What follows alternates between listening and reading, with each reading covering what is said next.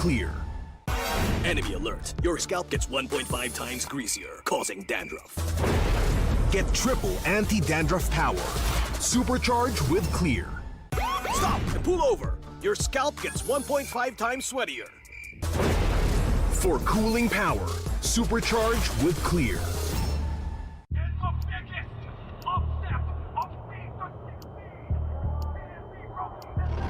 Paano ko kaya sila masusuportahan ngayon ng mas maayos? Kailangan ko ba magpalit ng strategies? Nagagampanan ko kaya ng maayos ang role ko? Will I be able to meet their expectations? We have to prove them all wrong.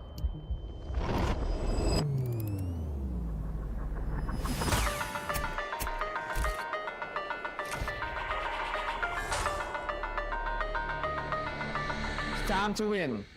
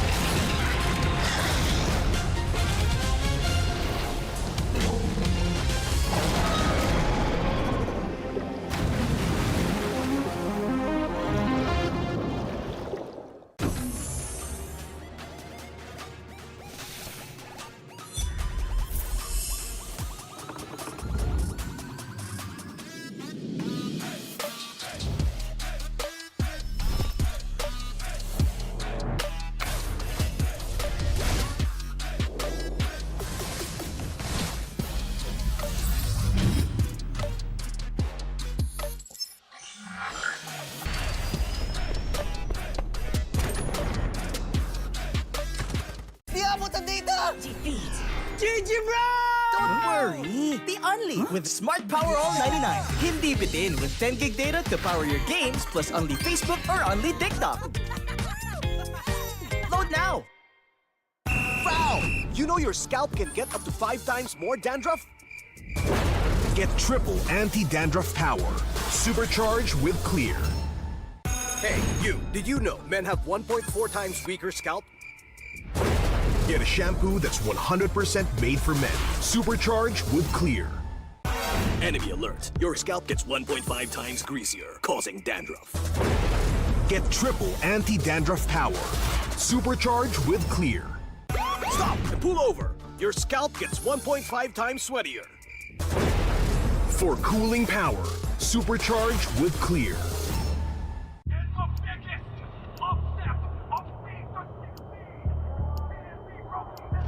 Paano ko kaya sila masusuportahan ngayon ng mas maayos? Kailangan ko ba magpalit ng strategist?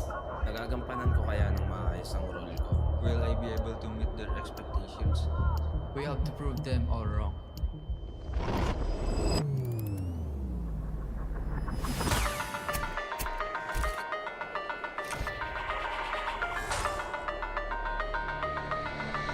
Time to win.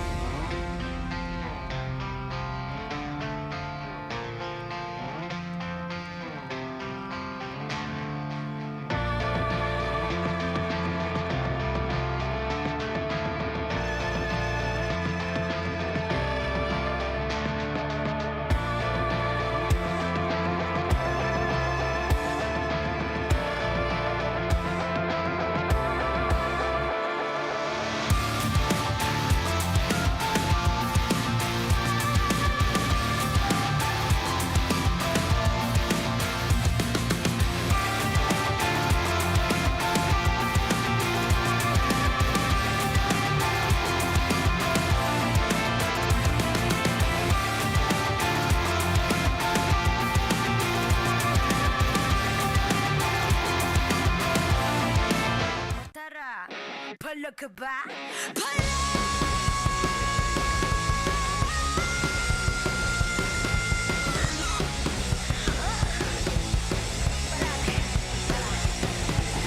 Handa sa laban, sanda ka sa aking kamay.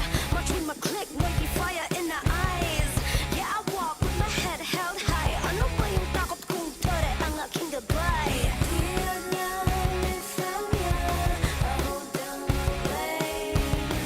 Ako ang kabuuan. When you bring our name to the game. Eyes on the prize, do not, 'cause it's our time. Palag na to!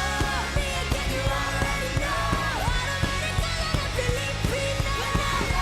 Break us when we steal the show. Automatic ka lang na Filipino. Lakas ng Pinas. Palag na to! Kami na ang batas. Filipino. Lakas ng Pinas. Palag na to! Automatic ka lang na Filipino. Taka, wait. Remind you kung anong na-obtain. Palaging first place, lakayo sa PH. I know Superman. I'm here 'cause I got God. My team is super fan. Eyes on the prize, Pinas, 'cause it's our time. Palag na to! Me again, you already know. Automatic ka lang na Filipino. Break us when we steal the show. Automatic ka lang na Filipino. Lakas ng Pinas. Palag na to! Kami na ang batas. Filipino. Lakas ng Pinas. Palag na to! Automatic ka lang na Filipino.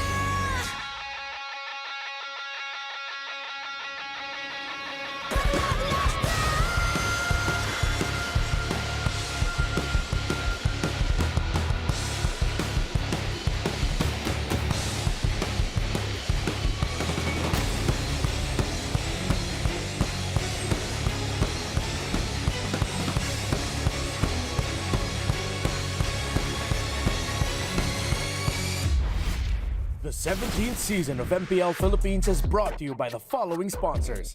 Infinix, the official gaming phone partner, the power behind every madlang gamer. Smart, the simply reliable connectivity partner of the MPL. Our partner in esports, Clear Men.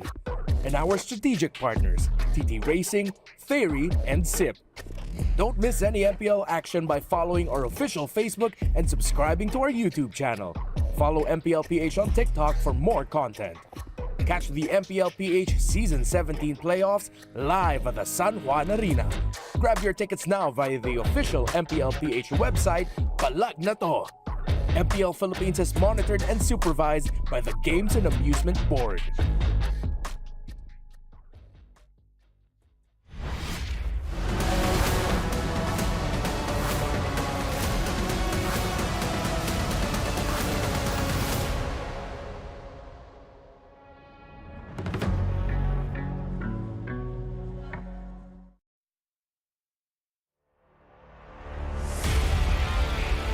Face ng ating best of 5 ngayong araw na ito para sa ating upper bracket finals. Wala pa namang malalaglag ngayong hapon ito, pero makikita na natin kung sino ang aangat patungo sa grand finals.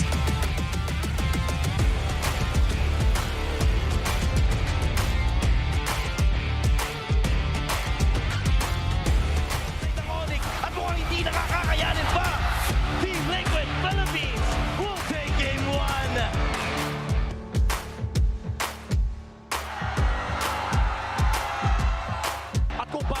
Ang ating regular season standoff between these two teams. Lahat nakapabor sa TLPH. Medyo mahirap ang tatahakin ng ONIC Philippines.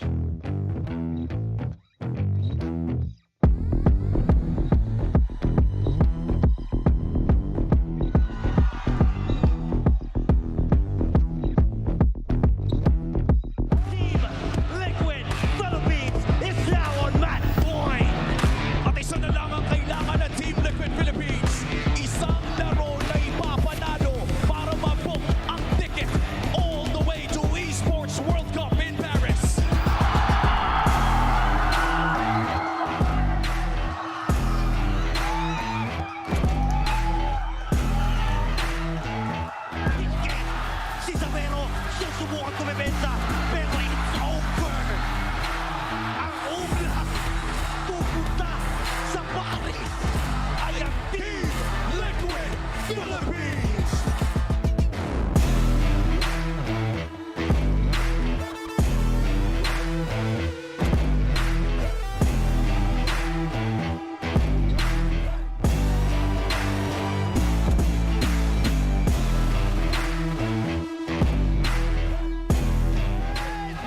Bubuhos na talaga sila sa base. Pistikas na naman. Literal na bitaw. Kung bitaw, walang pagtitipid na magmumula sa Team Falcons. At pilit na depensa ang dalawang miyembro. Ngunit may mga minions na kasama. At maaari nga nilang madaliin itong Game 1. Ito ng bahagya pero si Nelly ang tumatrabaho. At siya daw pala ang naatasan na kumitil sa buhay ni Supermark. Nagiging enough. Team Falcons tuloy sa pagbitaw. Lahat na pwedeng ibigay ay kanilang ibinibigay. May mga minions pa naman silang kasama. Pilit dumedepensa ang barangay pero mukhang hindi magiging sapat. Pagkatapos hanapin ang kanilang mga sarili, sila pa rin pala ang mananaig. Loyang lipad ng Team Falcons, punching their ticket to a rematch against ONIC Philippines. At patutunghayan natin yan bukas, ang huling ticket patungo sa Planes.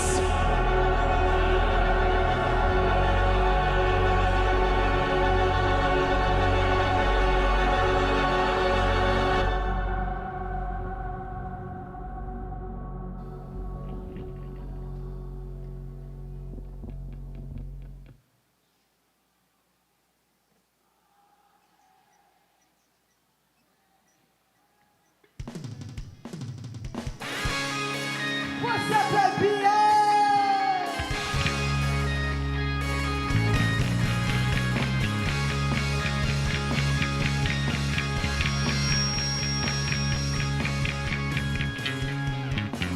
Mga sinubukan, bigat lang sa iniisip, dala ko.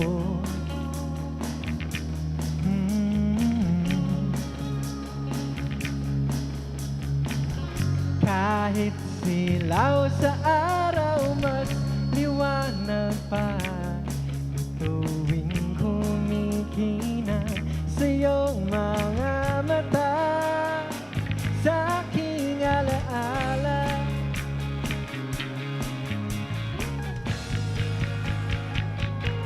O masakit na malimutan ka, hirap ako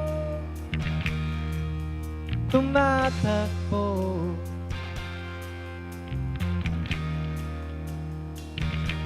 O at dala pa rin kita, o kahit saan man magpunta, hilo ako tumatakbo.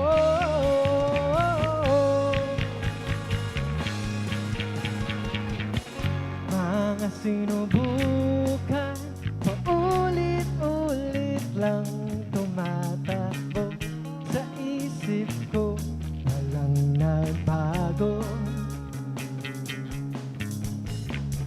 Kahit ikaw ay mahahanap pa rin kita, sa bituin kumikina sa iyong mga mata, sa aking alaala.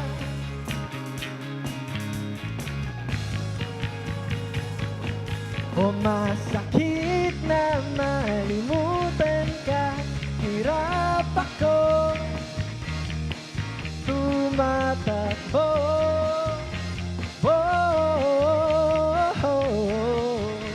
O at dala pa rin kita, o kahit saan man magpunta, hilo ako tumatakbo.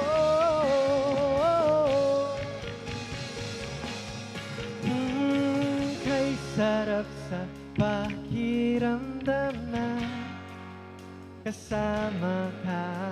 O kay sarap sa pakiramdam na kasama ka.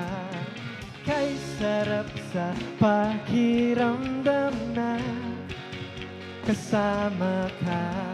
O kay sarap sa pakiramdam na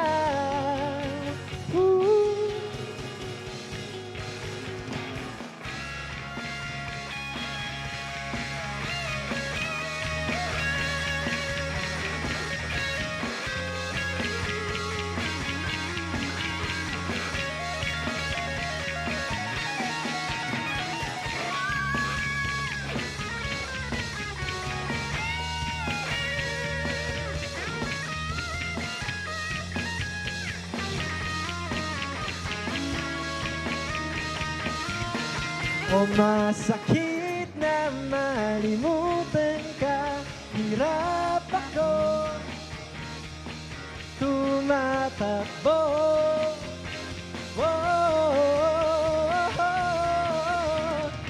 At dala pa rin kita, o kahit saan man magpunta, hilo ako tumatakbo.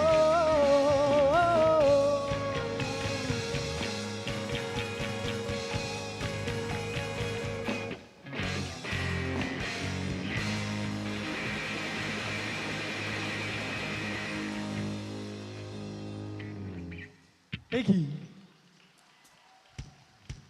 What's up, MPL? Make some noise, everybody. Coming up palang off to Neverland, I just want to introduce the band real quick. Ako nga pala si Tim. This is Vince. To my left, bass, Mikey. Drums, Ian. Again, we are Off to Neverland. Follow nyo po Facebook page namin, Off to Neverland or Off to Neverland Music. Nasa Spotify na rin po kami.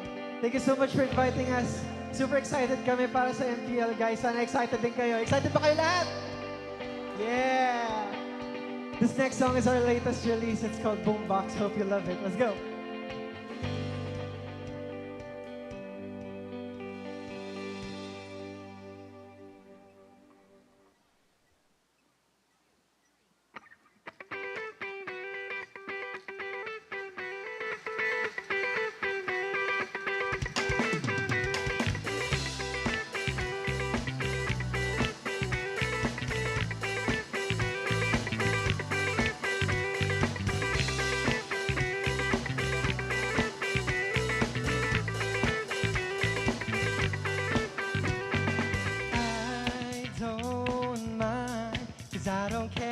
If you wanna dance, come over here. Now don't be scared, I'll lead the way.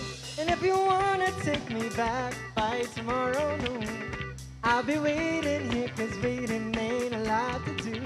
I'll be waiting with my heart in my hand,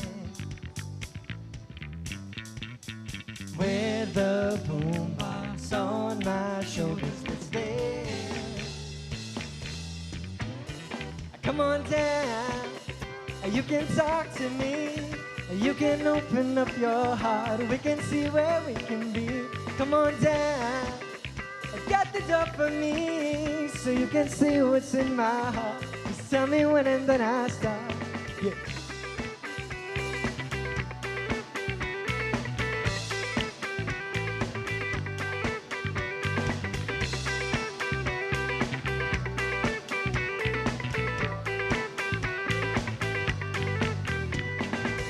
If you can't hear me, I'm feeling lonely, I'm feeling down, down, down. But I don't worry, 'cause when you're with me, I feel like I'm 2 feet off the ground.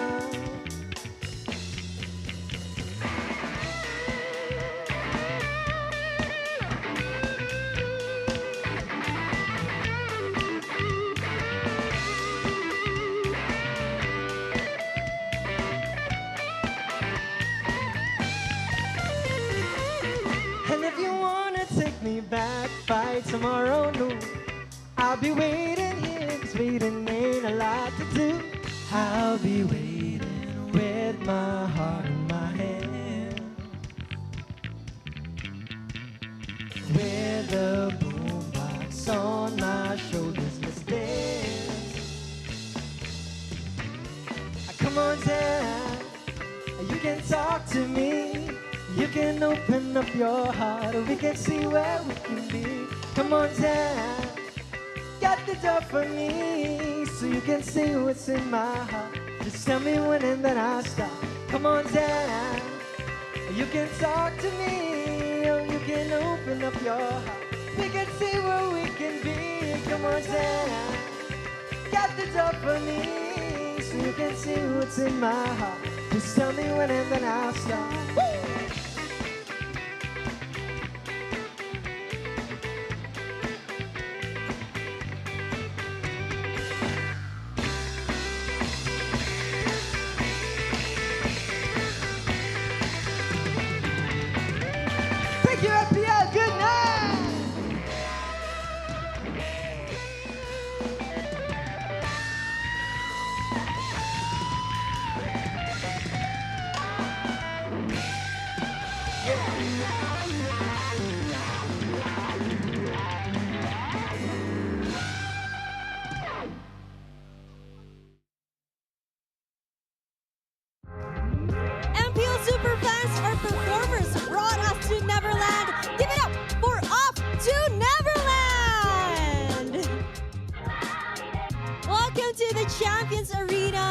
I got so hyped. I love the music that they played today. Hello!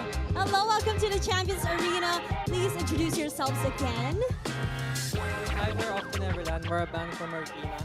I'm Vince, this is Tim, Ian, and si Mike.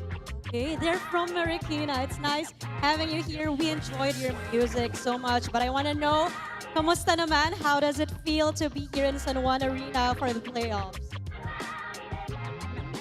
Saya kasi hindi namin naakalain na makakapag-play kami sa isang esports event. Bago siya sa amin. Wow. And ako bilang ML player din, it's nice to be here. Dati nanonood lang ako ng live stream, so finally I can watch the live event.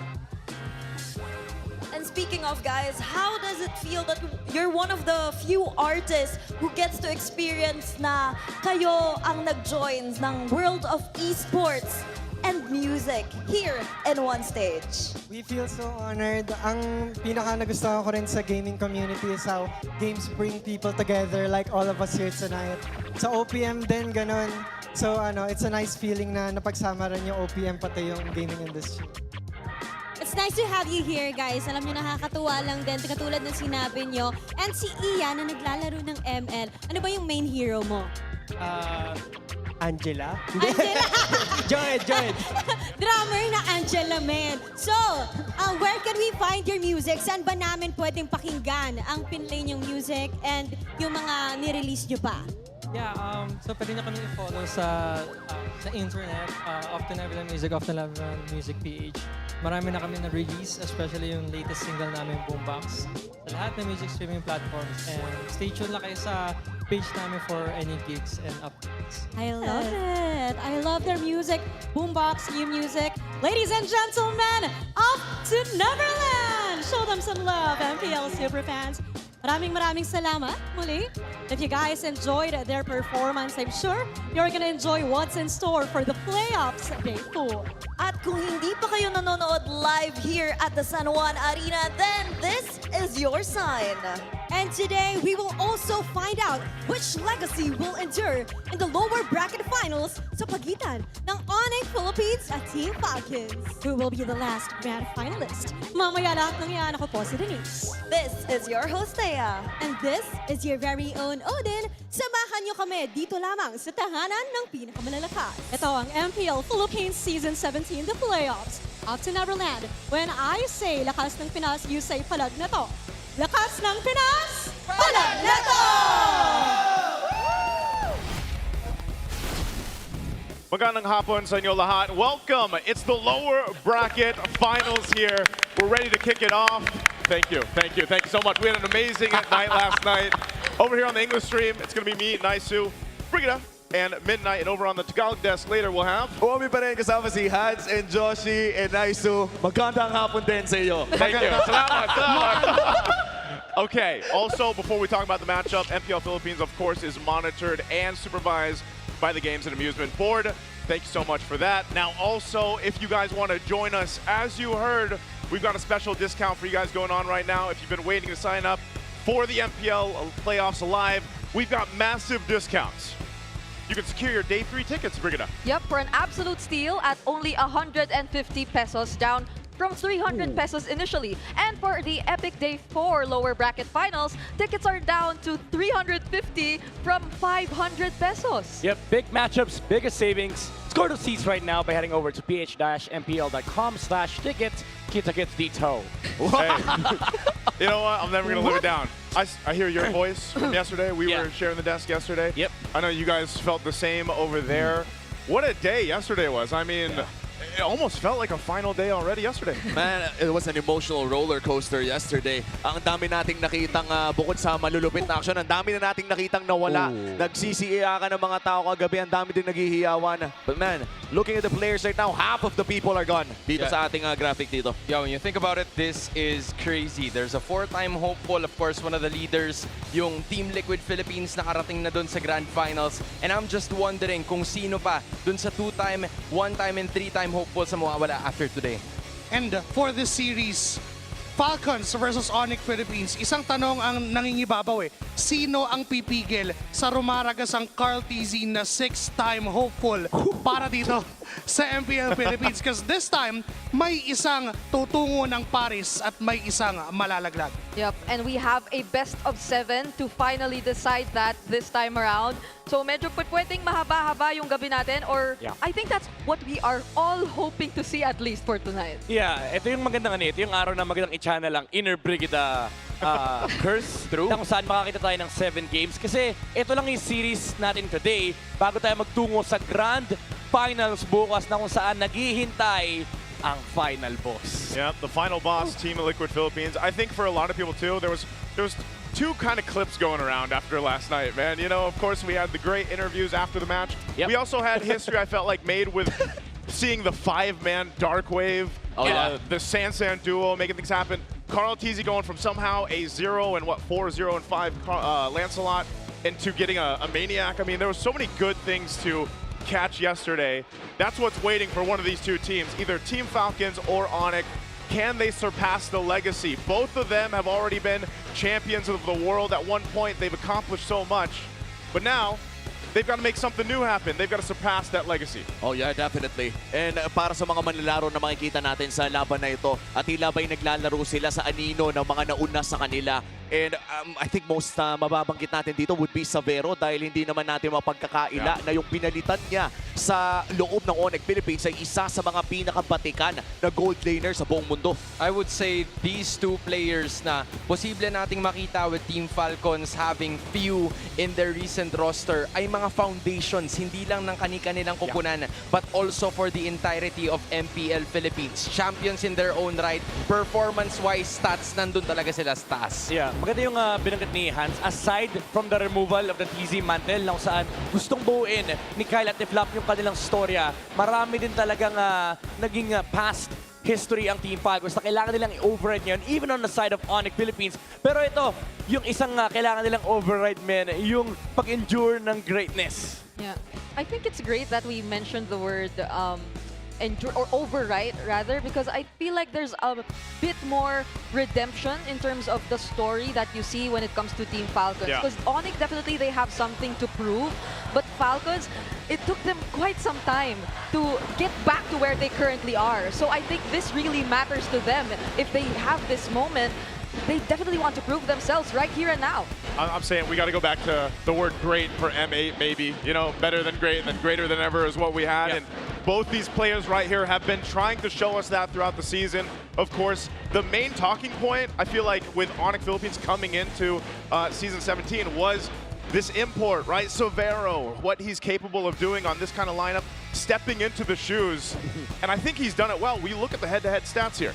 And kung babalikan din natin yung naging performance ng dalawang gold laners na to, Super Marco and Savero, somehow they share the same game style. Kumbaga, magpa-farm muna, nandun yung mga pagiging carries nila, Moskov, Claude, and ang pinaka-unique para dito kay Savero would be the YSS na hanggang ngayon ay 100% win rate pa din. This is the penultimate version ng Golden Royale. Yeah. And I feel like one step closer sila doon sa mission na yun. It's again, overriding greatness. Kasi kung makikita natin doon sa final boss, sa grand final, si Carl TZ, yan yung lagi niyang ginagawa every season, overriding his prime. So I feel like for these two players, Savero and Super Marco, they have to go past the bulletproof. They have to go past being the gold standard. Yeah, and going back doon sa huling beses na nagkita ang mga to, actually yung mga iilang beses na nagkita sila dito para sa Season 17 ay nakalamang ang Falcons sa regular season. Pero pagdating naman dito sa playoffs, parang bang nagbago, nagkaroon talaga ng 180 twist dahil hindi lamang sila natalo sa upper bracket semifinals. Tandaan natin, it wasn't just a loss, it was a sweep. Yeah, it was devastating. Again, I was very vocal about this on the English stream yesterday that I was viewing that game. I was a viewer that day, and I was surprised just with a lot of people on the watch party too that, hey, they got swept, and then you see them come back in a better form yesterday to fight to this point to get to the lower bracket final now. So, you know, I'm wondering again, what has Team Falcons prepared for this? Because even yesterday's games alone, there's been a meta shift in terms of some of the priority for heroes being picked up. and the choices of even how the maps affect this. Yeah, but I think we're all really looking forward to this because I believe the last time we saw Falcons actually really make it this far in the playoffs and even go up against ONIC in the playoffs was way back season 14. And that was when they were still Fnatic ONIC, and they also made it to the upper bracket final. So they're in a completely different situation right now. The opposite, if you may say, because it's an elimination match that they're going to partake in. You know what I feel like? For both Team Falcons and ONIC Philippines, they thrive when pressure is there. ONIC Philippines, during the play-ins, nakasalala yung buhay nila pero nanalo sila. Team Falcons, when they were in the lower brackets, when they were going up against Smart Omega, they were able to do it and take the victory. So I wonder what's going to happen. Well, I hope we have a full series ahead of us here for the lower bracket final. We're going to throw it over to the on-ground panel to break it down further. Thank you so much, casters. Welcome to the on-ground panel. Redmore and Wolf back here for this marquee matchup, the lower bracket finals, to fight for the last slot for the grand finals, and of course, MSC at EWC 26. I think we should just go ahead and straight to it. Sure. The tactics that they need to do, the Infinix cool tactics, our keys to victory. For sure. Kailangan nila tingnan yung Pakitoy and Atlas, and I feel like both teams will actually employ. We saw Ogwed as well as Brusco prioritize these heroes just recently, and the Pakito, I believe it will be contested for sure, either denied or picked. Now, let's focus on Falcons first. We know na kailangan nila protektahan yung kanilang jungle up against ONIC Philippines dahil mahusay at talagang nakakatakot ang ONIC Philippines kapag nakontrol yung first few minute jungling dahil dun sa orange gambit na nakita natin, pati na rin yung Kikong's gambit. At ito, feeling ko favorite mo to, Renmar. Winning the Golden Royale means a lot para sa Falcons because this time they can prove that Super Marco pwede rin siyang bumuhat dito. And of course, for ONIC, careful around narrow bushes. Nakita naman natin ito kahapon. Ingatan yung mga eskenita kung saan nag-excel ang Falcons dahil related dun sa kanilang magandang box type strategy. If we deny that away from Falcons, ONIC Philippines will have a much better time. All right, so maybe to help sum it up a little bit, number one, take care of yourself in the river, most likely. Number two, for the picks, Pakito and Atlas, they do really well with messing up boxes for the two teams. You have to watch out for that. And I think, most importantly, for Falcons, you think they have to take better care of their long lanes, their far lanes away from the objectives? 100%. Because I think observable na may map macro na priority yung ONIC recently. Parang yun nakita ko sa kanila, yun yung evolution ng napanood nating games from the regular season now na nag-aaral sila sa playoffs. If there's one thing that you have to look out for in terms of a specific pick, is it really Pakito or Atlas? Or do you think that there's one we have to watch out for? Wow. Apart from the Pakito and Atlas, dahil 100% maabangan natin yan, tingin ko yung palitan ng Leomord at Suyo. Ah, yes, in the jungle, of course. Let's see what's gonna happen. You see here, behind us, the fans are coming in. So, I think it's time for us to feel the energy in San Juan Arena. Super Fam Magingay! All right, Falcons Nest, make some noise! One last ticket to Paris at for MSC at EWC. One last ticket to meet Team Liquid Philippines in the grand finals. Let's welcome our teams.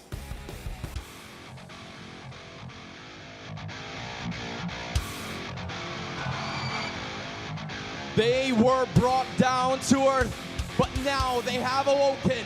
Tonight, they seek retribution against the ones who dropped them.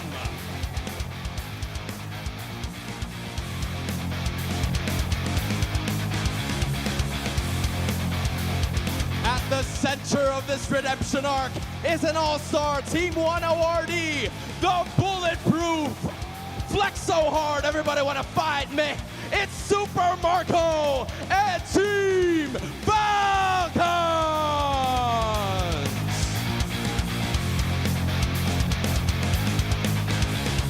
ONIC time, ONIC time, ONIC time, ONIC time, ONIC. One final obstacle stands between them and the ultimate rematch for the crown. Tonight, they look to ground this Falcon flight once again. Bila ONIC pagkakandali, jangan semua harap dapat kas. Under the spotlight, he shines twice as bright. The pressure pressure is gonna prove that once more tonight. Press so hard, everybody want a piece of me. It's Severo and ONIC Philippines!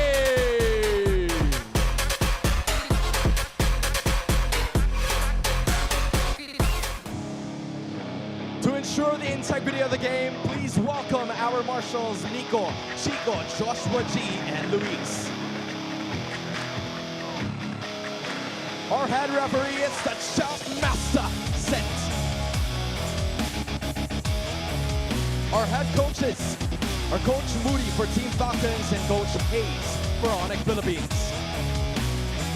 Who will be the last grand finalist? Will this be Titans in Paris or rivals in Paris? Champions Arena, make some noise!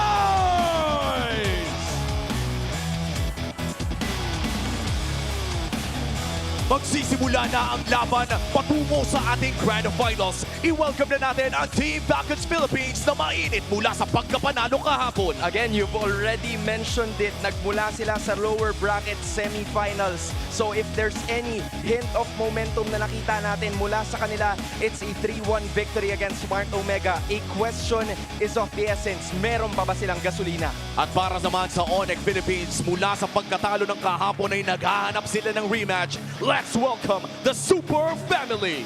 Nagawa na nila to. Nung day 2 pa lang, pinabagsak na nila ang Team Falcons. It's now to repeat what they've done para ilaglag na ng tuluyan ang mga Falcon. And this is gonna be a big challenge para sa Team Falcons considering na hindi sila nakaisa the last time na nagkita ang dalawang ito sa upper bracket semifinals. And no more chances para sa gabing ito. Kung sino mang matatalo ay kailangan ng matigil ang kanilang journey patungo sa ating Grand Finals at naghihintay ang Team Liquid Philippines para sa mananalo ngayong gabi. Bago tayo dumako sa ating do or die match ngayong gabi ay balikan muna natin ang mga moments before this matchup sa Smart 5G Ping Test.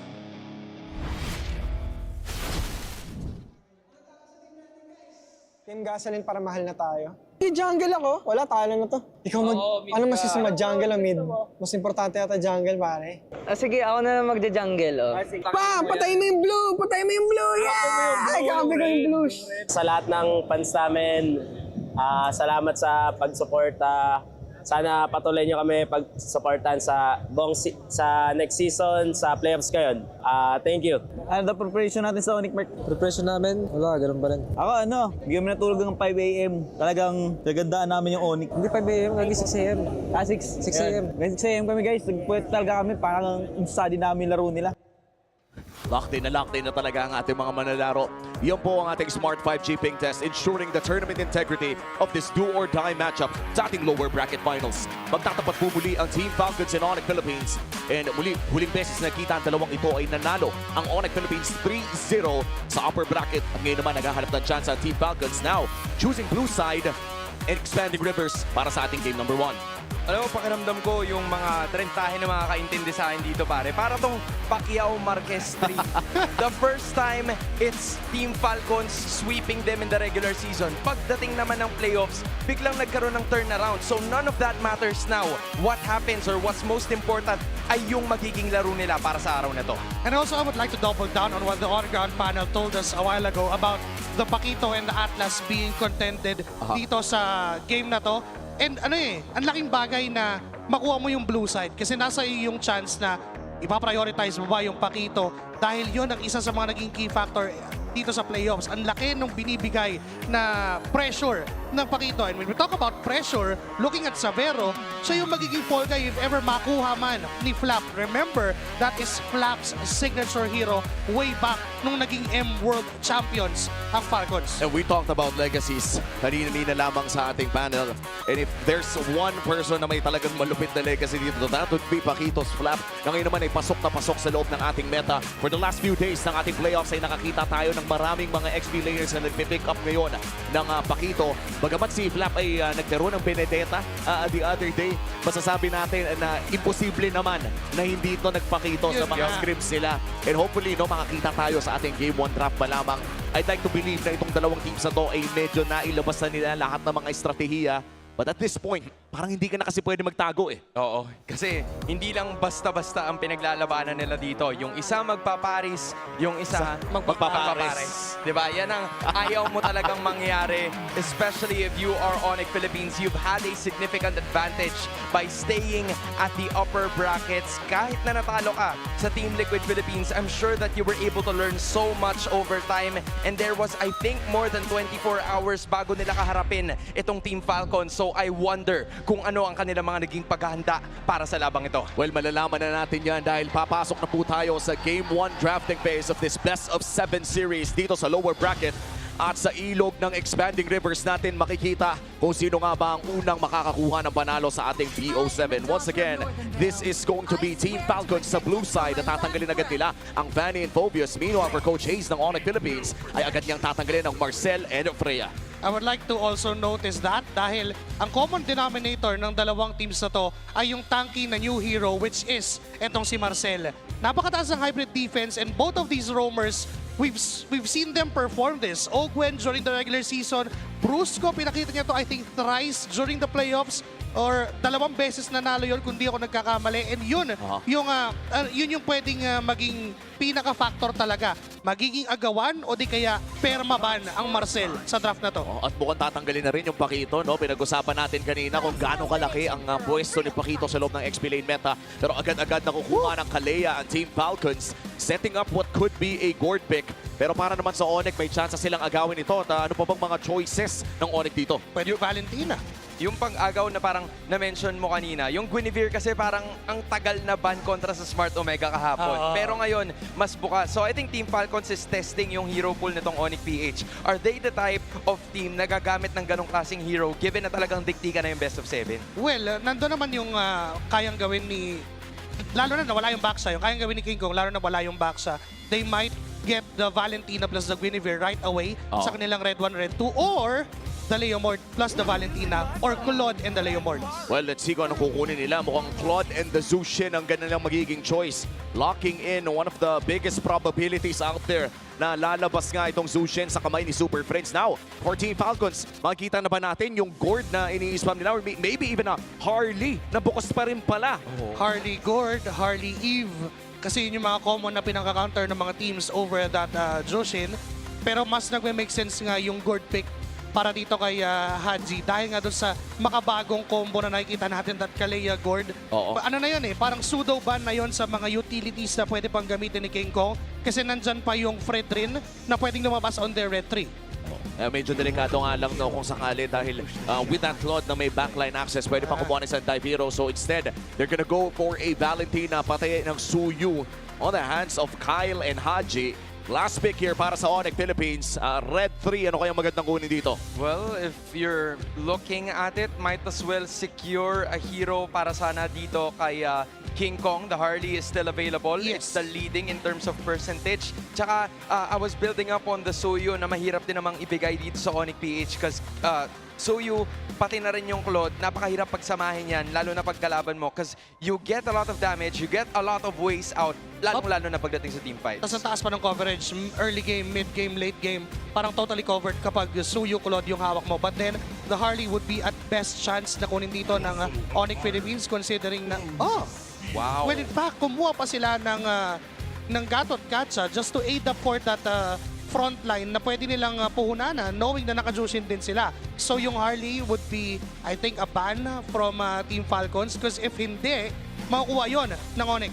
Well, malalaman na natin kung paano nga ba magpapatuloy ang draft na ito. Pero para hukayin pa mas nalo, kunin na natin ang tulong ng ating on-ground panelists. Thank you so much, Caster. So we're now here in the second phase of drafting. For Team Falcons, gotta say, I love that they, #1, took away the Kalea for Brusco, one of their best picks, and of course, Ogwen, pretty efficient with it as well. Then they paired it up with a Valentina, but they already showed their row mid trio, while ONIC still has a bit of room to adjust. Yun nga lang na-reveal din ng ONIC yung kanilang gatot na sa Jushin. So medyo alam mo na yung parang MO dito, which is dive ulit para dito sa ONIC Philippines. Meanwhile, for Falcons, hindi pa natin totally sure. Kadalasan hindi pinag-combo ang Kalea plus the Valentina kasi naghahanap ka ng burst. Pero Falcons mahilig talaga sa combo na to. So with the combination of this Suyo, meron na agad silang kill potential with this Kalea. Let's see if the playoffs allergy of Falcons towards the Moskov is cured, and they'll probably consider picking it up, unless ONIC decides to ban it, of course. But I wouldn't take it away from Falcons to maybe lean towards a little bit more of a late-game marksman, like a carry over the Moskov. But at this point, considering that playing the map looks like will work out well for them, as an option, they want to consider it, I think. Yeah. With Leo Moore being banned, mauubusan na mga options dito, itong si King Kong. Pero baka nagising siya ngayong araw, tapos nakita niya si Ryzen, tsaka si Carl TZ kahapon, at sabihin na, teka, ako nga rin, magla-Lancelot ako. Yeah. And I feel like Lancelot might fit in this last pick kung sakali.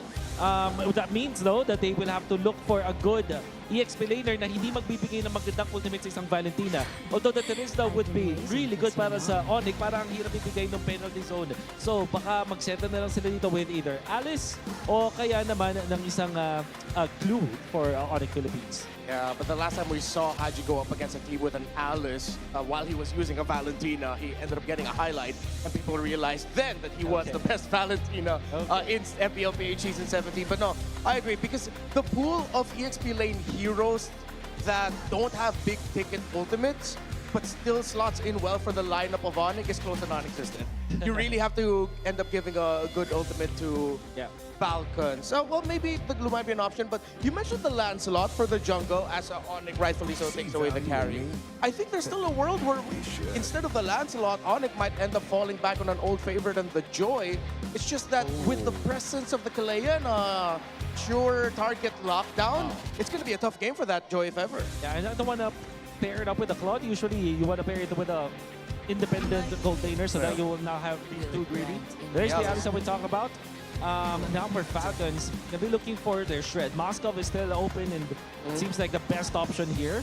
At the same time, I wouldn't mind them going for a Bruno or a Clint even, because he comboed that up with a Kalea and you have that synergy. Speaking of an old combo with the Kalea, I'm wondering, with all of the dashes, they might need more dashes. I was thinking maybe they take a page off of Severo's book and end up getting a Beatrix. But it covers the damage aspect, but because of the Alice being there, Moskov, as we suggested earlier, should just be the best pick. In terms of the EXP, though, kind of tough with the Uranus gone. Oh, wow. They might go to Hilda, and Harriet also has that synergy with... they go Arlet. Even when there's no additional stun apart from the Kalea. Yeah. So if you're ONIC, I think you're incentivized to actually go for the Lancelot here. Or maybe a Nolan so that it will be much faster. I believe that amongst all the choices that we've said, Nolan might be the best option for them. We did see it earlier this season also. The Harley is The Harley is open. Yep. They might end up settling for that if they just want to be able to match the damage that, of course, Falcons would want to go for. But I think it's unanimous. All the junglers we mentioned just have burst damage at one point. Yeah. But the best thing about Harley is that it is really good at starting the fights and the good poke as well. And you're very strong in the early stage when it comes to your farming. That can also be said for the Nolan, for example, or Lancelot. But the Harley is just easy to execute. And imagine Dasping the Harley in this. This stage in the MPL Season 17. I bet they're wondering, how did we get away with that? I bet they were running down a list of junglers as well and thinking, wait, the Harley's open, and they get it. But for ONIC, I have to say, I think they ended up with a lineup that is a little bit more easier to pull off. If you missed it just now, you can go back just a little bit. We do have QR codes that you can scan for a chance to win 1,000 MLBB Diamonds. 74% is the super fast prediction for this matchup. Personally, Wolf, I prefer the ONIC lineup. It looks more simple to execute. I totally agree with you. This Jushin Gatot catch-up with the Harley, it has worked so many times before, and I'm sure that it can work up against the composition of Falcons. This is a best-of-7 lower bracket finals MPL Arena. I wanna hear you scream! Casters, let's go!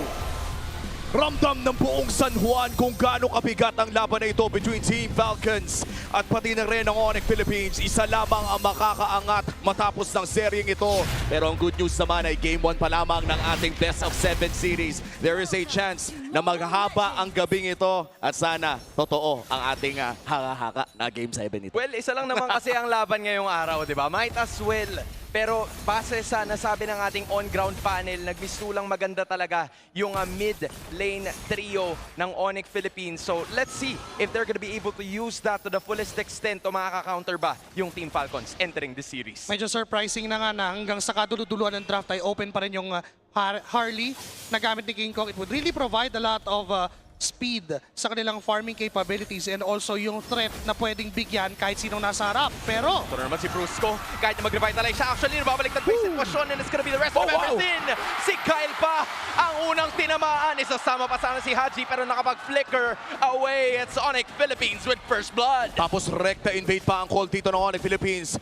First blood plus an invade inside the jungle of Team Falcons. Hindi pa nagsawa sa isang green camp. Sinubukan pa yung isa. Tapos hindi pa level 4 si King Kong doon ha. It's just the poker tricks na ginamit nila and even yung damage output ng isang Joshin plus yung damage ng isang Gatot Kacha. Kasi hindi na naman biro yung damage ng Gatot Kacha kapag binababaran mo yung kanyang first kill and even yung kaltok mula doon sa passive. Yun din yung habol niya, yun din yung laban niya against the Search of Life na meron itong si Ogwen. Pokes coming in from Falcons. That idea is to be able to burst down itong ONIC Philippines. Pero dahil sa mid lane trio na meron ng Team Falcons, they have a bunch of CC. Pero wala yung damage in the early portions of this game. At maganda naman doon ay na-burn yung Purify dito ni Super Fritz before this first turtle started. Pero ONIC pa rin ang may hawak ng kalamangan. ONIC has their ultimates already up. Si Kyle ay level 3 pa lamang. Half HP on this turtle. Kirk ng zone. Andun na talaga siya. Kontra sa tatlo. Si Kyle magpapalipad na naman ng araw. Pero si Flap, Brusco, and King Kong na magsa-zone out lang para doon sa pagong. And it is going to be ONIC Philippines. Sa makakasecure na naman yan. Yung final slash ni execute pero si Flap ay makakancel ng konti. Siya ay mamamatay sa kamay ng ONIC PH at isama mo pa si Ogwen. Si Kyle naman ang hinahabol. Vertical palayo. Si Super Fritz ay atake na rin at si Brusco ay tutulong pa. They're gonna be here at the purple buff all day. It's ONIC Philippines with 1.3k at meron pa yata nangyayari. It's gonna be the others going at it again pero doon na matitigil with Haji copying the Crimson Beacon. Kinailangan talaga ng Team Falcons na protektahan ang kanilang purple buff dahil sobra na silang nalulugi ng early game pa lamang. Already 1.5k deficit compared dito sa ONIC Philippines na para bang gumana lahat ng kanilang mga skirmishes. What a crucial space escape mula kay King Kong, dodging that final slash that could have led to a death para doon sa jungler ng ONIC Philippines. And after that, everything else followed for ONIC Philippines. May kakayahan silang mag-run down, may kakayahan silang mag-chase. And for Team Falcons, they have to expend a lot of resources. Kailangan gamitin ni Kyle yung double vertical niya para lang makatakas doon. And even itong si Haji,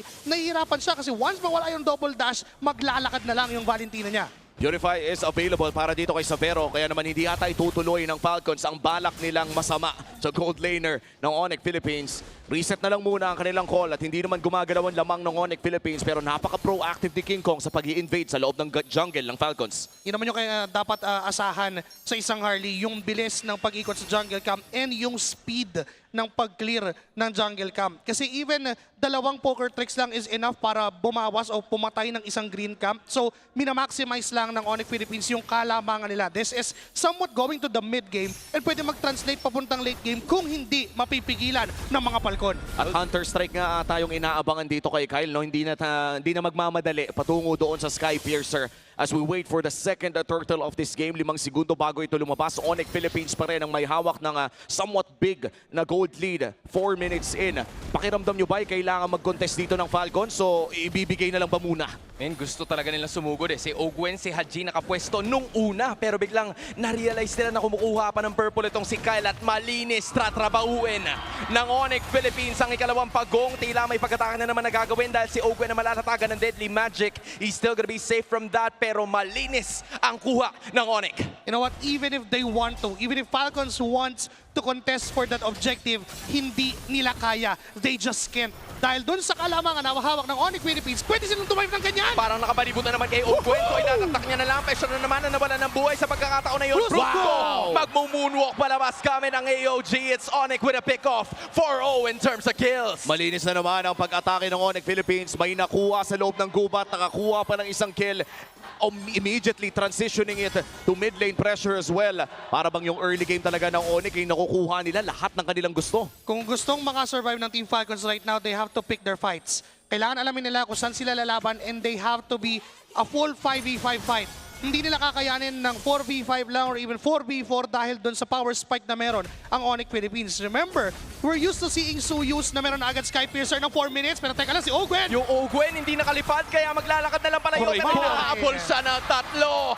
Doon mawawala ang roamer ng Team Falcons. Angat sa halos 3,000 ang kalamangan ng ONIC PH ngayon. Super Marco, mukhang isusurrender niya na lang ang tore sa bandang ibaba. It's ONIC raining on Falcons Parade. And this is what happens kapag paulit-ulit na hinuhuli ng ONIC Philippines yung roamer. They're gonna go for Brusco. Masyado pang mahunat, masyado pang lamang.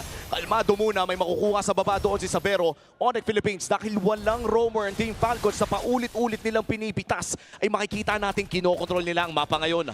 Pero for Team Falcons, that's 300 gold away para makasecure itong si Ogwen ng Radiant Armor niya, and that would give a lot of change entering the mid-game dahil masussustain niya kahit papano yung damage ng isang Harley, pero yung bawi naman ng Harley ni King Kong is yung Genius Wand na hawak niya. Nababawasan yung magic defense na meron. Kahit pa sabihin mo magka-Radiant Armor itong si Ogwen, kapag nagsabay yung damage ng Zosidad ng Harley, mahihirapan pa rin siyang i-sustain yun. That's true. At sisimulan na nga ng ONIC dito ang panghuling pagong. Agad na bibigyan si Ogwen. May vision man ang Team Falcons pero di napapalag pa rin. Doon naman yung Throne of Ruin together with the final slash as well. Palili pa rin itong si Flap, mag-flicker pa rin at si Kirk pa rin ay buhay. Sama 5v5 ang magiging sitwasyon and the third time's gonna be reset pero susugod na naman susunod itong si Marco. Ogwen at Haji rin pero walang makakapigil sa ONIC para kunin ng pagong.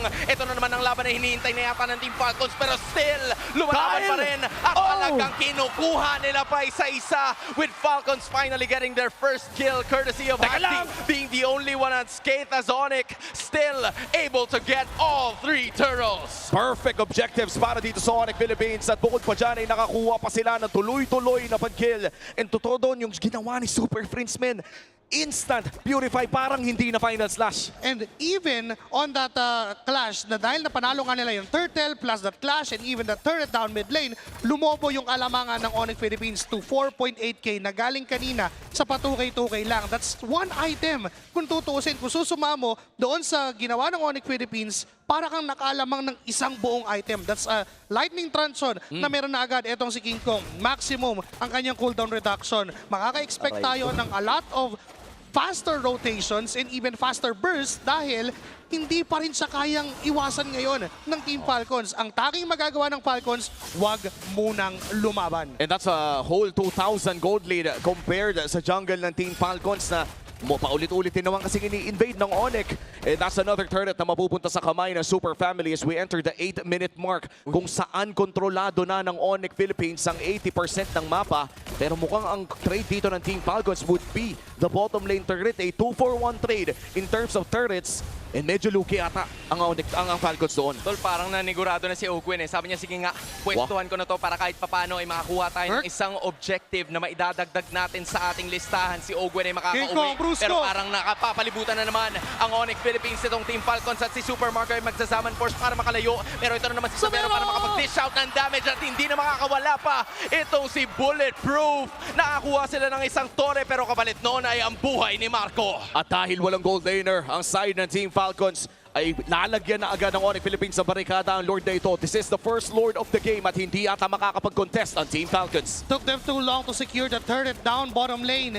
Kaya naman nakapwesto pa ang team ng ONIC Philippines para maipit sila. And mind you guys, when it comes to chase down, ang daming kits ng ONIC Philippines para habulin ang Team Falcons. May AOG, may Space Escape si King Kong, may BMI si Savero. Kahit anong hero pwede nilang habulin. Kahit anong hero from ONIC kayang umabot sa gusto nilang puntahan. At makikita natin sa ating Infinix in-game equipment, 9 minutes in ay bumili si Super Friends ng isang Sky Piercer, making sure na kahit pa sabihin natin potentially ay mapitas si Savero ay meron pa rin silang kill pressure coming in from the mid laner. At wala na atang matitira pa dito, makukuha pa rin ng Team Falcons sa atang kanilang purple. Hindi, mapupunta pa rin yon sa kamay ng ONIC Philippines as the Lord marches up top. Medyo hirap na talaga ang Team Falcons dito mga kapatid.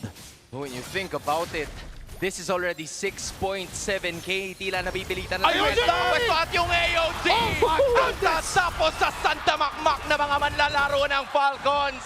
Si Kyle na lang ang kanilang itinira. Pero 5 ang buhay pa sa kupunan ng ONIC Philippines. Tutulak yung Torre. Si Kyle ay magdadash away. Pero ramdam mo na ang momentum ng Super Family. 10 segundo naman, mabilis lang at babalik na ang Team Falcons. Pero malaki ang tsansa na makakuha ang ONIC Philippines sa mga inhibitor turrets dito. Pagkamat may mga holy shields pa, pwede pang ipilit yung top lane with the Lord marching up top. Pakiramdam ko, sure ball na yung inhibitor turret na to. Tol, minamadali talaga nila. Hanggat wala pa yung 4, kahit pa paano makakuha tayo ng isa. Pero si Brusco ay napatalo ng konti ng final flash na rin. At mukhang siya ang magiging sakripisyo kapalit ng inhibitor. ONIC will take it dahil nakakuha na sila ng 9,000 kalamangan. Maliit na bariyang binayaran ng ONIC Philippines sa laki ng nakuha nila. Throne of Ruins sa harap, AOG sa likod. Wala nang no choice yung Team Falcons. Kung saan sila pupunta, wala nang kaliwa, kanan, harap, likod. Lahat ay covered ng ONIC Philippines and now they're up by 9k. That's 3 items in total and they have full control of the map. And I love how you mentioned full control dahil kung tinignan natin yung gold timeline ng larong ito ay hindi talaga nahawakan ng Team Falcons ang gold lead kahit isang beses. Simula minute number 2 all the way to 11 minutes as of now ay hawak ng ONIC Philippines ang gold lead at palaki lamang ito ng palaki with 9,000 deficit. Kontra dito sa Team Falcons ay makikita natin na magse-set up na ang ONIC Philippines sa pag-invade. In 40 seconds from now, lalabas na naman yung Lord. Kaya bang lumaban ng Team Falcons sa upcoming Lord? To be honest, hindi. Not if mahuli nila etong si King Kong. That's the only way that they can win that Lord fight if and only if ma-pick off ni Ogwen si King Kong at ma-burst na mabilis ng team ng Falcons. And right now, kailangan nilang pumosisyon ng sobrang aga kasi kung hindi nila gagawin yun, mauuna na sa pwesto. Just like what's happening. Nandyan na agad etong si Brusco and Super Prince. At sila pa yata yung mapipick offan si Ogwen. Medyo pinapatagal pa yung laban. He's still able to stay alive. Princess! But then Prince says no. Crimson Beacon. Wow! Naman yung Throne of Ruin mula kay Kirk. It's going haywire para dito sa kupunan ng ONIC Philippines. Yung Saman first na naman para makapag-dish out and damage. Si Super Marco. Pero si Savero ang mukhang tatapos ng lahat. ONIC just doesn't want to show that they have what it takes. Gusto nilang dominahin ang Team Falcons. And in 12 minutes, tinapos ang game number 1. Mainit na simula para sa ONIC Philippines. Dominant, aggressive, invasive. Lahat na pwedeng isan-isan pa. Napakasakit ng ginawa ng ONIC. Pinag-uusapan pa lang natin, the only way that Team Falcons will win that Lord fight is if and only if mahuhuli si King Kong. And yung instrumento ng Team Falcons would be open. But anong ginawa ng ONIC Philippines? Hinuli nila yung dapat manghuhuli. That is why they got this game 1. Napakagandang observation, Joshi. Hindi nakagawa ng plays dito ang side ng Team Falcons dahil nalaman nga talaga ng ONIC Philippines na umaasa sila na makapag-pick up si Ogwen at paulit-ulit nilang hinanap ang roamer ng Team Falcons dito. Kaya naman nahirapan talaga tumepensa at umupensa na rin ang side ng Team Falcons. And looking at our highlights, this was mostly ONIC Philippines dahil hindi nga nahawakan ng Team Falcons ang lamang dito sa ating game number 1. Tol, this is just a really amazing performance mula kay Super Prince. Yung mid lane pick-off nila kay Kyle yung naglagay sa kanila sa napakagandang pwesto. And the captain is the MVP of that game, the suspect of that kill. Napakalaking bagay ng ginagawa ni Super Prince. Kung kailangan ng Team Falcons ng oras para mag-initiate, siya yung nagiging gap, siya yung nagiging showstopper from ONIC Philippines. Hindi niya hinahayaan na makalampas kay Brusco, which is yung initial contact, yung first contact na meron ang ONIC Philippines. Walang nakakalampas doon due to this man because of Super Prince. Kahit pa sabihin natin late na yung kanyang Skypiercer pickup, that's his 2.5 item dahil meron siya ditong elegant gem. Okay lang yun eh kasi hanggat may mana siya, hanggat nakakapag-dish out siya ng constant damage over time, yun na yung key factor eh. Hindi makakagalaw at hindi makakalaban ng Team Falcons. At nakita natin gumana din yung Sky Piercer na yon. In fact, doon sa pinakahuling pick-up nila doon kay Ogwen sa baba ay mabubuhay na sana ng kakarampot ang buhay si Ogwen. Pero nadaplisan ng lantern nito ni Super Friends. Kaya naman natuluyan na sadly para sa Team Falcons. At dahil dyan, ONIC Philippines, pinagpatuloy lamang nilang pagkuha ng mga objektibo. But let's talk about the team fighting. Naging napakaganda ng mga pasok nila Kirk, mga pasok nila Brusco. Paano ba nila nasiset up yun? Very perfect example. Dahil nga din sa ginagawa ni Super Friends na hindi makakalapit ang mga members dito ng Team Falcons, nagkakaroon na ng narrow line kung saan dadaan at saan pupunta. And yun yung nakikita nila Kirk and even ito ni Brusco. Yung moment na paback pa lang ang mga members ng Team Falcons, that is the perfect time for re-engagement na ginagawa naman nila Kirk, that blood gleam, that AOG, and even yung layer ng Blazing Duet na pasok ni Savero, perfecto para sa ONIC Philippines. You know, I'd also like to add yung naging draft decision dito ng Team Falcons na kung saan pumili sila ng Kalea at ng Valentina. It doesn't have a lot of burst at yung makakatulong sana sa kanila na suyo nitong si Kyle ay siya pang nabigyan noong simula. Yep. So, the more eliminations that ONIC Philippines got dun sa early portions ng ating laro, the lesser yung mga targets na kakailangan nila para makasecure ng panalo in this game number 1. Dahil kung sisilipin natin, si Ogwen ang dapat na mag-make ng play, pero si Ogwen din yung kailangan humarap at ONIC does have enough damage to take him down. Ngayon ko lang din na-realize to, parang ang dami palang responsibilidad ni Ogwen na sa larong ito. Tipong, as you said, haharap ka, ikaw pa hanap, ikaw pa vision. And to be fair, hindi rin kasi natin pwede ma-expect yun galing kay Flap considering that this is an Arlot. Hindi naman siya yung pangharap na hero. Gusto mo may kulang factor ka pa rin when you're using this Arlot. Tapos gusto mo rin na dumive ng backline. And we've seen that a couple of times na yun yung ginagawa ng Team Falcons. Yung picture ng kanilang clash is si Ogwen sa harap, tapos magpapano sila ng overextension, si Flap sa likod, susubukang huliin yung Harley because he alone, kaya naman niyang lumaban doon sa isang Harley, may damage ang isang Arlot. But unfortunately, nagalawan ng ONIC Philippines right from that first turtle, yung hindi tumamang final slash and yung continuous snowball na nakuha ng ONIC Philippines. Remember, this is a Harley we're talking about. We're not talking about a Fredrin na madaling pabagsakin yung power. And this is a Harley na kapag nakakuha ng dalawang items, it's almost impossible na mahanap mo o madali mo. Remember, yung Genius 1 and yung Lightning Transfer nagbibigay ng cooldown reduction. So that is why mas naging okay for King Kong na, sige, gagalawan ko ng gagalawan. Kayo nang bahala dyan. Papasok ako kung kailangan. And that's what happened from ONIC Philippines. And you're right, nakuha niya ang kanyang second item na Lightning Truncheon by minute 7. Yes. Kung saan hirap na rin.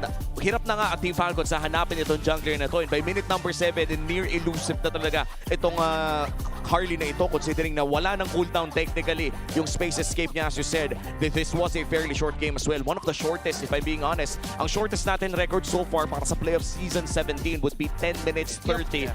This time, 2 minuto lamang ang nilamang sa record na yon. And to think this is our lower bracket finals, how big of a deal is this na makakakuha ka ng dominant victory game number 1? Kung tutuusin mga pare, wala pang panalo ang Falcons kontra ONIC. Oo nga, during the postseason. Yes. Right? Because this is where it really matters. Yung mga regular season affairs, it placed you in a really good spot. That's where it stops. Pero pagdating ng playoffs, it needs to be something different. At yun yung ginawa ng ONIC Philippines. Mentally resetting, actually preparing, and then getting this game 1 win. Well, MPL fans, may mga bagong beasts sa Land of Dawn. With the Infinix GT Watch 5 Pro on your wrist, GT Buds 5 in your ears, and GT50 Pro in your hands, you can now unleash the liquid cooling beast. Powered by HydroFlow Liquid Cooling and 144 FPS MLBB certified performance, no lag, no heat, pure cool, pure speed every game. And of course, as a gift for our MPL superfans, Infinix is launching an exclusive payday sale from May 27 to 31 with up to 30%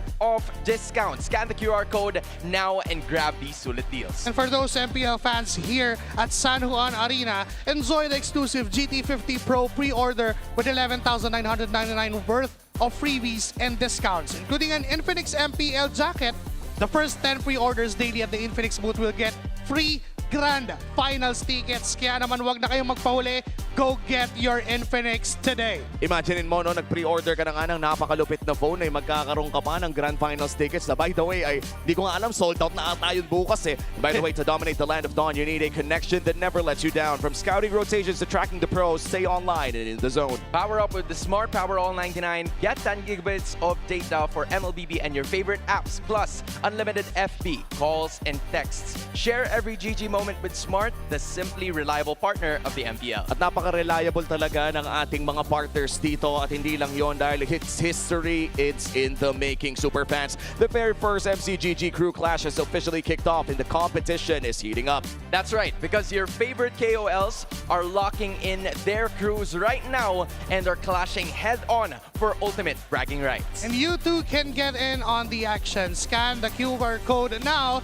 to support your favorite KOLs and get a chance to score massive rewards. Let's go! O yun na, may mga Pilipino tayo dyan. Nandyan sila Flap, nandyan din si Albert. Ay, joke lang, Indonesian pala si Albert. May pusong Pinoy siguro. May pusong Pinoy, may pusong Pinoy. Hindi yun. Honorary. Shoutout sa'yo, Albert. Naalala ka namin. Ayan. And by the way, di lamang yan ang ating mga katuwaan dito dahil you can now bring your gay face on for your smart power pose. Gayahin lamang ang pose si Super Prince dyan.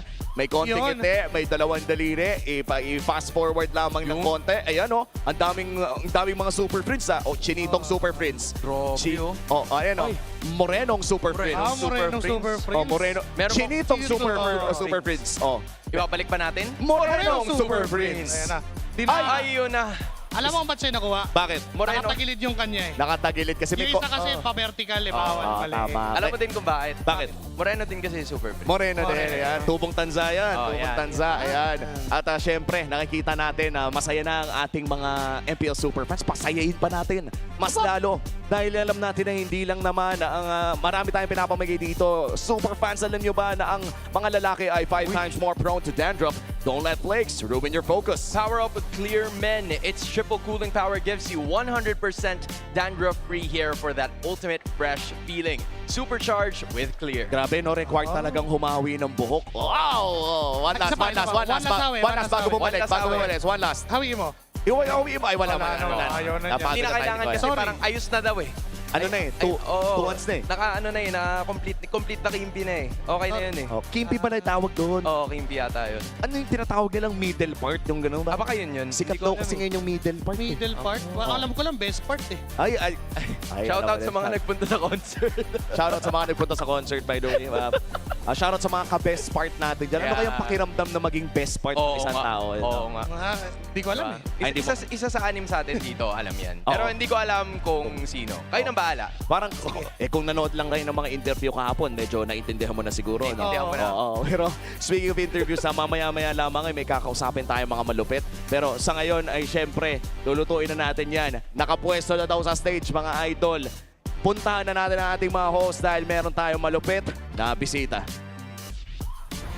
Ibang-ibang energy dito sa Champions Arena. Pero bago tayo bumalik sa kaba ng games na yon, we're here with a guest, Denise. At kilala siya as Jensen Guino. He is from EMI Records Philippines. Jensen, welcome to the Champions Arena. Kanina sabi mo mahihain ka. Kamusta? Napakaraming tao dito ngayon. Hello po sa mga nanonood ngayon. Ayan. Kamusta naman? Kasi balita ko, ikaw ay isang ML player at MPL fan. Sakto lang naman. Sakto lang. Opo. Pero meron siyang binabanggit kanina na sinusuportahan. Sino ba yung sinusuportahan mo dun? Ayan, actually, yung mga friends ko na tumugtog kanina, yung Off to Neverland. And of course, naka-green ako ngayon, so ayan, Falcons. Ooh, Falcons. At sino naman sa Falcons, specific player, ang favorite mo? Si Super Marco. Kasi rin ako marksman user. Marksman, and specifically, anong hero yung lagi mong ginagamit? Clint. Clint. Favorite ko yung Clint. And I heard, Jensen, that this is your first time watching here live. Opo. Madalas kasi sa online lang, sa YouTube lang po na. So ano naman, kamusta ang experience na nararamdaman mo yung kaba? Ayan, masaya. Tsaka maingay. Di ba? Totoo, di ba? Super fans, maingay kayo. Di ba? Maingay nga talaga sila. Pero ito, since sinusuportahan mo ay Falcon, and they are, ONIC is up by 1. Anong message mo sa Green Falcons? Ayun na, game 1 pa lang naman, so marami pang mangyayari. Diba? Yan, good luck sa both players. And you know, Jensen, since you're a singer-songwriter, susulitin na naman yung pagbisita mo here sa Champions Arena. Baka naman pwede kaming makahingi ng sample na song? Ay, sige. So, anin ko na lang, kantahin ko na lang yung unreleased song ko. Pero soon, marirelease din siya. Title nun, Sweetheart. So, ito yung chorus niya.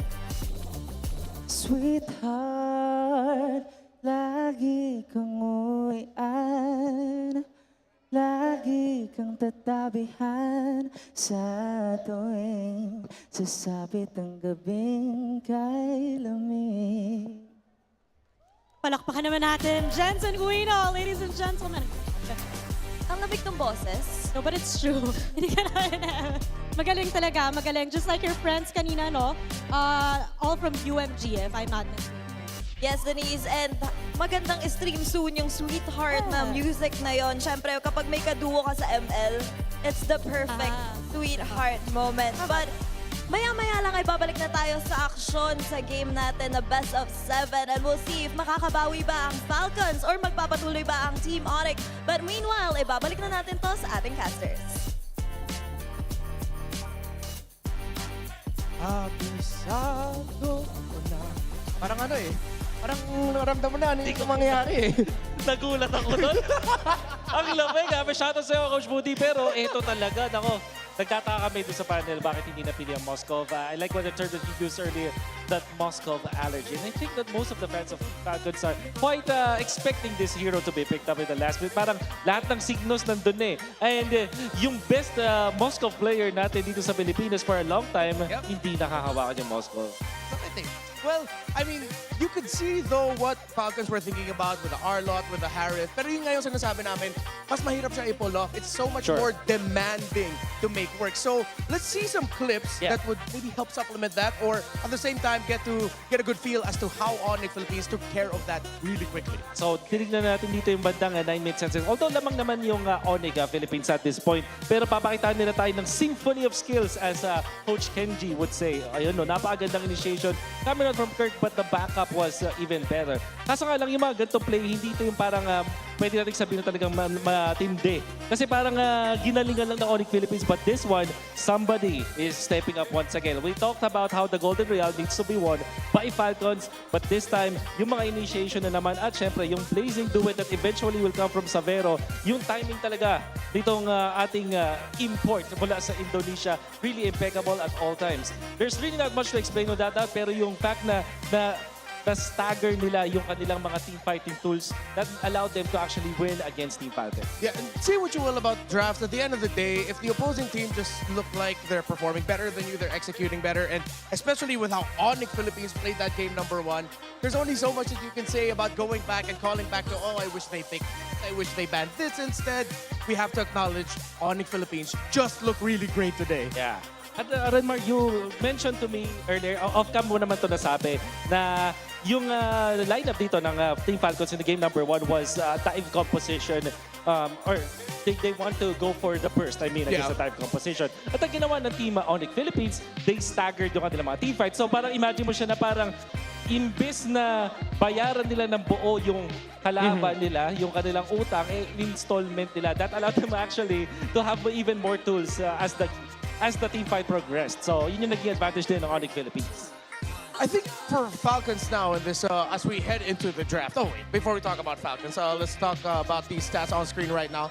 For King Kong, 1,067 GPM. The highest GPM in a game in MPL PH playoffs history was in the Season 14 upper bracket finals. Of course, also against then Falcons AP Brent. Game number 4. It was the Suyo. It was during the time right before Suyo got, before the little bit of changes to balance him out. This was when he still had the magic defense with his Immortal form. Oo, yung talagang masasabi nating OP na Suyo. Pag nahawakan ni King Kong, talagang nakakatakot. But at the same time, hindi pa ito yung updated na mapa. But of course, parang pwede nating expect na itatanggalin to ng Team Falcons away from them. That's probably why the priority on the Suyo was there for Team Falcons, despite them being a primarily Guinevere type of team. Yeah.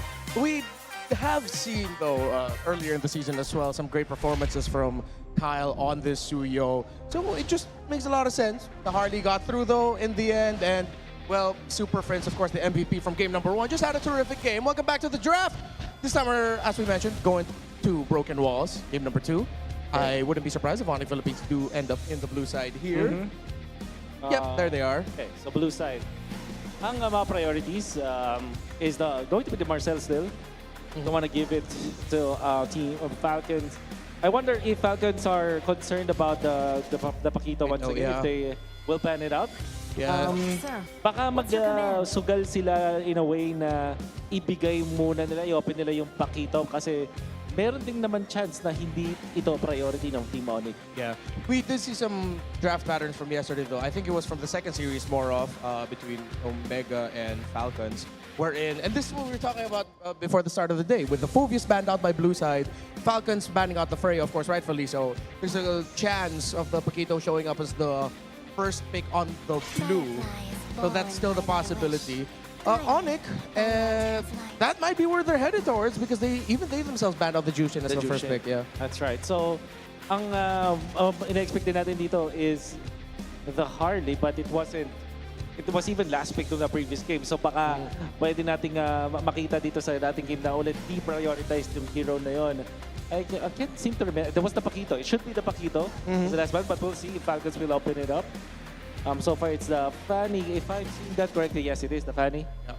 Okay, so last ban, expecting natin is Paquito, but many things can happen. It's the playoffs. It's a best of 7 nga pala. So may chance na mag-open pa yung mga teams natin. Yeah, that's true. With the longer series, you have a chance to usually open things that you don't usually open. So yeah, they'd rather ban out the box show. Rightfully so. I think it's a well-warranted respect ban towards King Kong and ONIC Philippines as a whole team to take it out. And as expected, that's we were talking about it. There's the Paquito. Falcons, though, let's see if they'll go for a faster roam. They'll get the Claude, most likely. Yep, and maybe the Kalea as well. Yep, Claude Kalea. So still no Moscow for Falcons, pero tingin ko yung mga first pick na Claude, understandable. I think I can pass. All right. So Falcons, ONIC, without the back shot, they can move back dun sa kanilang mga priorities earlier, pero wala kasing Jushin ngayon na available, so they might just go for a Gord or a Valentina. And what if i-prioritize din nila yung Atlas na ngayon ay pinangsasagot sa Kalea? So what if this is like Gord Atlas or Eve Atlas as the secondary picks wala sa ONIC? I'm a little bit more towards the Gord here. And yes, the first time we saw Atlas this season was it was used by TNC. I think if I'm not mistaken, that was their match against Aurora in week 4, week 5. That was their response towards the Kalea. The Kalea has a hard time. But ONIC, they're giving themselves some time. Roman mid later. They want to see what Haji will end up with first. Now they pick up the Harith and the Lemon. Oh wait, no, yeah, I get why it's tough for them to pick up the Harith. The Atlas already is because the Valentina is still open. Tama. Which is now going to be picked up by Falcons. There we go, yeah. So, it's still the combo, Kalea and the Valentina, but this time it's going to be the Claude. Pero mukhang mababan na sa kanila yung Suyo. I highly doubt that ONIC Philippines will let that through. And that's Atlas na sila ang magbaban. That's Team Falcons, I mean. Yeah. That's kind of interesting to me. I thought that because now that they have the Valentina, they don't have to worry much about the Atlas. So. Okay. Siguro kasi nire-respeto nila yung idea na Brusco pa rin to. Yeah. And it is difficult to get mid-control and mid-priority if you're a Valentina going up against an Atlas. I understand. Right. And I guess sa mga ganitong moments, ang ibaban is the Guinevere, probably from ONIC. Maybe the Suyo eventually. Yeah.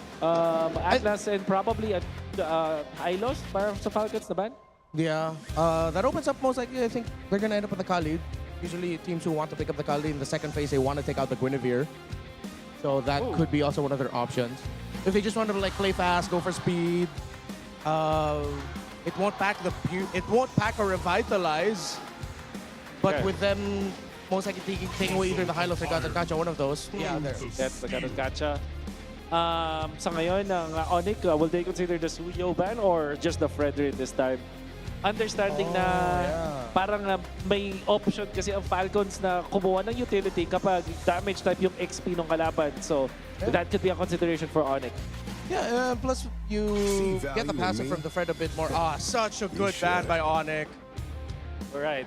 So what do you pick now? You still have the Suyo if you're Falcons. Yeah. At the same time, parang yun ba yung gusto mo talaga priority ngayon? They can go for the Flap Hero.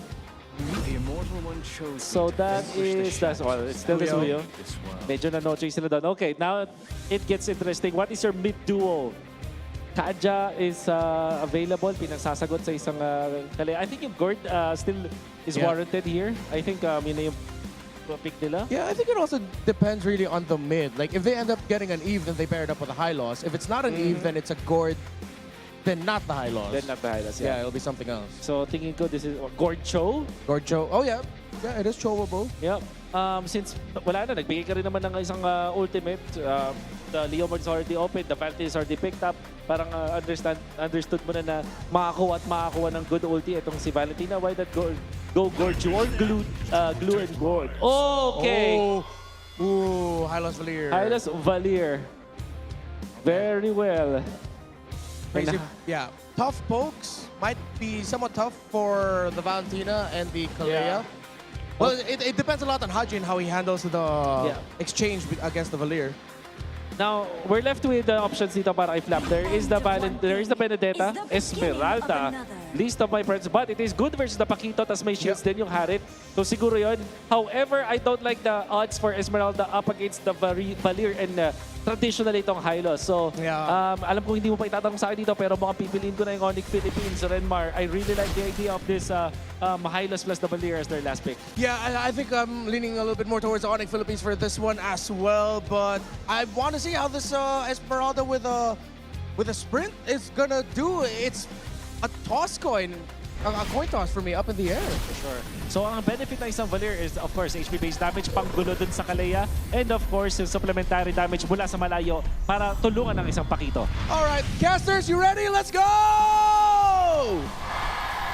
Rinig na rinig sa San Juan Arena ang energy mula sa parehas na koponan. At matapos manalo ng ONIC Philippines ganina na dominant game number 1 ay naghahanap ng bawi ang Team Falcons. Tignan natin kung saan mapupunta ang game number 2 sa pagpasok natin sa Land of Dawn.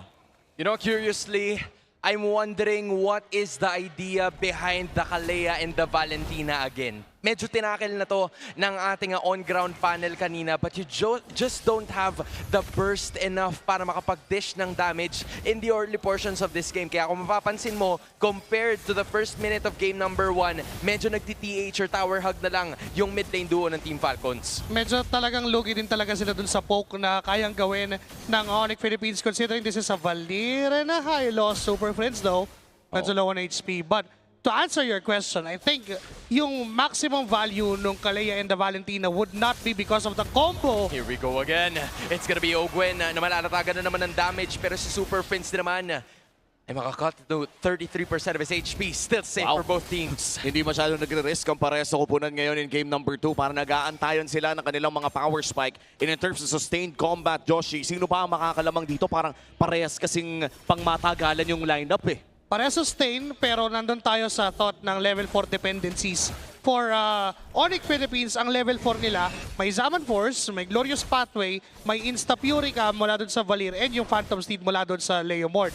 But for the side of Falcons, ang level 4 dependency nila would be yung kopya ng ultimate, could be the Glorious Pathway na kokopya ni Haji, and also yung buhat mula kay Ogwen, plus yung damage ng Falling Star Moon mula dun sa Esmeralda.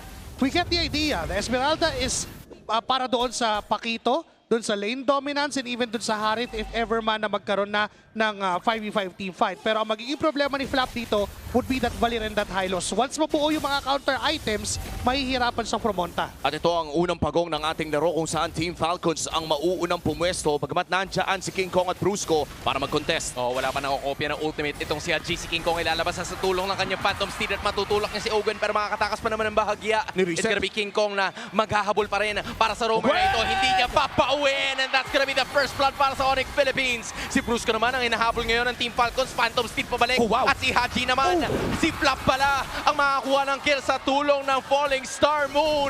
Nabaliktad ang sitwasyon. Team Falcons naman ngayon para sa unang pagong. At nakuha man yung first blood si Super Friends! Piso!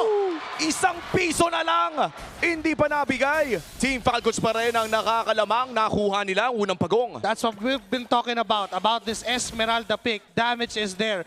Kunat nandyan. Pero merong certain time, darating sa punto na hindi na siya makunat sa side ng ONIC Philippines. Pero ngayon, na makunat pa siya at masakit yung damage niya, kailangan ma-maximize yun ng Team Falcons. Because again, walang pure synergy ang meron ng Valentina at ang Kalea. Ang value mo dito would be their individuality.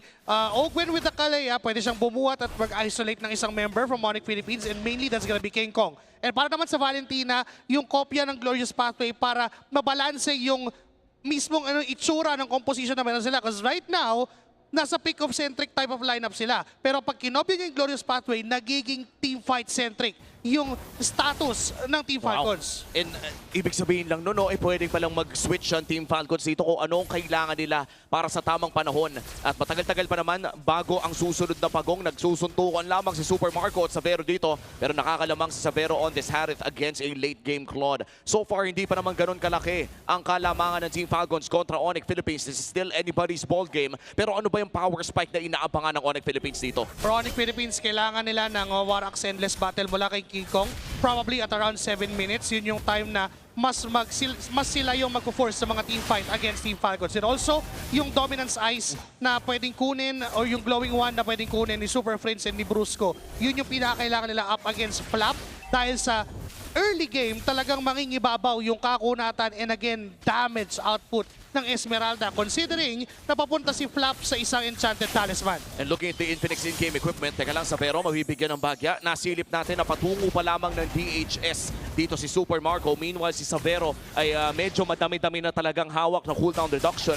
Pero may expect natin sa laban na ito ay may onting kalamangan dapat ng ONIC Philippines. Pero hindi pa ata sila lalaban ngayon pa lang. Talagang pinapaspasan na ng Team Falcons para makatake sila ngayon. Si Brusco na naman nakalilang mamataan habang nakuha ni Kyle yung pagungat. Andun na naman yung Tsunami Slam para makapag-dish out sana ng damage. Pero si King Kong na naman na naghahabol sa tulong ng kabayo. Pero andun na naman yung Blazing Duet para sana kay Super Marco. Si Kirk ay nawala. Si Super Face ang susunod. Si Flap naghahabol. Si Brusco ay lilikod. Para sana makaharap pa si Savero at si King Kong. Hindi naman damage dealer. Sa mga natira pero liban na naman ang Team Falcons para mag-dish down sa kanila. Si King Kong na lang ang natira.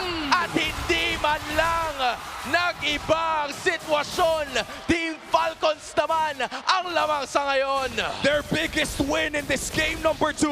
A clean 5-0 wipeout at may pagong pa. Yun ang pinaka magandang nangyari for Team Falcons. The moment Flap goes in, remember, nakasprint tong Esmeralda na to. So chase is not a problem for Team Falcons Philippines. And also sustainability-wise, lahat sila may means to survive. And wala pang damage output ng ONIC Philippines considering nga na yung mid duo nila ay nakavalir. This is a damage over time. And kung usapang sustainability, lalamang pa rin ng Falcons. Surge of life, there is heals coming in mula dito kay Ogwen. At sa totoo lang, Josh, tinanong kita kanina kung ano ba ang iniitay ng ONIC Philippines dito. Ano ba yung kailangan nila para makalaban dito sa Team Falcons? And pinagkumpara pa natin si Super Marco and Savero looking at the items pa DHS pa lamang siya noon. Pero nagawa pa rin ng Team Falcons manalo sa isang malaking team fight. Now going back to that question, makakapalag pa ba ang ONIC sa susunod na pagong? For the next turtle, maaari. Pero kailangan makapwesto ng matindi itong si Super Friends. Siya pa lang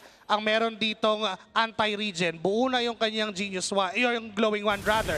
So siya ang magiging key factor. If and only if matalonan siya ng Team Falcons, mawawala lahat ng yun! Speaking of talon, nandun yung Falling Star Moon pero wala nang mangyayari pagkatapos nun dahil magbaback away si Brusco and the rest of ONIC Philippines. 3.9k ang kanilang hinahawakan papunta sa susunod na pagong. And this is the final turtle of the game kung saan ang huling dalawang pagong ay napunta sa kamay ng Team Falcons at sisimulan na rin nila ito ngayon.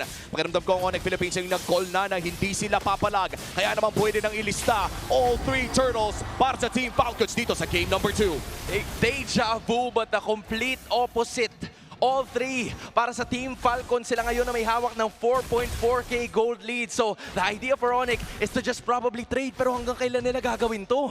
Kailangan pa nila makabuo ng items. Kailangan pa ng oras para kay Savero. Hindi to tulad ng Claude na kapag minadali mo agad yung pag-scale at inikutan mo ay makukuha mo agad yung value dahil mas malaki nga naman talaga ang AOE ng isang Claude compared to Aharit. Pero ang ONIC Philippines, kailangan pa nilang i-survive itong mid-game. Hindi muna dapat sila lumaban. They're not they're not the one to force a team fight. They must just counter-engage dahil yun yung nature ng lineup nila. Oo, at sa ngayon magpupush na ang ONIC Philippines dito sa may bandang ibaba.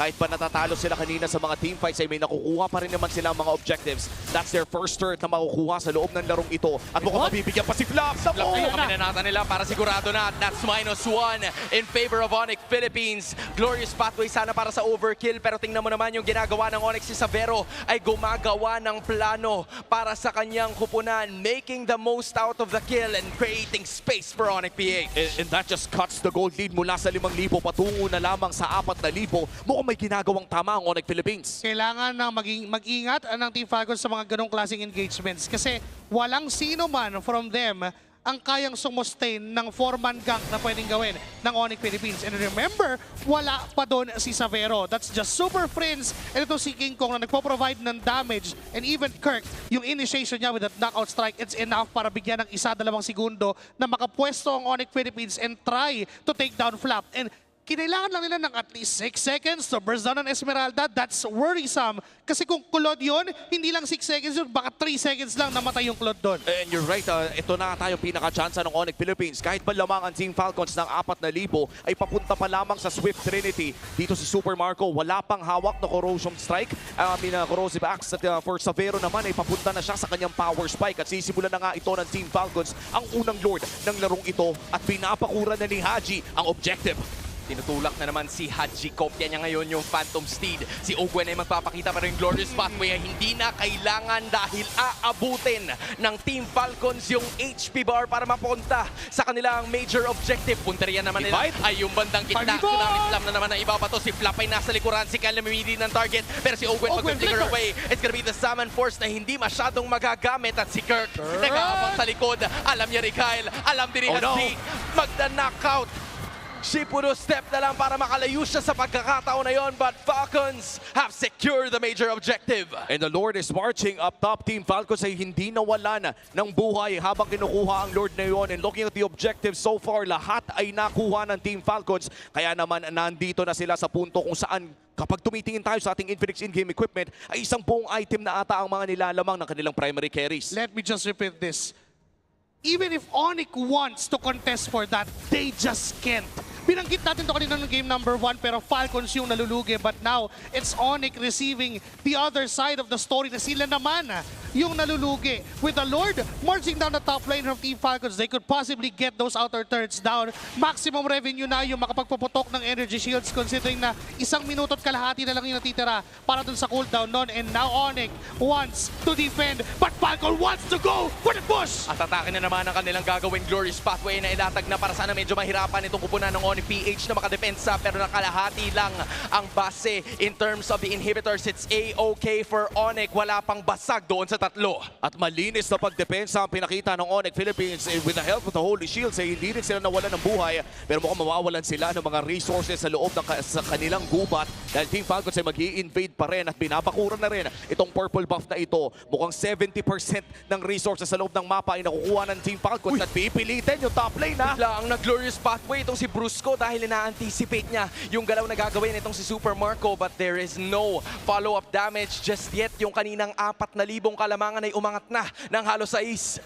Nahawakan na ulit ng Team Falcons yung control sa mapa. And not just that, yung threat pa lang na hindi basta-basta pwede lumaban yung ONIC Philippines dahil nga hindi pa rin nila kaya. Unlike for Team Falcons na kahit anong gawing initiation ng Team Falcons, okay lang. May it be mauna yung Falling Star Moon o mauna yung buhat ni Ogwen dito, okay lang for them because they've invested so much on their items. Looking at it, pa-Winter Crown na itong si Super Marco. And once makomplete yun, wala nang pipigil sa kanya. Wala nang threat ng knockout strike na pwede ma-knock up siya or even mamatay siya bago pa man siya makapag-dish out ng damage. And ONIC Philippines, kailangan nilang mag-ingat kasi yung dive ng Team Falcons could be really problematic if you're ONIC Philippines. Oo, and nakita na rin natin kanina yon na talagang kapag pumasok ang Team Falcons, medyo maiilang talaga si Savero considering that Flap is running this Esmeralda na isa sa mga masasabi nating common na pangontra sa isang Harith na nakita na natin during the regular season. Pero sisimulan na nga ng Team Falcons dito ang pangalawang Lord ng larong ito. Last Lord ay nakuha nila walang contest at mukhang wala ding contest na magaganap kaya sila mismo maghahanap ng dugo. Tingnan mo kung gaano kabilis yun, men. Si Ogwen pero nakita niya ay walang iba yung kundi yung roamer na kanilang kupunan. Falling Star mo para hindi na makapag-deal ng damage. Itong ONIC PH pero buhay pa rin si Brusco sa tulong ng Expressway. Falcons, malinis na nakuha yun pero si Kirk hindi pa pala kasama doon. So they will be able to get an objective. Pero mukhang aabutan na siya. Tinitignan siya ni Kyle, ni Flap. Handa ba ang lahat? Kasama na rin si Ogwen at ibabalibag na siya ng paunti-unti pero hindi na pala kailangan dahil siya'y mawawala sa kamay ng 4 na miyembro ng Falcons. 6,000 ang lamang. Wow, parang sinadya ata ng ONIC Philippines na manatili na lang si Kirk doon para mabigyan din ng espasyo ang iba pang mga miyembro ng Super Family na ma-clear out ang potential threats on other waves. And now for Team Falcons na may katiting na buhay na natitira sa Lord. Anong game plan nila dito? Kailangan nilang samahan yung Lord. Kailangan nilang mapakrush yung Lord doon sa inhibitor turret. Or if not, mapuwersa lang ang ONIC Philippines na lumaban. Kasi kung ikaw yung Team Falcons, lamang ka dito, kailangan ikaw yung papalag! Uy, nasan? Yung Tsunami Slam, si Owen hindi na nakapagod tuloy-tuloy. Nag-cross paths na naman. Ang iba sa mga glorious pathway, si Kyle magdadish na lang ng arrow. But even though there was no lore, 2 inhibitors ang napabagsak ng Team Falcons, angat sa 7,000. At napaka-importante ng 2 inhibitor turret na yon sa upcoming Lord natin 100 seconds from now. Dahil nasa long lane yung isang inhibitor turret na nakuha nila at alam natin that world-class teams, again, we're talking about the M5 and the M6 champions here, alam na alam nila kung paano maglaro ng mga waves. Pwedeng biglang mag-switch ang Team Falcons na teka, hindi natin kailangan pumuwersa dito ng mga bagay-bagay. Lamang tayo. And even yung long lane, wala tayong problema dyan. Diretso for this Lord, even if tumagal yung Lord Dance, lamang pa rin ang Team Falcons because of that.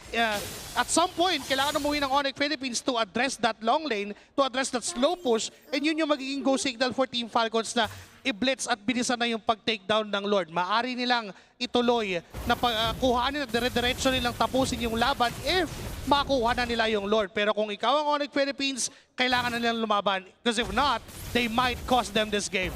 We are yet to see a winning team fight mula dito sa ONIC Philippines. Kahit pa sabihin natin that Savero right now is close to building his 6th item. Alam nating napakasakit na ng Harith by that point. Kaya na nga mang one-shot niyan kung sakaling magitnaan ka talaga ng Synchro Fission. But for now, for ONIC Philippines, mukhang maingat talaga silang naglalaro. In 35 seconds ay lalabas na rin ang pangatlong Lord ng larong ito kung saan, as you said, Joshi, no, parang kailangan na nilang lumaban. Ang tanong, lalaban ba sa base o lalaban doon sa upcoming Lord? I think wala silang way para makalabas dito. Dahil sa 2 inhibitor turns na nawala sa ONIC Philippines, always showed off yung minions ng Team Falcons sa base nila. If lalabas sila, maaaring magkaroon pa ng way ang Team Falcons to get a split push or to even get a segue doon sa mga lanes na nakashow nga yung minions nila. Now 7 seconds in. Wala na silang oras para humabol pa dito dahil covered na ng Team Falcons lahat ng entry points ng ONIC Philippines. Tingnan mo, kailangan pa talaga nilang mag-clear ng buo dahil alam nila na siguradong sa kanila na mapupunta ang Lord. So si Brusco medyo napalalim ng konti. Sabi Ogwen, sige, ito na ang ating magiging target. Pero hindi niya pa ginagamit yung Tsunami Slam. Ngayon pa lang yan. Si Kirk ay tutulong sana. Si King Kong na rin. Napanakap niya pero walang mangyayari sa pagkakataon na yun. So this is gonna be a -1. Lamang na naman ang Falcons heading into this Lord Siege. Aabot naman nata si Brusco kapag dumating na yung Lord. Pero masakit dito ay nagamit na yung Revitalize para dito sa ONIC Philippines. At higit na magiging mas mahirap na buhayin dito si Savero sa upcoming Lord push. If you are ONIC Philippines, what is the game plan para sa depensang ito? Kailangan lang nilang gamitin yung natitirang torre nila sa bottom lane dahil yun din naman yung magiging target ng Team Falcons. Fight for this turret, but now goes Flop! Super Prince still able to escape sa tulong ng kanyang flicker pero meron pang susunod dahil ito na yung round 2 kasama yung Panginoon. It's gonna be Savero and the rest of the members trying to at least defend pero doon naman yung glorious pathway pero yung luck ay sigurado. Shook at swak na panalo para sa Team Falcons. 1-1 ang seryeng ito. Equalized! Falcons take game number 2. At mukhang ensured na mahaba ang gabi. Sulit ang ticket para sa ating lower bracket finals.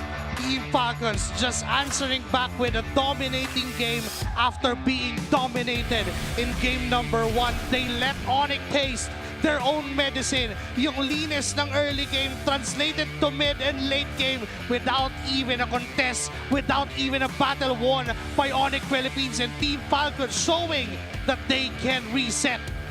At kailangan talaga nila yung reset na yun. Dahil yung Game 1 ay kung maaalala lang natin, yung Game 1 was a 12-minute game kung saan napaka-dominating talaga ng Super Family. And usually, ang mga teams natin, or yung mga amateur teams or lower-seeded teams ay hindi na nakaka-reset matapos ng ganong klaseng draw. But we're talking about veterans. Tinitignan natin ang mga the best titans ng MLBB. At reset, no problem yan para kay Flap na mukhang ating game number 2 MVP on his Esmeralda performance. Kaya naman pala sumasayaw dito sa San Juan Arena. Sinayawan ba naman yung isa sa mga picks na halos pinagdudahan na hindi natin madalas nakikita sa current meta ngayon? Ang moral of the story, hayaan mo lang pala sila magluto. Valentina Kalea, sige sure. Tapos biglang may Esmeralda, sige, panalo naman eh. Depende na lang sa kung paano nila gagawin. And with this Esmeralda sprint hero, Flap made the most out of it. Hindi natin masyado makita doon sa kanyang KDA. That's just a 3-1-4. Kung tutusin, parang ang baba naman, parang low impact. Pero when we look at what Flap did, even early doon sa first turtle pa lang, you would see how confident Team Falcons is going in onto this game number 2. With that Esmeralda pick, hindi ito mako-consider na parte ng meta o ng most efficient tactic available. It's an anti-meta na na-develop ng Team Falcons over that Pakito and that Harit na hawak nila. Very good counter against those heroes and also yung binibigay niyang impact na threat. Kumbaga merong tatalon eh. Hindi lang alam ng ONIC Philippines kung kailan at saan manggagaling. And because of that, Team Falcons Philippines, nakabawi nga sila. And not just that, it gave a lot of space for the members of Team Falcons knowing what to do and where to fight doon sa mga specific moments sa laban. And all of this happened right before playoffs. Tatandaan natin, hindi pa meta si Pakito noong time na yon. Hindi nga lumanap pa si Esmeralda during the regular season. All of this had to be prepared over the 1 week na inaabangan natin itong playoffs na to.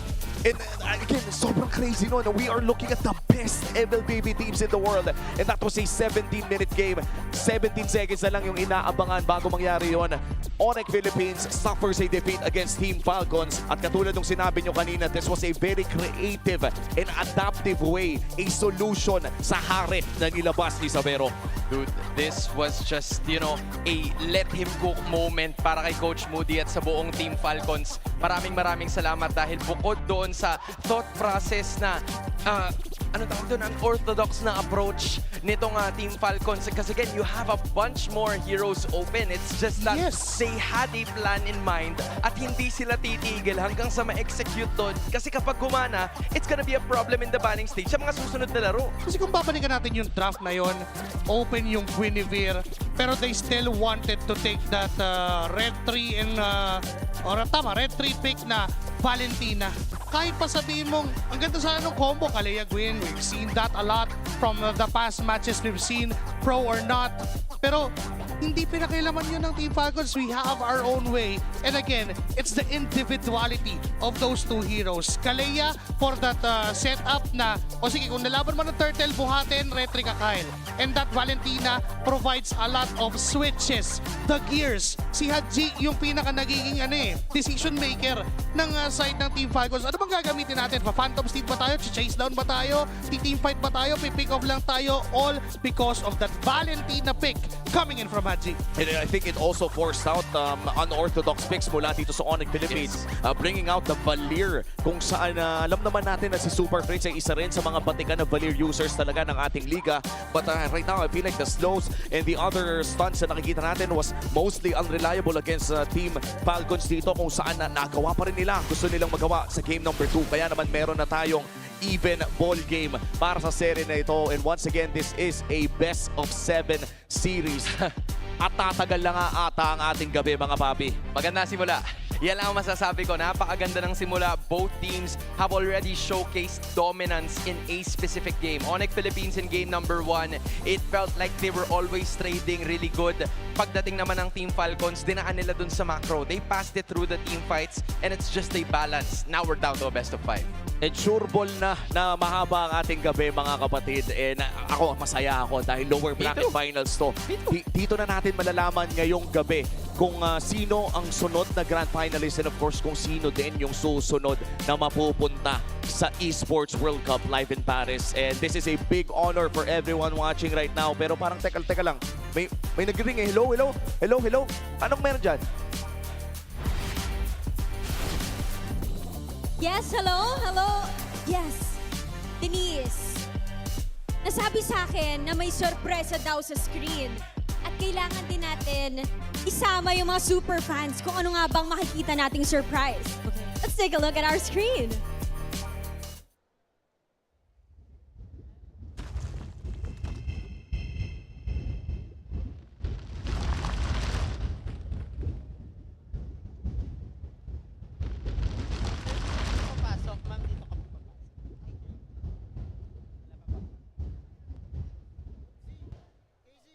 Wow, it's the GT50 Pro. The beast is coming from Infinix. You know what, Denise? I'm so excited for this. And with that, we would like to call our representatives from Infinix, Mr. Sherwin Madarag and Miss Iya Pacheco, to join us here in the Champions Arena. Welcome. Hello, hello, hello. Hello, Sherwin. Hello, Iya. It's nice having you here. How's your experience in the Champions Arena? We can really feel the heat. Parang kailangan ng something na pampalamig. Ayun, parang dala nyo na nga yung pampalamig, eh, no? And I wanna ask Miss Iya, we already know that Infinix has been a strong force in the gaming industry. And like what we have shown on the screen, what makes Infinix the true game changer? Not just for the pro scene, but for the casual gamers as well, specifically the GT50 Pro. Yes. Ever since we introduced the GT series, we've seen incredible support from our gamers and pro players that are here today. And that's what drives us to keep on innovating. And at Infinix, we ensure that every upgrade that we do really fits the gaming lifestyle of our users. Kaya naman we're very excited to officially launch and unleash the liquid cooling beast that is the GT50 Pro on June 10 here in the Philippines. And the biggest update and also the biggest feature of the phone is that it has an HydroFlow liquid cooling technology. Kaya naman it keeps the phone cool while you play, so you experience no lags, no overheating, and no frame drops. I'm so excited. Yes. Kaya pala lagi nating binabanggit that it has a liquid cooling effect. Perfect for esports players. Now, Miss Iya, you've talked about innovation, you've talked about expansion. Can we expect the Infinix GT series to expand further? And how good is that for the players? Yes, actually, the GT50 Pro is just the beginning because, yes, we are expanding our GT series to include wearables like the one you see here, the GT Watch 5 Pro. And if you pair it with the GT50 Pro, it acts like a secondary display so you can monitor your notifications and even your heart rate. It also has a long-lasting battery, so this is the perfect combo talaga for gamers. I'm sold. I'm sold. So advanced and it fits your lifestyle as well. Makikita mo yung mga kailangan mo talagang makita like the heart rate monitoring, yung din nakita natin with our players. And Sir Sherwin, we want to know, how can our buyers get this Infinix GT50 Pro and the rest of the GT series? No, we really can't wait to unleash the liquid cooling beast. The new GT50 Pro will be launched this June 10, but we have an early exclusive deals for those who can't wait anymore. For online, you just have to visit the Infinix TikTok shop and get up to 30% off discounts during the MPL playoffs exclusive payday sale. For offline naman, you just have to visit any Infinix stores nationwide for you to enjoy all the gifts and promos, discounts worth up to 11,999. And syempre, hindi naman natin pwede kalimutan, for all the MPL fans here in the arena, you just have to visit our Infinix booth outside for you to get the exclusive GT jacket.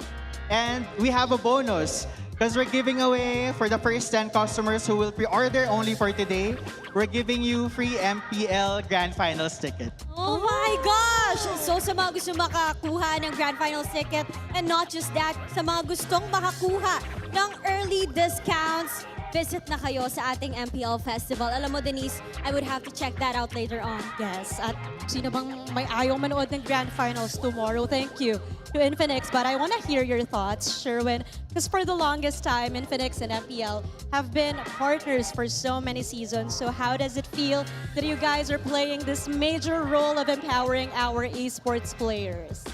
You know, it's been a beautiful journey for us in Infinix because through MPL, it allows us to continue our commitment to the gaming community because it allows us to empower our Filipino talents.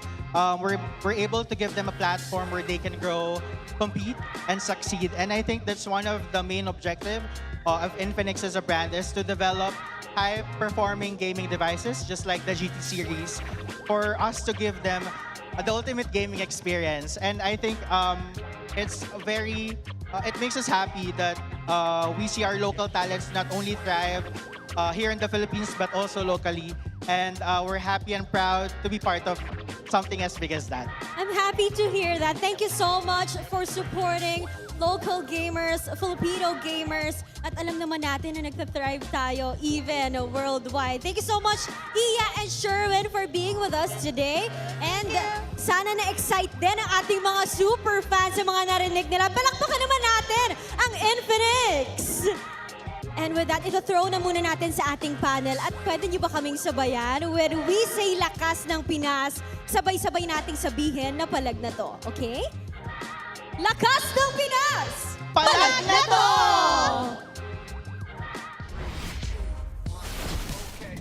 Thank you, Odin and Denise, and of course to Infinix with the launch of the GT50 Pro. Really excited to get my hands on that. And wait, you might see a few of us starting to show that off too. So Falcons got to show off a comeback in that previous game, and it was the two picks that we highlighted. Of course, we had our doubts towards the Esmeralda, but Flap made it work. Sure. And with the presence of the Valier, Haji and the Valentina got to mark him. Tingin ko yung Valentina yung naging game changer dito sa laban na to. And you would remember that game as a game na pinanaran ni Haji, lalo dun sa mga mid-game choices niya kung ano yung kakapin niya. But it also started dun sa first turtle pa lang. So I'm gonna show you this clip that is a precedent of what will happen. Kasi itong ONIC Philippines, parang nagkaroon sila ng awkward situation where gusto nilang kumukunin yung kill dito kay Ogwen, pero makapag-sustain si Ogwen for a little bit, nakausog siya ng konti doon. Tapos ito si King Kong, mapapansin nyo na magdadalawang isip siya kung i-go ko ba to o hindi. He has the retribution, pero parang hindi pa enough yung mga skills niya. So parang kailangan niyang i-commit to kanyang battle spell, which is retribution. Tapos, that will mean that Falcons will eventually get their hands on the turtle for free dahil na-retry na nga. Tapos, Brusco was low. You could give the ultimate naman na kinopen ni Haji na naging sulit na nga.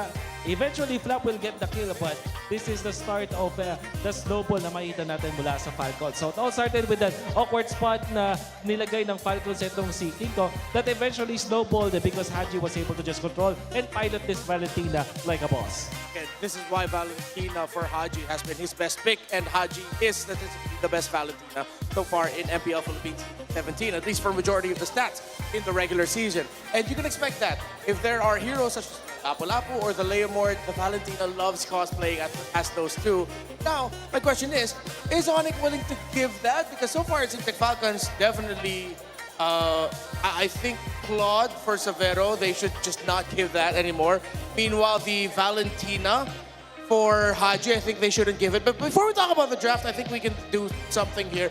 Oh, there's people around us. Hi, everyone! Cool. All right, so we're going to do a little trip around the arena. I've always wanted to do this. I was always a big fan of...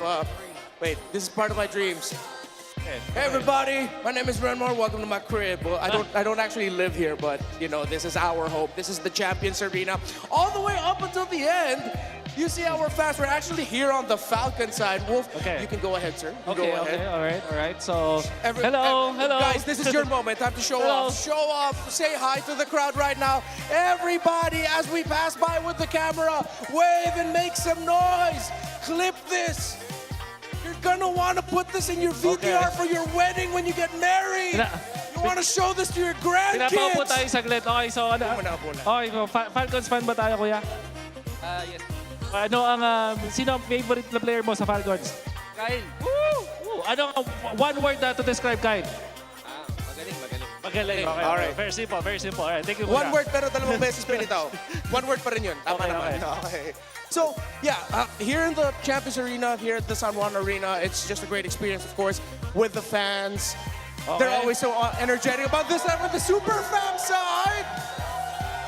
Okay. How's everyone doing? Mga merong sobrang excited dito, kuya. Sonics, Why are you showing off your Instagram, bro?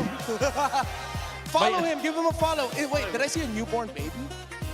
Who showed a picture of a newborn? Are you new parents? Oh, that's cute. Congratulations. Oh, your niece. Okay, oh, congratulations to the family. Hey, make some noise for their family. The super fam just got even bigger. Right. Should we say, uy, can you translate this for us, Mr. Redmark? Medyo familiar naman tayo dun sa semangat. Oh, semangat Savero is telling them fighting, fight Savero. From Indonesia. Oh, you're from Indonesia. Okay. You came from Indonesia, all right. Okay, so. Indonesia jersey. Oh, okay. So are you supporting Savero? Indonesian. Okay. Semangat. All right. Sige, apa kabar? Baik? Baik. Okay. Good. All right. So, of course, wait, I'm getting tired, man. I didn't expect to go around. I didn't get that much sleep, but don't worry. Right now, you're seeing the players on the screen, but we're still going around the arena as we go around. Super fam, make some noise! But I'm pretty sure the Falcons won't let up. Falcons Nest, make some noise! We loud here in MPL PH. Shoutouts to our Indonesian fans who actually flew here to the Philippines just to support their Indonesian representative. Of course, Savero is here. So, terima kasih for coming here. Terima kasih, that is their salamat. Oh, yeah. Thank you. Forgetting to thank you in French. Merci. Merci? Merci. Tama ba? Yeah, I right? think so. Dude, I'm gaslighting myself and thinking, is it bonjour? Wait, no, that's hello. That's hello. All right, we're in the draft, and okay. I sort of missed what maps we're in. That was a bit of a hike. Medyo hindi ko in-expect na mag-workout ngayong araw na to. Yeah, it's all right. Ganun pala yun. I'm wearing... Shoutout kina Hansat Bri. Akala ko hindi siya nakakapagod. Sa una, nakakahingal pala. Yeah, it is. All right, folks, watch the countdown. 3, 2, 1. Drafting phase. Don't you ever wonder why we have a countdown for the drafting phase? Oh, no. Well, I guess because of the hype or what? Why? That's true. Yeah. Well, we are hyped because this time, baka makakita na tayo ng hinahanap at inaasam-asam natin Moscow. But I think the same set of bands. Blue side naman yun ng Falcons. The hero that they prioritized before was the Kalea, actually. So, there is a big chance na ito yung unahin ng Falcons. Parang dinay nila away from ONIC. Yeah. And there might be a chance here where we'll see Falcons rectify maybe their pick on the Suyo. Maybe this time they'll go for the Gwyn, the Galea Gwyn combo we've been talking about. Atin na nga yung Kalea. So this is what? Jushin and Claude for ONIC. I think it has to be. Just lock it. Just lock it in. Yeah, you don't even need to like tease whether or not you're gonna pick the Claude. Siguro ang pwedeng alternative for that is Harley, priority for ONIC. But I doubt it. Tingin ko yung Claude yung safest. Kasi parang tinake away mo na siya sa Falcons. Tapos pwede pa matago yung jungle options mo because there's so many jungle options left. There's still the Suyo, Leomord, as well as the Harley. So, can also say? Okay, so yeah. So this should be Gwyn. Yeah, instead of the Suyo or Harley, just pick up the Gwyn already. Gwyn Harry? Suyo Valentina. Okay, they're still, they just want to see if they can attempt what happened in game number. But maybe this time, I'll get my wish. Okay. We'll get our wish. And we get to see a Moscow. A Moscow, all right. But I think if ever they have to change something, because earlier, right, they banned Leomord tsaka Fredrin. Kung gusto nila mag-Moscow, pwede naman nila iwan na lang yung Fredrin eh. Iwan na lang yung Fredrin. Ban mo yung Leo or just ban Leo Harley. Leo Harley, I agree with that. I think it's a valid set of bans here for Falcons, knowing na sila yung second pick. So, pwede ko kayang kalabitin yung katabi na. Meron kasi akong idol dito eh. Naka-sombrero. Pwede kayang tanongin to ng mga suggested nyo na picks. Hindi ko alam kung pwede. Pwede kaya natin. Parang pwede. Konting sorpresa lang. Pwede ba? Pwede kaya tang lapitan tong idol ko na to. Pwede ba? Boss. Kamusta, boss? Okay lang, boss. Ano ba i-describe sa atin sino yung kinakausap natin ngayon? Actually, feeling ko, introduce na lang po. Ano po ulit pangalan nyo para sa fans? Introduce yourself po. Ako po si Renmar. Uy! Parang may something. I'm kidding around. Please make some noise for Coach Yeb! Okay, so Coach Yeb, meron ka bang dito, bibigyan mo namin tips, ano yung tingin mo hero na mapipick dito? Saan ba? Sa ONIC? Kahit saan po. Harit ulit to. Harit, okay. Thank you so much, Coach Ev. Thank you, Coach Ev. Very good.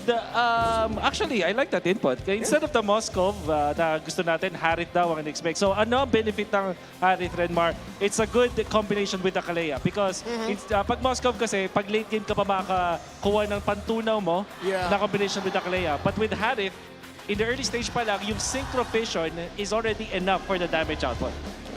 So maybe if ever they're gonna adjust something, it's the Arlot pick from earlier. Yes. Again, we did get to see, but it's just kanina, yung Falcons, hindi nila napatawid yung gusto nilang mangyari na mas maaga. Okay, this I like. They still open up the Laymord and the potential Fredrin, but it's most likely gonna be a Laymord here. Kasi fourth pick ito ng ONIC kanina. So, yeah, I like that ban. Yeah, and looking back, maybe this might make the Arlot and Harith work better than it did in Game 1. I agree. Especially for the early. So, does that mean nakukunin ng ONIC yung Arlot for the denial? Or will they go for a glue this time? I think I would suggest the glue because with the Valentina there, if they go anything with Arlot, Lapo, those big ultimates, the early game of Falcons looks better, diba? Parang ganun din, parang biligay mo na rin lang Dio Arlot kasi they will still copy Yeah, exactly. Except you're just giving it to Haji and then they'll have Arlot plus whatever pick Flap ends up with. Yeah. So we're thinking about the Leomord. Expected. There's the expected pickup. So it will indeed be the Leomord, Arlot, and the Harith. Ang expect natin, I think we'll double down sa Harith this time, although parang miniwish kay Moscow.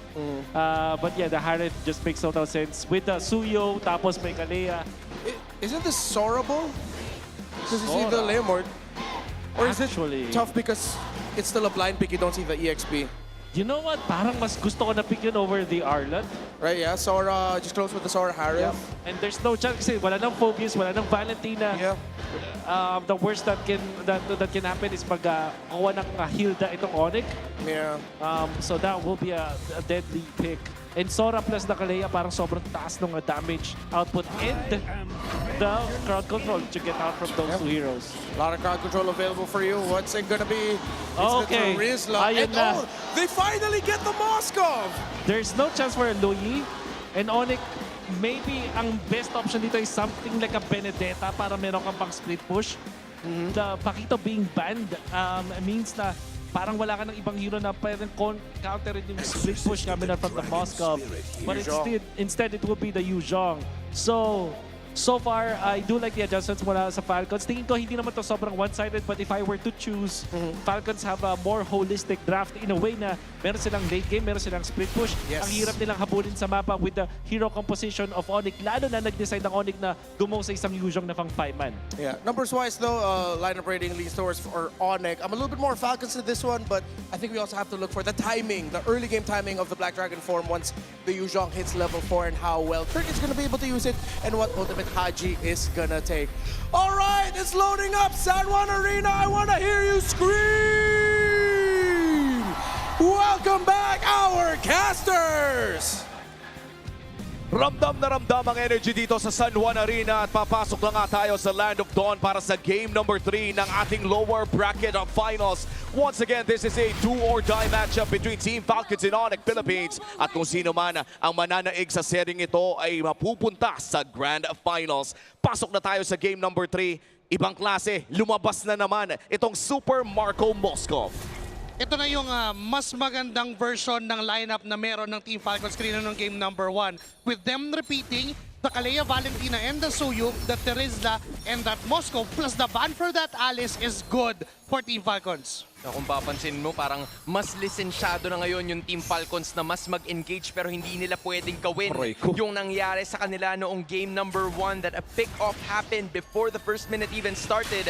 Fortunately for them, makakatakas at makakaalis pa naman sila niyan and they will still be at truce in the first 2 minutes. At na-realize ko din lang no, yung pagkapanalo para kanina ng Team Falcons kontra ONIC ay una nilang panalo against ONIC Philippines sa entirety ng ating playoffs. Kaya naman baka may nahanap dito ang Team Falcons na matagal na nilang hinahanap sa upper bracket pa lang. Pero sa ngayon ay kalmado pa naman ang Land of Dawn. Si Flap ay mukhang bibigyan ni Kurt! Patay.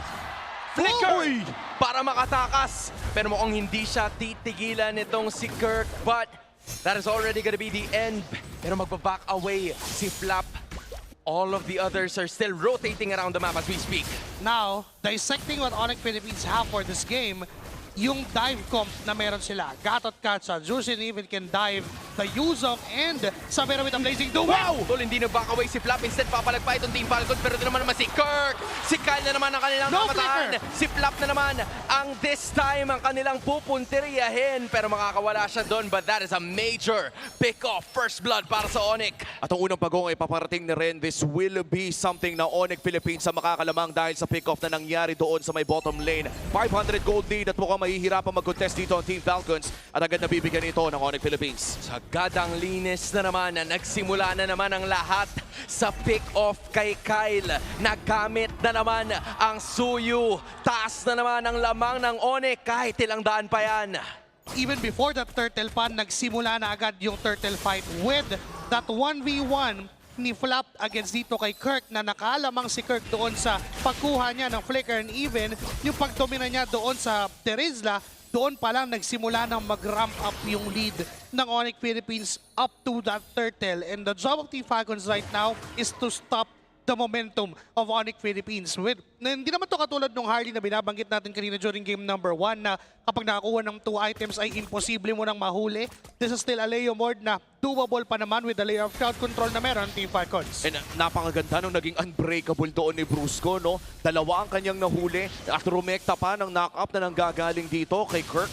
And this is something that ONIC Philippines is very much equipped to do so. Yung early game aggression na nakita din natin nung game 1 nung sila ang nanaig kontra dito sa Team Falcons. Matagal-tagal pa naman bago yung susunod na malaking objective. Pero grabe, all 3 lanes ay... Teka lang, Super Marco! Tol, siyang mapupunta at mahahanap sa ngayon. Binalibag, inangat at pinatay ng 3 mga miyembro ng ONIC. At ang laki ng mawawala doon dahil pati yung siege minion ay... Teka lang ha, mukhang si Super Prince ata yung gusto ng Team Falcons. Gugustuhin sana nila makabawi pero buhay pa rin ang prinsipe ng ONIC Philippines. Si Kyle ay mapupunta sa kabilang banda. Double kill yan para sa pressure. It's ONIC thriving in the pressure in Game 3. Ito yung dive na binabanggit natin. Even under the turret, ONIC Philippines, mayroon silang kakayahan na gawin yon paulit-ulit. And hindi lang yon, yung counter-engage ng Team Falcons naging manipis dahil wala na yung isang main damage dealer nila which is Super Marco. The way na pinilit nila yung laban na yon against ONIC Philippines, it is clearly a win for ONIC dahil sila kumpleto pa and even yung blazing duet ni Savero doon pa lang niya nagamit. Oo, at sa pangalawang pagong na ito ay ONIC Philippines pa rin ang may hawak ng kalamangan. Brusco still has his revitalize kaya mahihirapan tumim-fight ang Team Falcons dito maliban na lang kung may mapita sila, may maiangat na malaking target katulad na lamang ni King Kong. Pero maingat ang pwesto dito ng ONIC Philippines. Maingat din ang Team Falcons, dumadaan sa may balbas, securing the bushes around this turtle pit. Pero parang nagmamadali ang ONIC Philippines. Gusto nilang hawakan itong pagong. 5 na naman at Black Dragon 4 may bibitawan. Sabi ni Flap, sige, nataga natin yan para kahit paano may passive tayo. But still, it's gonna be a petrify. At doon biglang mawawala si Flap. That's gonna be the first takedown. SODA tatama na rin. Si Ajay makakatakas pa pero may iwan ay walang iba kundi si Ogwen na pinupunteriya ng dalawa. King Kong at Savero silang dalawa magkasama. Si Kirk ay may isusunod pa. 7-1 in kill score. ONIC is doing it all. Back-to-back turtles. May Tore pang kasama dito sa mid lane. Idamay mo na rin nata yung baba. Gusto pa nila si Super Marco. Nakapag-dash out siya pero ibabalik din. Super Marco umapalag pero sa Savero ang kikitin. Si Super Prince ay low. Makakapag-Phantom Steed si King Kong for security purposes in 8-1. ONIC. ONIC Philippines had it all covered. Kahit pa nabigay ng paunte yung energy shield sa top lane, they won the turtle and even getting Super Marco na hindi pa nag-back away after na malaman niyang pwede nang papunta doon ng ONIC Philippines and Super Prince, man. You have to stop him getting the Susan but the top lane. Pero parang hindi sila pinipigilan. Joshi Cakes dahil si Ogwen ay nandito at nakapalibot si Super Marco magpapana pero wala na siya magagawa pa. It's gonna be a pick off once again. Too late for Team Falcons para makarespo sa sitwasyon na yon. At dahil sa mga sunod-sunod na pagkapanalo ng ONIC Philippines on all 3 lanes and objectives, damang na sila ng halos na 5,000. Pati si Kirk ay nag-i-invade na bagamat makukuha ata ito ni Kyle with a Soul Sever. Kailangan na protektahan ng Team Falcons ang sarili ng Pagong. Tumama ang SOD kay Super Friends pero hindi yata niya gagamitin para pumasok muli. Hindi na nakakapag-farm si Super Marco. Lamang ng 1.5k ang gold laner ng ONIC Philippines sa pagsilip natin sa Infinix 8-game equipment. Dalawa na agad yung meron siya sa Trinity. That's a Corrosion Sight and the Demon Hunter Sword. Ilang minuto na lamang ay pwede nang mabuo yung Trinity. Kung ipoproject natin yung bilis at kung hindi siya mapipigilan at around 850, meron na agad siyang Trinity. Pero tingnan mo yun pare, ilang segundo yung tinagal ni Brusco. Unbreakable lang para makatakas. Hindi na nga siya nag-AOG, so this just goes to show you the advantage of items na meron ng ONIC na dumiretso sa Pagong. At dahil hindi natin kita si Kyle na nandun sa may bandang ibabang lane, this is gonna be a surefire objective for the Super Family. And that's 3 turtles na mapupunta sa ONIC Philippines. Perfect turtle take mula dito kay King Kong. Lahat ng early game objectives ay napasa kamay sa Super Family at rekta invade ang kanilang call. Kailangan tumipensa ng Team Falcon sa purple. They're gonna have to commit to this dahil napapaligiran na ito. Ogwen na naman ay nakalahati ang buhay. Si Flap ay talagang binabalat-bala lang nito si Sabero at sino mamataan nila. May binatot naman si Ogwen pero mag-flicker siya para makatakas. Si Flap ay ganun din ang gagawin. Si Kyle, si Marco ang nakapalibot pero si Kirk nandun sa may bandang gitna.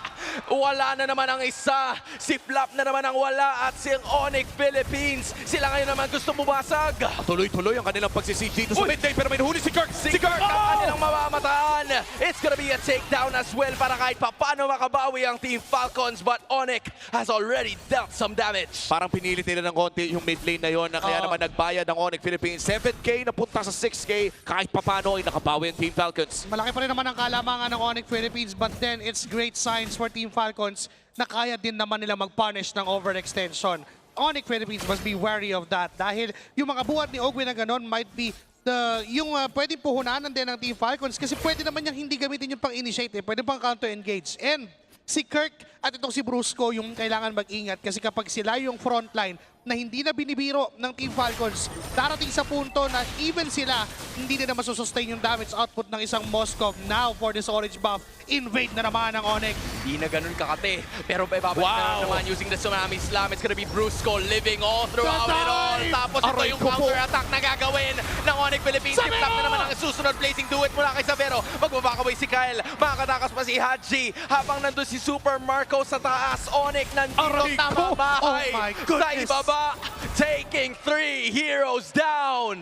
Sabero going in with a blazing duet habang lahat ng yun ay nangyayari. Nagpupush si Super Marco. Hindi kinakaya ng Team Falcons yung damage na nanggagaling sa ONIC Philippines. And Super Friends back to back na mga plays doon sa laban na yun. Napepekto pa yung Sky Piercer na sobrang laking threat na para sa Team Falcons. Wala nang way para ma-extend o wala nang way para makatakas sila kapag nandyan si Sabero at si Super Friends. And now, at 8:56, probably the fastest we saw a Trinity na ma-achieve ng isang gold lane, ng isang Kulod. 5:06 for this gold lane ng ONIC Philippines. Hindi pa siya nahahawakan pero siya mismo nakakasakit na ng todo sa Team Falcons. At sinabay pa nga yung Lord. That's the first Lord of the game. At makikita natin na hindi lamang Trinity na beat niya, kundi parang papunta na rin ata sa susunod niyang item which might just be a Malefic Gun. Meanwhile, naghahabol dito si Super Marco still looking for the final ingredient of this Swift Trinity. Sakit Corrosion na sakit.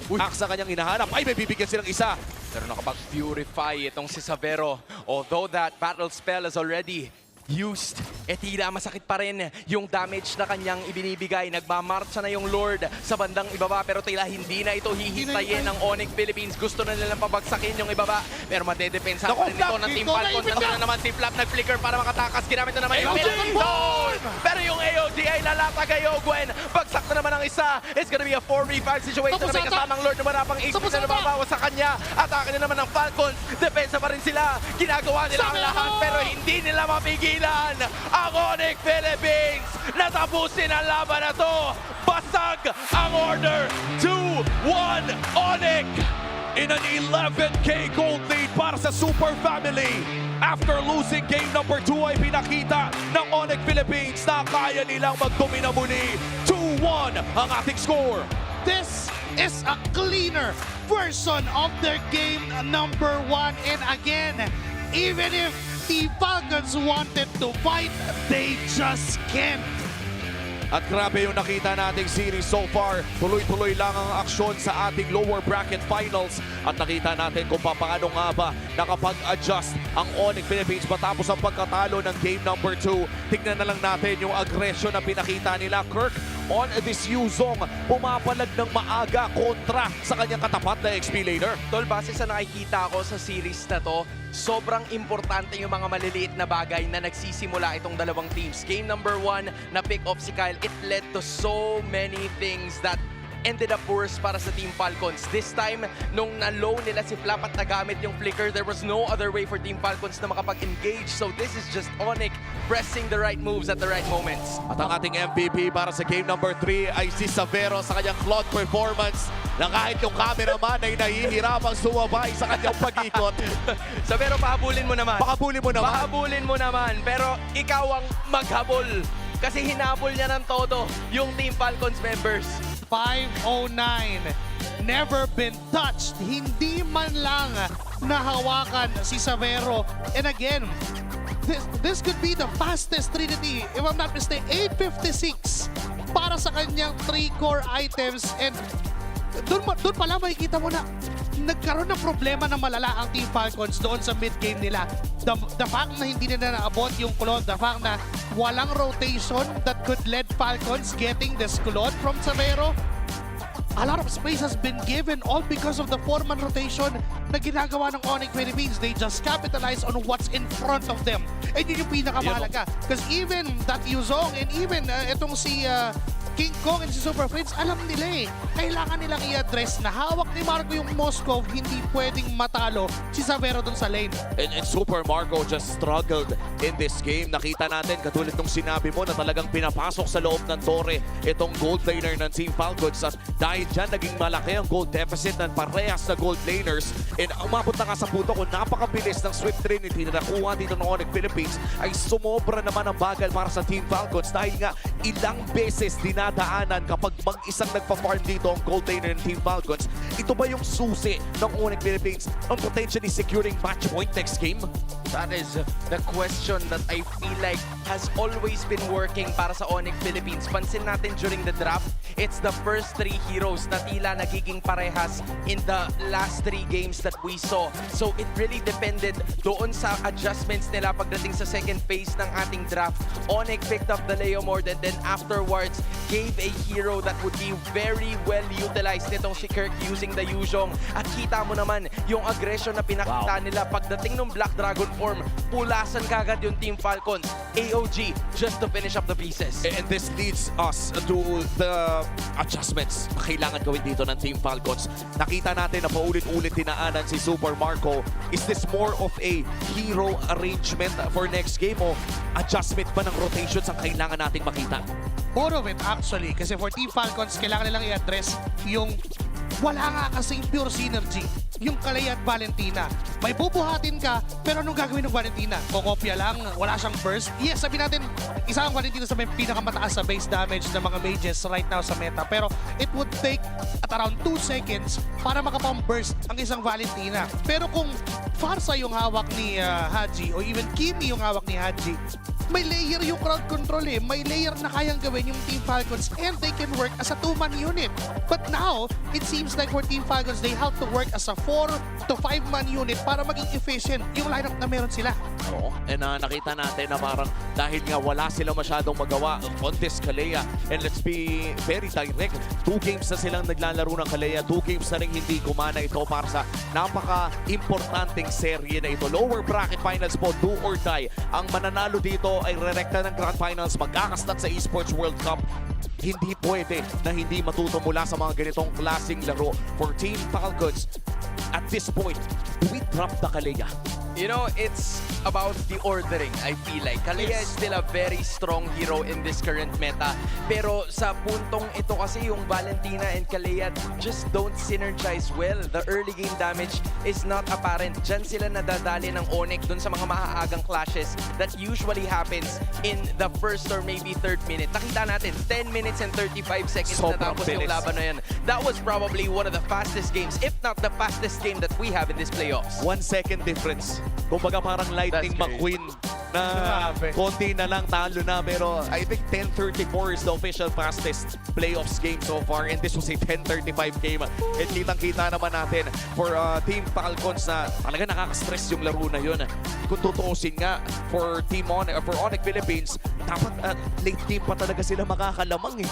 Kaso, I mean, actually yung Petrify early game pa lang makakalamang na sila at gamit na gamit pala nila yun. Oo, dahil sa nakita nating 1v1 doon sa X-Plane matchup ni Kirk and even ni Flap. Alam din kasi ni Kirk na yes, kapag hindi tumama yung decaying damage o yung first skill nung Terisla sa kanya and probably the full combo of that second skill, ay mahihirapan ng lumaban itong si Kirk. Pero nakuha pa ni Kirk yung advantage doon. Well, bago tayo tumako sa susunod nating laro ay magpahinga muna tayo. Sip Purified Water is giving you a taste of water that's filtered through volcanic rocks for a crisp, clean taste that quenches like no other. Alisuhaw, sip na tayo. Ang sarap talaga nito mga pare cakes. Kaya teka lang ha, bago ako uminom, nakita nyo ba yung Max 5D on stage? That's clever engineering keeping these teams locked in. No distractions, just pure performance. Brought to you by TT Racing Philippines. We have your back. Yan, maaari ka nang ako uminom. Kami nang bahala sa'yo. Okay? Kasi sa puntong to, pakiramdam ko, babalik ka na naman. Oo. Dahil tinatawag na natin ang ating mga super fans. Stay updated on all things MPL PH and connect with the most passionate community in esports. Join the MPL Philippines official Facebook group, the Superfan channel, and the MOBB official Discord. You can also get your all-access pass to exclusive content, the latest news, and community discussions. Lead the conversation and have a chance to be featured as our super fan of the month. Maging parte ng MPL PH family. Scan the QR code on your screen now and join the conversation. See you there. Kita-kits. At baka magkita-kita pa tayo sa mga segments natin dahil kadalasan kumukuha tayo ng screenshot ng mga comments yung magaganda. Minsan yung hindi ka nais-nais, tinatanggal namin. Kaya naman maging okay naman tayo, no? When you're sharing your opinion, hindi nyo kailangan gumamit ng mga sobrang malalakas na mga words. Ang gusto nyo ay ma-plug, hindi ma-flag. Galing nun na. Gusto ko yan. Nanakawin ko yan next time na... Ang gusto ko ay ma-plug at hindi ma-flag. So bago tayo ma-flag, ay i-plug na muna natin to sa ating on-ground panel. Evas, maraming salamat, Womi, and of course the casters as well on the English broadcast. Redborn Wolf still here. Before we loop in a important guest, I think we just have to ask real quick for Wolf, thoughts on the execution, because I feel like drafts were all right with it, but the execution was kind of off. Parang tingin ko kasi lumaban sila dun sa time na parang safe to safe siya for the side of ONIC Philippines. Parang yung play nung ONIC Philippines ay 5-man. Tapos parang tinipilit nila yung backbakan dun sa gantong klaseng realm. So ibig sabihin, yung ONIC Philippines, nakuha nila yung game na gusto nilang laruin. Yeah, and I think now we have to address a big elephant in the room, which is, no, not me and my obsession with Moscow, but Super Friends of this Juicin has been stopping a lot of the aggression that Falcons wants to do in the early game, and in 2 games now has led to Ogwen and or Kyle getting taken down very early. I think yung Jushin, isang hero na nung pagkakalabas pa lang gamit na gamit agad ni Super Prince, automatically banned against them. And the reason why the Jushin wasn't picked there by ONIC Philippines in game number 2 was because of the bans. Tingko dahil sa red side doon yung ONIC Philippines, blue side. Nang nasa red side sila, nagkaroon sila ng chance na kunin yung hero na yon at sobrang masterful nga naman ni Super Prince. I think yung way niya na paglaro ng isang Jushin is sobrang aggressive. Nakita naman natin na mataas yung river control nila because of the aggression coming out of from Super Prince. That's why even with just the Gatot Kacha, parang napaka-oppressive nila from the mid lane. Yeah, and that was in the keys to victory earlier, where we said that river control is very important here to be managed, especially on the Falcon side, because that's been one of ONIC's biggest strengths, not just in the... Well, we didn't see that much of it in the regular season. Back then, it was the jungling pattern. It was really in the playoffs. But the more we talk about this, I feel like it's time for us to loop in our very special guest live from a very iconic setup in Indonesia. It's our good friend Mirko joining us on the broadcast as we loop in. What's up, boy? Yo! Hey, what's up, boy? How you doing, boys? How you doing? We're doing good. Loud. Sorry. No, but we're doing good. Yeah, we're doing good. All right, so as everyone knows, MPL ID is taking a break. Their playoffs are going to be in the upcoming week, but we just want to get your thoughts on a few things here. First off, how are you enjoying the MPL PH playoffs, man? Thoughts on it so far? Hey, dude, I mean, it's great. So far, I've been really enjoying it. You know, the viewers have been enjoying it as well on the restream. It's fantastic. I always enjoy MPL Philippines, and this season especially, we're 100% mirror blessed. I got all the predictions right. So far, it's also very close in the lower bracket finals. W. ONIC and Falcons are definitely competitive, just trading a lot of one-sided victories. But, of course, one of the biggest headlines heading into this preseason is, of course, that big trade. Kelra going to Indonesia, Severo coming here to the Philippines. How has, for people who may have missed out on the action in Indonesia, how has Kelra been? Dude, Kelra's been horrible, you know. Nah, I'm joking. Dude. He's Kelra, you know. Like, any team he joins, he's going to pop off in, especially because he's an ONIC. He's already in the best team in Indonesia by a long shot, so Kelra is popping off as expected. I think it's more surprising that Severo is connected with the rest of the team quickly. And speaking of Severo, he's the first import player in MPL PH. And I'm personally impressed about his performance. But how about you? Are you impressed about his performance? What are your thoughts about Severo so far?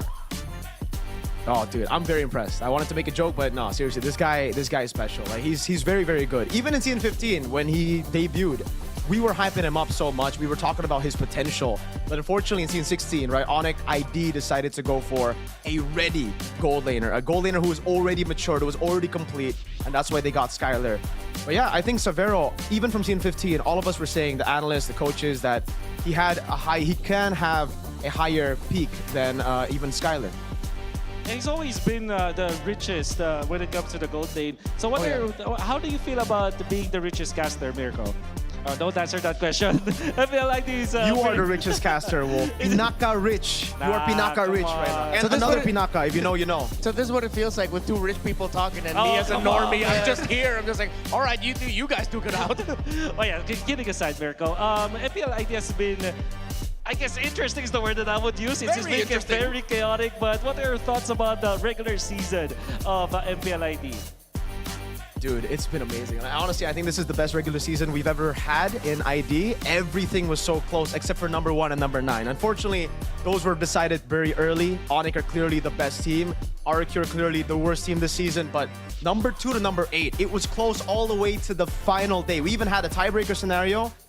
The fight continued all the way to day number 3 of week number 9. Now V versus Geek Fan to make it a playoff. So regular season ID is amazing. I just hope that the playoffs gives us similar vibes. I hope it's not just ONIC trashing on all the other teams, as usual. All right, since you already touched on the playoffs, and we know ONIC being ONIC in Indonesia, who's the one team that we should watch out for in the MPL ID playoffs? Renmar. What is this question, man? What is this question? You have the green robots right there. You know, they're choking all the time. We have the red robots in Indo, bro. Bigatron, my goats. Hey, let me tell you about Bigatron. Let me tell you about Bigatron, all right? They're pretty bad. I'm not gonna lie. You know, they're pretty bad. At least you're honest. They're only bad against lower teams, okay? If they're going up against teams that you expect they would smash, they will lose. But if they go up against the top teams, they for some reason show up. I don't know why. We even gave them the moniker of Robin Hood because they steal from the rich and give to the poor every single time. God. They were actually the ones to make the tiebreaker scenario and all that possible. So thank you, BTR, for an amazing regular season. Horrible win rate, but again, as I said, it's about beating the top teams. And guess what? No other team is worse than Bigatron right now. So they're going to win everything, Wolf, Renmar. Seems like it's going to be a really tense time for the fans of Bigatron by Vitality. But hey, it's time for us to wrap this up just in a bit because the draft's about to start. So this is a two-part question real quick for the lower bracket finals. What's your mere bless? Since you said it's been a bless so far for your predictions. Okay, so far, predictions have actually been 100%, so I'm going to go with the same prediction as the video. Falcons 4-3. That's sad because I want ONIC, you know, I want Severo, I want King Kong to make it. But let's just leave it at that. I don't want to curse anybody. I love both teams. They're amazing. And TLPH are already in grand final, so it's okay. All right, so let's see if that'll be a mere curse or bless. One last. Personally, who do you want to see move forward? Predictions aside, analysis aside, who do you want to see move forward and face off against Liquid and get that ticket to MSC and EWC? ONIC Philippines. I think I want to see that. After yesterday, Like, dude, what the heck? Come on, yeah. I mean, the Sonics are amazing. That's one, and then to see them in the grand finals, plus Game 4. Was that not the best game of playoffs so far? And it was ONIC TL, so we gotta get a rematch. Right. Well, thank you so much, Mirko. I know you have to get back to the watch party, but it's always great to have you here in MPL Philippines.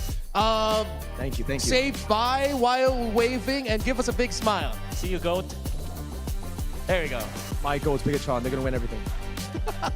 That's my GOAT, Mirko! Okay, thank you so much, Mirko. At syempre, ipapunta na tayo sa ika-4 na laro ng ating series na to. And he did say that it will be ONIC Philippines that he wants to see. And I don't doubt that because I think he's a Savero. He's from Indonesia. Savero's from Indonesia. True. It's easy to really correlate that. And I feel like itong ONIC Philippines, nagbago sila sa playoffs, Redmar. Hindi ito yung ONIC Philippines na nakita natin ng regular season. Yeah, well, what ONIC is showing here has been a lot of growth. Whatever the results of their scrims has been leading into the playoffs, I feel like this is what we're seeing. We put a lot of focus on their jungling pattern during the regular season. Here it's just that surprised, unabashed aggression in the river. Manggugulat lang sila na biglang magpipick off sila, magpo-force sila ng mga laban na 4v2, 4v3. Parang nakakagulat lang ata para sa Falcons. And even for the teams that faced off against ONIC PH so far in this playoffs, that where is this aggression coming from and why can't we read them? Yeah, I think it's coming from comfort. Kasi, I say that because they're picking heroes that they have worked with before, like Kato Kacha, tapos meron kang Jushin. So, tingin ko yung pagiging kapisado ng ONIC Philippines, yung ganitong klaseng playstyle that gives them that aggression factor. So parang, because you already know your calculations in your head on which heroes you can kill or cannot kill, that gives you more leeway to be aggressive at the right moments. So, we go back to one of the biggest questions we had at the end of the draft in the previous one, especially after what we saw. Is Super Friend still going to end up with the juice in? Because I feel like if Falcons want any semblance of control in the center, they have to think of a way to make sure the juice in doesn't end up there. But surprisingly, it's actually ONIC who bans it out. This is something that I've seen about ONIC blue side this playoffs. When there's a pick where it feels like their opponent needs to address, because they want to pick it, they ban it out themselves. Yes, so it will be the Paquito. So yung naging sagot dito ng Falcons kanina is still the Kalea. And they combine up with the Claude. And I think that's still a valid decision here mula sa Falcons. Ang tingin ko magiging sagot doon ng ONIC yung magbabago na. They will not go for what they did in the game number 2, which is the Hylos and the Valir.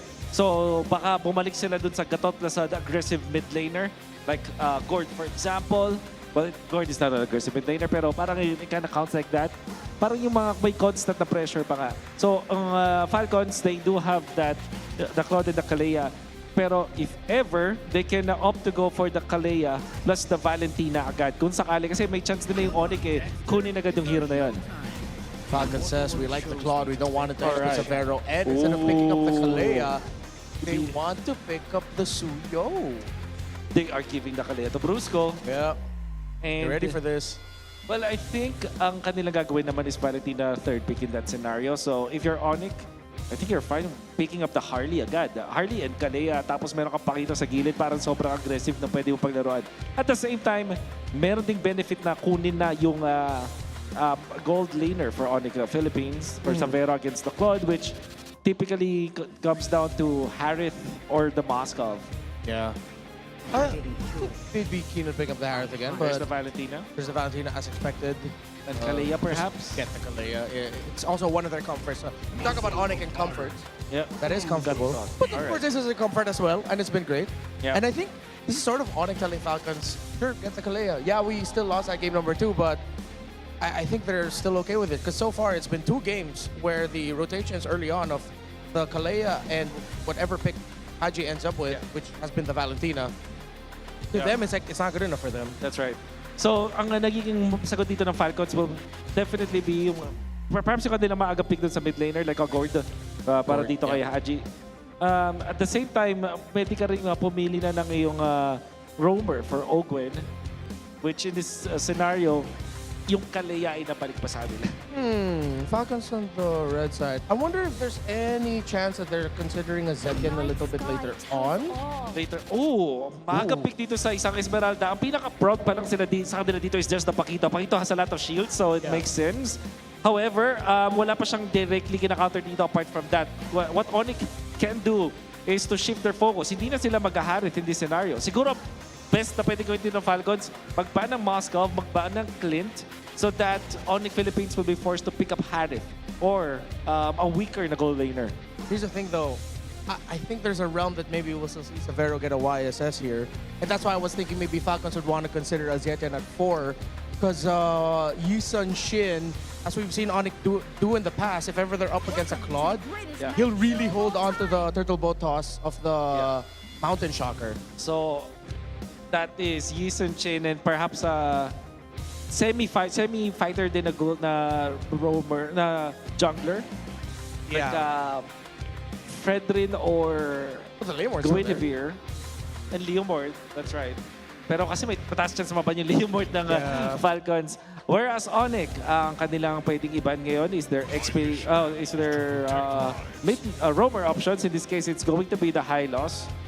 Probably Hilda na isang Kalea pa na iban na dito ng ONIC. Yeah.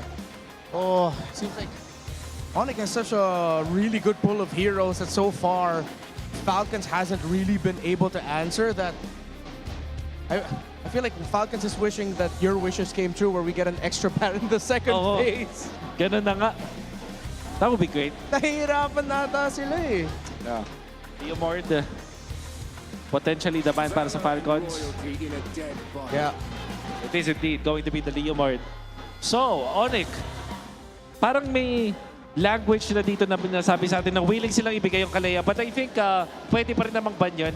Apart from the Kalea, yung glue ay potentially din ay pwedeng iban dito ng ONIC Philippines that could be played in the roam role as well. Yeah. It's a safe pick din. Yeah, and so far this season, Glue has been mainly a roamer. Not really an EXP laner anymore. But hey, you also mentioned the Hilda as one of the bans. Okay. ONIC. Falcons at red 4, either they show their mid or they show their roam. Yeah. May option sila na kumuha ng isang Kimi para safe, but the Gord seems like a valid option din dito para kay Haji. So ang benefit ng isang Kimi is hindi naman din talaga ganun kadaling i-pressure. You can pick up the wind of nature para kontrahin yung Pakito later on. And remember, yesterday, this was also the hero that was used by Team Liquid. But it instead will be the Eve kahit ang composition dito ng ONIC may pang backlines. So now, you're looking for Severo hero na pang late game against this YSS? If they do go for the YSS na so far 100% win rate pa rin. Undefeated. Yep, undefeated. Ang combo nun is isang parang Leomord-ish kind of jungler. So, Nolan siguro or a Guinevere. Okay, let's see what ONIC's gonna end up with. Lots of potential options. As you also mentioned the Clint earlier, and I think that's what Falcons is looking at. Oh, the Lance! Oh, okay, taking a page from Ryzen and Carl Teasy's book. So, Lance Harith? And the Lance Moscow. All right. If you are Falcons, you're gonna be looking for good catch. Maybe this time Kaja, or what if sila'y mag-Beleric dito sa composition ng ONIC? With all the dive, with the Valentina on the other side, but the Valentina will most likely get the ultimate of the Eve. You need a solid, tanky front. You don't really need to go that fast, but it just can't be the Esmeralda frontlining. Tanky na frontline. Dapat tanky, oo. Ang kailangan natin dito ng Team Falcons. May option ng Atlas din naman para sa kanila. Atlas Eve, napakalakas na kombinasyon pa rin. Hindi binante ng ONIC Philippines dito. Yeah, that might have to change the idea though for Falcons with the Valentina having a chance to get the links. Oh, I did not think they'd actually consider this on the back of my head, but I have slightly negative feelings about this. I share the same sentiments. Tingin ko kasi yung Kufra, hindi ito yung hero na kinakatakutan ng mga Lancelot users from before. Granted, meron ka ng bouncing ball for the dashes. I guess Ipakito hates playing up against this hero as well as the Moscow, but Lancelot hindi ganun kalaking factor para sa kanya. Hindi din gano'ng kalakas ang Kufra sa metagame natin yan. So, as much as I want to say na maganda yung mga ganitong klaseng picks for Falcons, parang mas papabor ako sa ONIC Philippines. All right, we're heading on to the next game. Casters, welcome back. San Juan Arena, make some noise!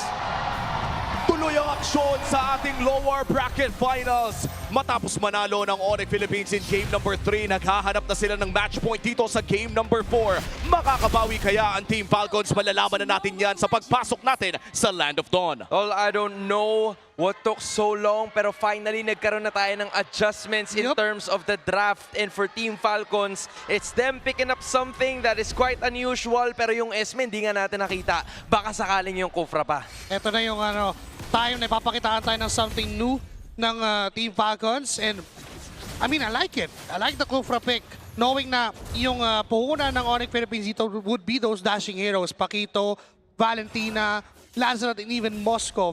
So technically, yung good catch na binabanggit ng on-ground panel natin, this might be the start of something new from Team Falcons. Oo. And for this Kufra pick, hindi man ito yung parang absolute nightmare na katulad nung dati. It is still a nightmare to go up against, especially kapag magaling mag-bouncing ball dito si Ogwen. Hindi pwede yung basta-basta o bara-barang binabato yung key ability na yon as he goes in for Brusco. A 2v2 pero parang sakitan lang ata to, Hans. Tingnan mo, pagkatapos nung kanyang talon, kalahati kaagad yung kanyang HP. So tama ka, Womi, this is the targeting na dapat ay aasahan natin mula kay Ogwen. It needs to be surefire, dapat sure kill kung sakali natatalon siya in the first 3 minutes. And 0 purifies in this game, by the way. Halos lahat ay naka-flicker at yung isa ay naka-revitalize lamang. Kaya pwede natin na-expect na kapag nahuli ka talaga ng crowd control, ay huling-huli ka talaga. And they have the means to burst you. I mean, this is an Esmeralda. Again, we saw that from game number 2. And even this Eve, look at that jump from Ogwen. Pero may talon na ginawa na naman itong si Ogwen. At siya na naman manalatagan. At ito ang magdadash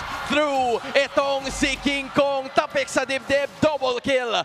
Kasama na yung first blood. At ayun naman talaga, no, the revitalized difference coming in from Brusco na depensahan at rekta pagong ang kanilang call. Hindi pa namatay si Brusco doon. And in fact, nakuha pa ng ONIC Philippines and nabigay pa kay King Kong yung 2 kills.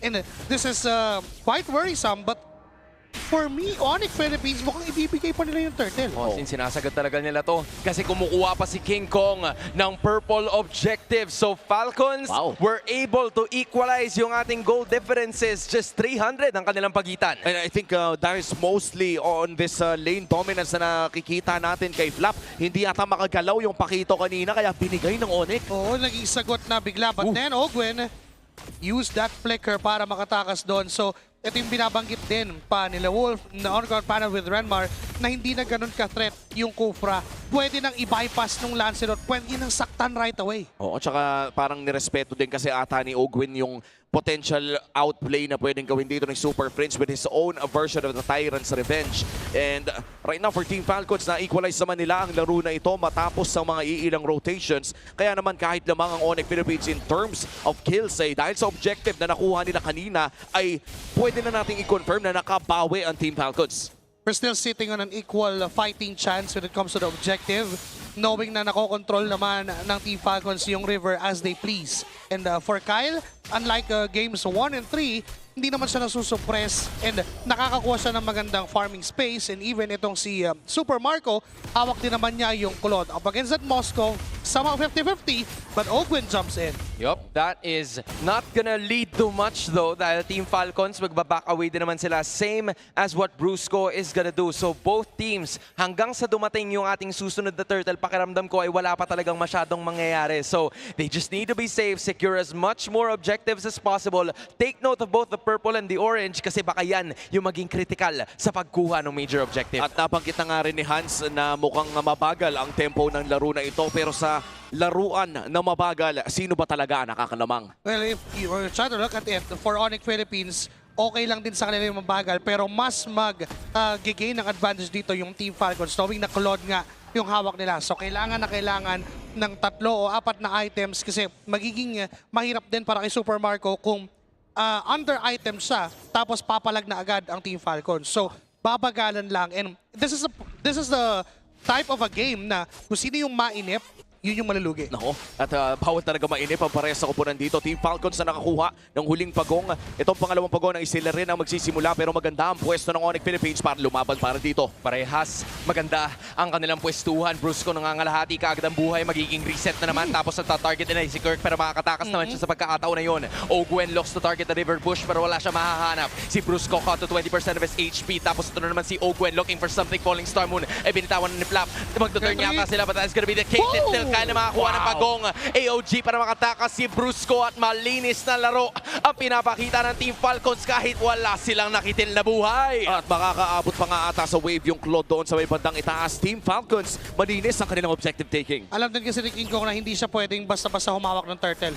The moment na mag-stay siya doon at around 2 seconds, there is a threat of the Tyrant's Revenge and Rage combo mula dito kay Ogwen. That is why Team Falcons na nakakuha ng advantage out of it. Kasi the mere presence, just the mere presence of Ogwen, nagbibigay ng maraming isipin para sa ONIC Philippines. Even itong si Super Friends, pwede siyang bigyan. Again, there are no purifies available from ONIC Philippines. That is why Team Falcons is just using that to their advantage. I'm loving the trigger discipline coming dito kay Ogwen. No? Hindi pa natin siya nakikita na mag-Tyrant's Rage.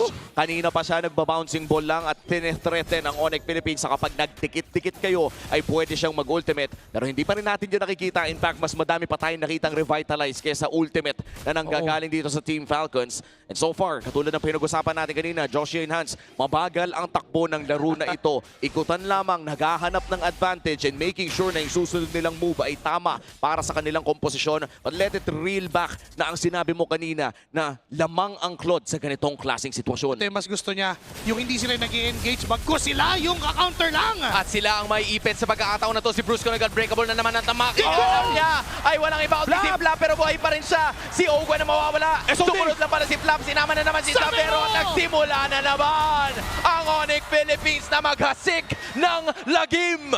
Biglang bumilis ang laro at mukhang ONIC Philippines pa makakakuha dito ng mid lane turret. Pagkamit pakiclear ito ng Falcon, Super Marco entering the vicinity of the mid lane at magdidisperse na ata ang ONIC Philippines pero may paparating na pagong doon sa may ibaba. It's just a lot of things working for ONIC Philippines now. Matapos nilang trabahuin yung macro, si Kirk ay hindi pa nga kasama dun sa team fight ngayon. Didiretso sila patungo dito sa pagong. Ito yung unang nakuha na 2 beses nitong Team Falcons. Will they be able to make it a 3rd time?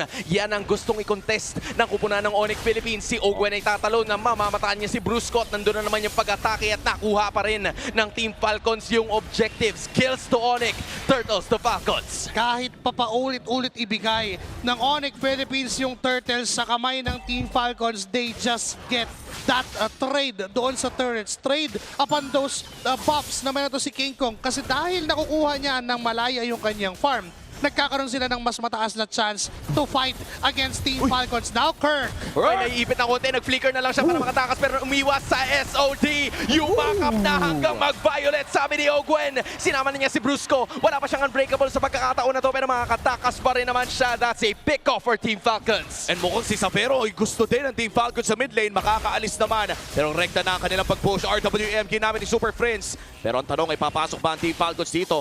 Mukhang ang sagot ay hindi na. Isang tore ang kanilang makukuha sa may bandang ibaba. At mukhang nakuha na naman ng Team Falcons ang lead sa ating laro. Babalik tayo sa binanggit natin kanina kung sinong mainip, kung sinong mas maunang mag-engage. Sila yung malulugi because both of these teams have their own versions of trying to counter AOG just to defend. Wala sa nakita, tinalunan pa ni Ogwen at ni Flap. It's an overkill para sa Team Falcons. Sumugod na rin si Kyle. Blazing duet mula kay Marco. And Falcons are now online. Kakasabi mo lang, Josie, kung sinong mainip ang siyang mabibigyan. At nakita natin yung AOG doon sa gitna agad. Binili ng Falcons ang trip. At mukhang si Kyle naman ata ang isusunod ng ONIC. Pero kailangan niya makatakas kasi endo na naman yung third road. Pero hindi tatama yun dahil nasalba na naman siya ng Tyrant Rage at ng Falling Star Moon. It's still a-okay para sa ating mga dalawang teams. But still, it's Falcons holding on to a 1.5k gold lead. At yung first lord ng laro ay paparating na rin. In terms of objective control ay lamang talaga ang Team Falcons with the last 3 turtles. Silipin natin ang ating Infinix in-game equipment. Ano ba ang nagiging difference maker para sa Falcons? Falcons. For Team Falcons, yung kalamangan na meron ang XP lane nila, which is itong si Flap. Although at around 600 lang naman yun, and even itong si Super Marco, hindi naman ganun nalalayo yung items ni Savero. But still, it's the entirety of the composition. Yung pagiging teamfight-centric nila and the way they're using those teamfight resources para mag-counter-engage. Again, di pwedeng mauna pag ganito. At hindi nga nauna yung SOD kasi nandun na naman ang pagkuha ng Team Falcons at nawala si King Kong ng parang bigla sa kamay ng bulletproof na Super Marco. Sumasapak-sapak si Kirk. Ngayon siya'y nananakbo. Hinahanap siya ni Ogwen at ni Flap mo, pero titigilan na nila yon kasi alam nila na si Savero ay nag-push na, pero nasa kanila ang Lord at 20,000 kalamangan na hawak ngayon ng Team Falcons at mukhang mag-engage pa nila. Ogwen's gonna be able to put a stop to it, make that a 2.2k for Team Falcons. At hindi pa tapos ang pagpupush dito ng Team Falcons dahil may mid lane din sila na Lord ang nagmamarcha. Pwedeng patagalin ito ng Team Falcons with all flickers available upon the impact of the Lord doon sa mid lane ay pwede tayong makakita na biglain ito ng Team Falcons. Makukuha na nila ng walang problema itong Torres sa gitna at mukhang maluluto pa nila yung wave doon sa baba. Dinadahan-dahan nila sa ngayon, and I think this is about to continue again. RWM ay kinopya ni Prince. Wala na naman yung mga energy shields. Kyle is also doing the same thing. Kalaban ang dalawang junglers kontra sa isa't isa. It's gonna be a Thorn Rose that's more than enough para maklear yung waves. 2 energy shields are A-OK, and Falcons is gonna be backing away.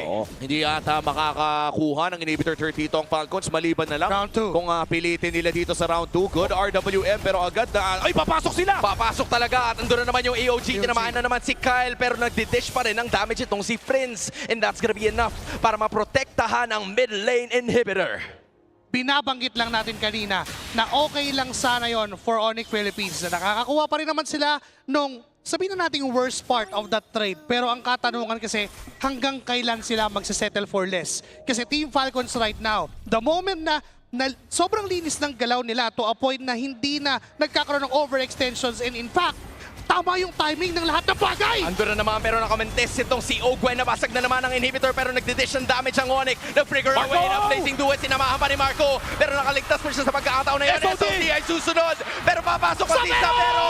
And ang sagot ay oo! It's Savero against the rest of everybody, at siya ang mawawala. Si Brusco naman ang namataan at si Kyle ang mawawasiwas lamang. AOG ay hindi tatama. Wow. It's gonna be Kyle evading each and every one of them. Kirk sumasapak-sapak lang. Ogwen naghihintay ng tamang pagkakataon, at ito ang tamang tsansa para sa Team Falcons na umalagwa sa laban na to.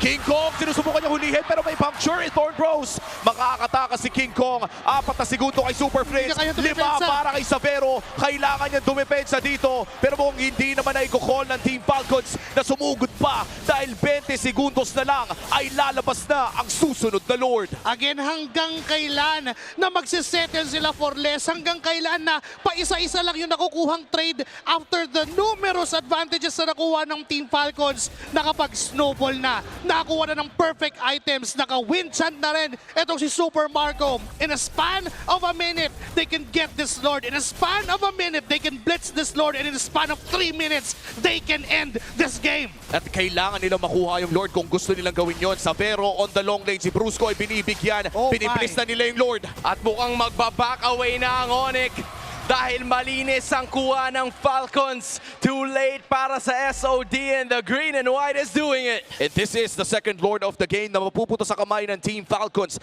Ang lahat ng objektiba sa larong ito ay na-secure ng Team Falcons kontra ONIC Philippines, at ngayon dedepensa na naman ang ONIC. For ONIC Philippines, everything has to be picture perfect, pixel perfect, timing-wise, kailangan nakalinya ng maayos kasi just one mistake na pwede mangyari. Misposition-wise, mali ng timing, Falcons can capitalize. Naabangan ko yung falling star mo na posible manggaling kay Flap, pero instead yung talon, pero touch pa rin ni King Kong. What an incredible macro tactic para makatakas siya doon sa posibleng siege na ginawa si Brusco. Nag-AOG papasok. Ngayon siya na naman na magiging primary target at wala na yata siyang paraan para makatakas pa kasi ito na naman na umaarangkada ang Team Falcons para makaatake. Pero si Savero nag-free hit sa likod. Immortality pa para kay Ogwen, pero ito susunod na round 2. Super Marco target si Prince. Si Kirk, flicker papasok at atras para sa BMI. Now si Savero's gonna be doing the same thing. And Marco popping up his immortality. Savero goes down. It's It's a 3 for 1 and Falcons have taken it all! Kung may round 2 kanina, ito yung round 3 na hinahanap nila. Team Falcons looking to equalize this game right here, right now! 4v2 situation. Naglapagan na ng talon. Kalahati na lang ang base at nawala ang Sigma Jungler. Pagandahin natin ang storya. 2-2 in the lower bracket finals. Balikan lamang ng sapak dito sa lower bracket finals. Sulit ang ticket mga pare ko'y. Gagabihin tayo dito sa San Juan. We are looking at an absolute cinema. May kruhan, galawan, pindutan. This is indeed a lower bracket finals worth of a match. At imaginein mo ang daming nakasalalay sa laban na ito. Grand Finals sa MPL Philippines Season 17. A slot for Esports World Cup in Paris para sa MSC. Balikan natin ang ating highlights ng larong ito. Nakita natin na balikan talaga. Hindi natin mabasa kung sinong makakalamang until umabot na sa punto na halos lahat ng objectives ay nasa pakamay ng Team Falcons. This was just an incredible use of both team fights at pag-secure din ng mga objectives. They were making so many good moves upon securing those turtles na yun yung nakita natin sa Team Falcons. Parang hindi nila hinahayaan na magkaroon ng clash dun sa turtle pit. There's always a one-up strategy mula sa Team Falcons and it's worked to perfection. Laging kailangan planned ahead of time. Laging kailangan executed on point. And Super Marco becomes the MVP at this point, whoever holds that Claude. Isang malaking bagay para kunin yung panalo. 6-1-5, isang beses na huli si Super Marco. But bukod dun sa isang beses na yon, wala nang nangyari pa. Whopping 79% kill participation dahil din naging involved siya. He involved himself doon sa mga team fight and it's not Team Falcons involving him.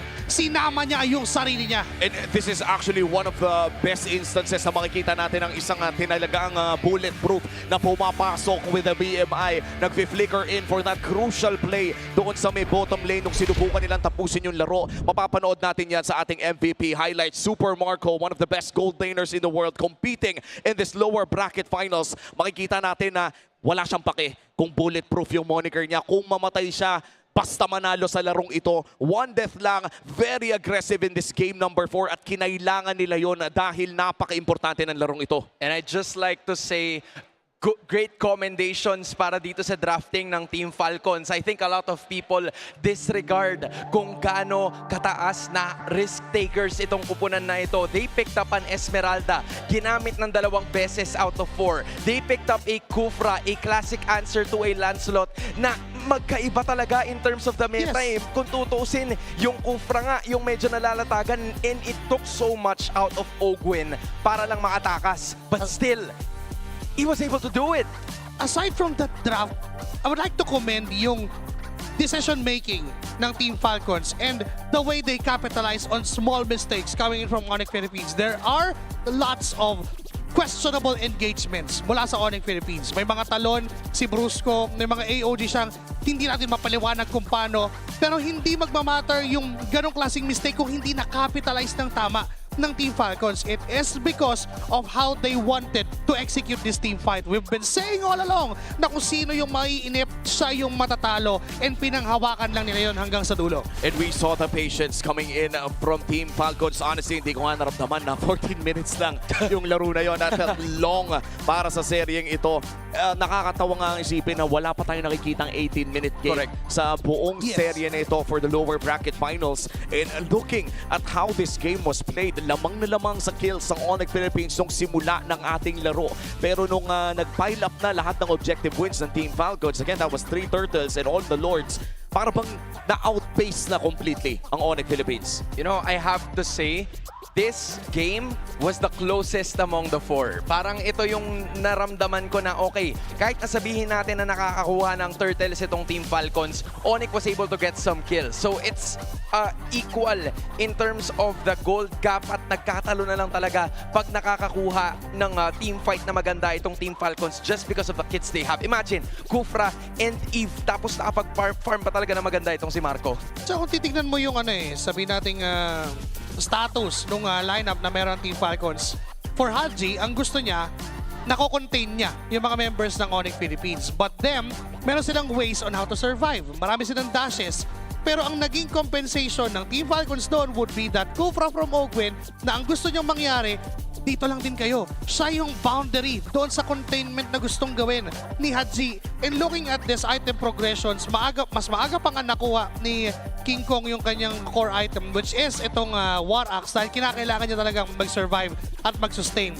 In comparison with Kyle, na mas matagal niya nakuha yung War Axe niya dahil sa pagkachapsuy ng item choices niya. Kasi nga naman, wala naman siyang kailangan i-prioritize. Ang kailangan niya, makapag-farm at makapag-survive, yung kumbaga consistent na pagpa-farm lang. I think it's interesting to take note as well na nung nakuha ni Savero yung Trinity niya by minute 11 ay 3 seconds bago maganap yun ay nakuha na rin yung Wind of Nature dito ni Super Marco, kaya parang agad na negate yung power spike na nanggaling dito kay Savero. Bagamat nakakita tayo ng kamuntikan ng highlights mula dito kay Savero, almost is never enough, hindi umabot doon sa punto na kaya niya nang i-take down si Super Marco, and that meant that Team Falcons took the lead in this game number 4. Now we have an even series and we are talking about a best of 7 lower bracket finals, which means na kung sino ang makakakuha ng susunod nating draw, which is game number 5, ang siyang magkakaroon ng match point. Ibang klase. Itong serye na to. Sabi siguro na ibang bansa, ganito pala maglaban yung mga world champion. Yes, this is how regular it is dito sa Pilipinas. Sobrang titindi ng mga teams, sobrang gagaling, and I have to say, both of them, through experience, are willing to take risks. I think that's what I admire the most, especially from Team Falcons, not only with the draft, pero kung sisilipin mo din yung ONIC Philippines, it felt like pulido yung kanilang galaw in terms of the micro. So both of these teams having some different strengths, but all of it clash really well when up against each other. Tingnan mo naman yung nag-aantay sa dalawang junglers na to na naglalaro ngayong gabi. It's Carl TZ, the greatest of all time, na inaabangan na lang kung si Kyle ba ang kanyang makikita sa Grand Finals o si King Kong ang kanyang makikita. Yung pala yung sana yung babanggitin ko even before this graphic appears sa ating mga screen, na kahit pa sabihin natin sobrang ganda ng series na to, to be honest, Falcons and ONIC. But then, may naghihintay pa kasing final boss na parang kahit gaano natin sabihin na maganda tong laban na to, meron pang mas ikaganda dahil meron pang nag-aabang, and they have to face the greatest of all time. They have to be so clean enough para makapag-face off doon. Kasi remember, nung time na nagtapat ang ng Team Liquid Philippines and ang ONIC doon sa upper bracket finals natin, kung saan nangyari yun kahapon, ay na 3-1 din ng Team Liquid Philippines ang ONIC. Now, for Falcons, malaking pressure na sila yung top 2 seed sa ating regular season, pero nanganganib pa rin sila hanggang ngayon. And talagang nanganganib ang Team Falcons dito dahil base sa kanilang history ay hindi pa nananalo ang Team Falcons sa lahat ng kanilang mga lower bracket finals run. And kung sakali na sila ang manalo dito, this will be a first for a couple of seasons na nakakita sila ng ganitong placing. And looking at it, parehas 2-4. It went up to at least 6 games. We are currently at the 4th. So, sa isip siguro ng mga manlalarong ito na yun eh. Nandito tayo dun sa checkpoint ng pinanggagalingan natin bago mapunta sa hindi magandang kapalaran. Now they have a chance to change that. They have an opportunity para papagsakin yung isa sa mga kupunan na tila naging tinik din sa kanilang lalamunan during the upper bracket semis at mapabilang sa mga bandera na nakapalibot sa San Juan Arena. And when we look at the banners sa lahat ng mga naging kampyon, mapapansin natin na sila rin yung mga nakikita natin sa recent championships, pero isa ang pwedeng mabanggit dito. 3 ang napanalo ng Team Liquid Philippines kung ikukumpara sa 2 natitira ngayong gabi. And they're looking for that 3-peat, pero isa sa 2 teams na naglalaban ngayon sa serye na to ang susubok na pumigil sa Team Liquid Philippines. They belong to that triangle of power. Nung hawak pa ng Team Falcons yung pangalan ng AP Bren, nung hawak pa ng ONIC Philippines yung pangalan ng Fanatic ONIC Philippines, ngayon they stand on their own names. ONIC Philippines and Team Falcons, they want to try and finish that 3-peat mula sa Team Liquid. Tsaka napakahirap din naman kasi wala pang nakakagawa ng 3-peat. And when I look at the banners above, nakikita ko ngayon na ang pinakamalapit na sana ay Blacklist International. And hindi yun natuloy dahil na rin sa nangyari sa RSG during that time kung saan pinalagitnaan nila yung isang season na yun kung saan nagkampiyon ng RSG at yung 3 championship ng Blacklist International ay hindi 3-peat. Back-to-back, pahinga ng isang season, nagkampiyon ulit. Meanwhile, for Team Liquid Philippines, may chance na silang gawin ang isa sa mga hindi pa nagagawa sa buong history ng MPL Philippines. Yan ang maging 3-peat champions sa pinaka-malakas na rehiyon ng MLBB. And I have to say, these two teams are proving to be great challengers over and over. Maybe third time's the charm for them. Kung sino man ang manalo dito sa sering ito, but it's gonna be a tough task. They have to worry about this first. Well, palamig muna tayo bago magsimula ang susunod at crucial na game number 5. Punta tayo sa ating on-ground panelists. Thank you so much, casters. Historic is the last 3 teams in our playoffs, and even this matchup between Falcons and ONIC Philippines. Crazy. It seems like the pick that we're not the biggest fan of ended up becoming a not scapegoat, but it helped them out. The Kufra helped them out. At napakita natin yan dito sa isang na pinrepare ko. I would say na itong laban ng ONIC Philippines versus Team Falcons, baka hindi na siya about sa draft, Redmar. Although, of course, some teams will have their advantages and disadvantages according to the draft. But overall, I feel like dahil sa execution pa rin on how experienced these championship caliber teams are. By the way, para sa ating super fans na nanonood live dito sa Champions Arena, you can vote kung sino ang favorite nyong MPL Pros. Kanya lang ang QR code na nakikita nyo sa LED. Ayan, ang ating mga ranking so far. Cast your vote. Kaya naman sa mga super fans dyan, if you haven't watched live dito sa Champions Arena, ito na ang sign para sa inyo. Head on over to ph-mpl.com/tickets. Habol na rin for the tickets so you can join in for the voting. So far, for the poll of favorite MPL PH Season 17 player, it's Carl Teasy in the lead. At malapit dyan itong si King Kong. So siguro yung mga super fans natin dito ng ONIC Philippines, they can also chime in para makahabol itong si King Kong. Don't forget, just the QR code will be shown, and then at the same time, you can go online as well. So, as we're heading into this one, we got a play that you want to break down? Oh yeah, eventually gusto ko ipakita itong ginawa ng Team Falcon sa kanilang pag-siege ng Torre ng ONIC Philippines. Unfortunately, ang pinakasikat dito, so far, si Flap, ayan, tsaka si Super Marco. Umaangat ko kay Flap at masasabi ko na sa game number 3, Flap was amazing. I think there were so many times na nasulit ko itong Esmeralda, third pick. Third pick Esmeralda, mga kaibigan, ay naging sulit. But, of course, let's take a look at this clip. The siege of Team Falcons, granted lamang sila dito. Pero, magagawa ng paraan ni Savero, yun nga lang, merong isang Kufra na haharang sa kanya in the end. The natural counter, which is the bouncing ball. Makita natin yung napakagandang pagtalon doon ni Savero sa may likuran. But because of the fact na nandito si Ogwen, para mapigilan siya with that conceal and that flicker bouncing ball play. And I believe na kinombo rin niya to with the Tyrant's Revenge, which is the first kill of that Kufra. It was able to stop Savero dun sa may backlines. Parang pwede nang ubusin ng Savero ang mga members ng Team Falcons. Pero yung low HP with the flicker on this Kufra, it was enough para makontra yun. Yeah, so for those wondering why the Kufra to us was a pick that we were worried about, I think it boils down to something that we saw in the early game, which was it was very highly punishable. There are a lot of moments very early on where Ogun would go in, try to Tyrant's Revenge, and if it doesn't land, and even at the times where it did land, ONIC were ready to answer back. But then once Falcons were able to get their farm, and especially Haji's cover with the Starfield, with the real-world manipulation, and I think that was one of the things that maybe was very slightly overlooked. Haji's timing with his ult actually saved Ogun a couple of times. And I think yung sinasabi natin about this Kufra na may konting reservations tayo kasi it doesn't stop the Lancelot. We did preface it by saying that it can stop the Moskov as well as the Pakito. At masasabi ko, yung Pakito ata, yung pinaka nahirapan dito sa laban to. Parang hindi natin nakita na kinaya ng isang Pakito na maging Pakito sa game na to. Parang hindi niya nagawa yung gusto niya gawin. Kirk was kind of nerfed in this scenario because of the presence of that Kufra. In the early stages, hindi ganun kahirap para sa isang Pakito yung kontra ng isang Kufra because that's the nature of that matchup. Pero nung pagdating na ng mid-game na, yung presence na with the flicker, with the conceal at the first 2 items na meron isang Kufra, enough na siya para mailang si Kirk. We're seeing Super Marco on our screens right now. And of course, this is the penultimate battle of the Golden Royale. Super Marco versus Savero.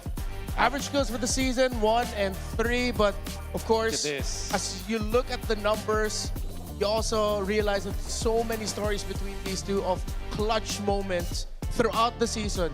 Kung saan Super Marco suddenly will show up for Falcons just when they need them. Exactly what happened earlier. Savero, we saw it earlier today as well. These two have that clutch gene. Yeah, this is the penultimate battle pero parang pang-finals yung galawan nila dito, pang-huling laban ng Golden Royale. Imagine this, number 1 and 3 sa average kills, number 2 and then number 1 sa average KDA, GPM number 1, tapos number 4, then number 3 sa damage per minute, and then number 2.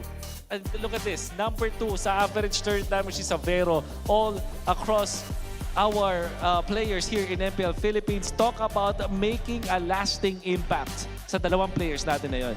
It's really good to see that in MPL Philippines. Of course, there were a lot of questions, a lot of doubts. Whether or not an import from Indonesia would be able to make it here, he made it work. Even shout out to Coach Aeon. The questions of will an import coach from Singapore, will it work out? It did work out. So imports do have a home in MPL PH. Well, as long as you put in the work, and the gentlemen that I have mentioned have put in the work.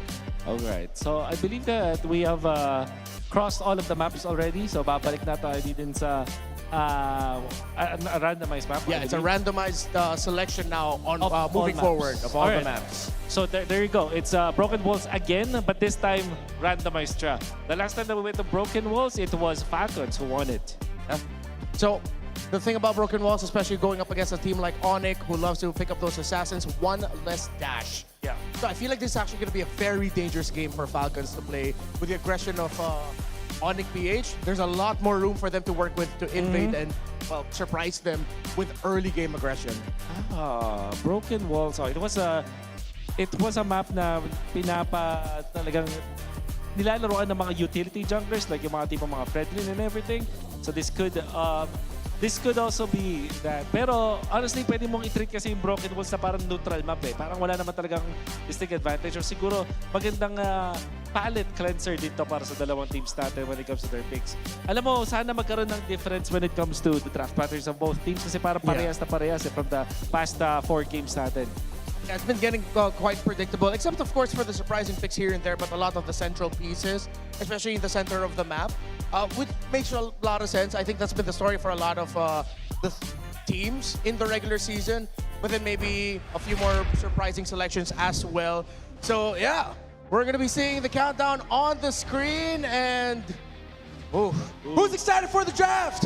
Woo! Let's go! Oh my God! Oh my God! I think it clipped me right there in the back. Buti ka na. Oh, my back. Okay ka lang? Okay ka lang? Yeah, I'm okay. Di naman tayo sinabihan. May babagsak pala doon. I know we've been seeing that all throughout the broadcasting, but I wasn't ready for it. I think the W got me. Oo nga eh. How ironic. Masyado yata tayong napa-analyze doon sa previous map natin. Alright, so heading into this game number 5. What's your command? It's going to be Falcons dun sa my red side, and it's ONIC on the blue side. At what they usually first pick is the Pakito, but they themselves will ban this out. There is a chance na Zushin first pick for ONIC. I think they'd go for it. I think if it's available, just do it. Because so far, it seems like rotational-wise, we're not even talking about picks. We're just talking about how it's played. Yeah. Ogwen, Kyle, and Haji look like they're having so much difficulty going up against the Juicing of Super Friends. That's right. So the 2 times na napunta sa blue side ng ONIC Philippines, what ended up happening is they pick up the Pakito. That's right. And sila yung nagbaban ng Zushin themselves. 3rd ban nila yung Zushin na yun. Then sa games 2 and 4, and sa ngayon, ang kanilang option is to go for that Pakito. So this should be the Zushin first pick para sa ONIC Philippines. Makes so much sense for them, of course.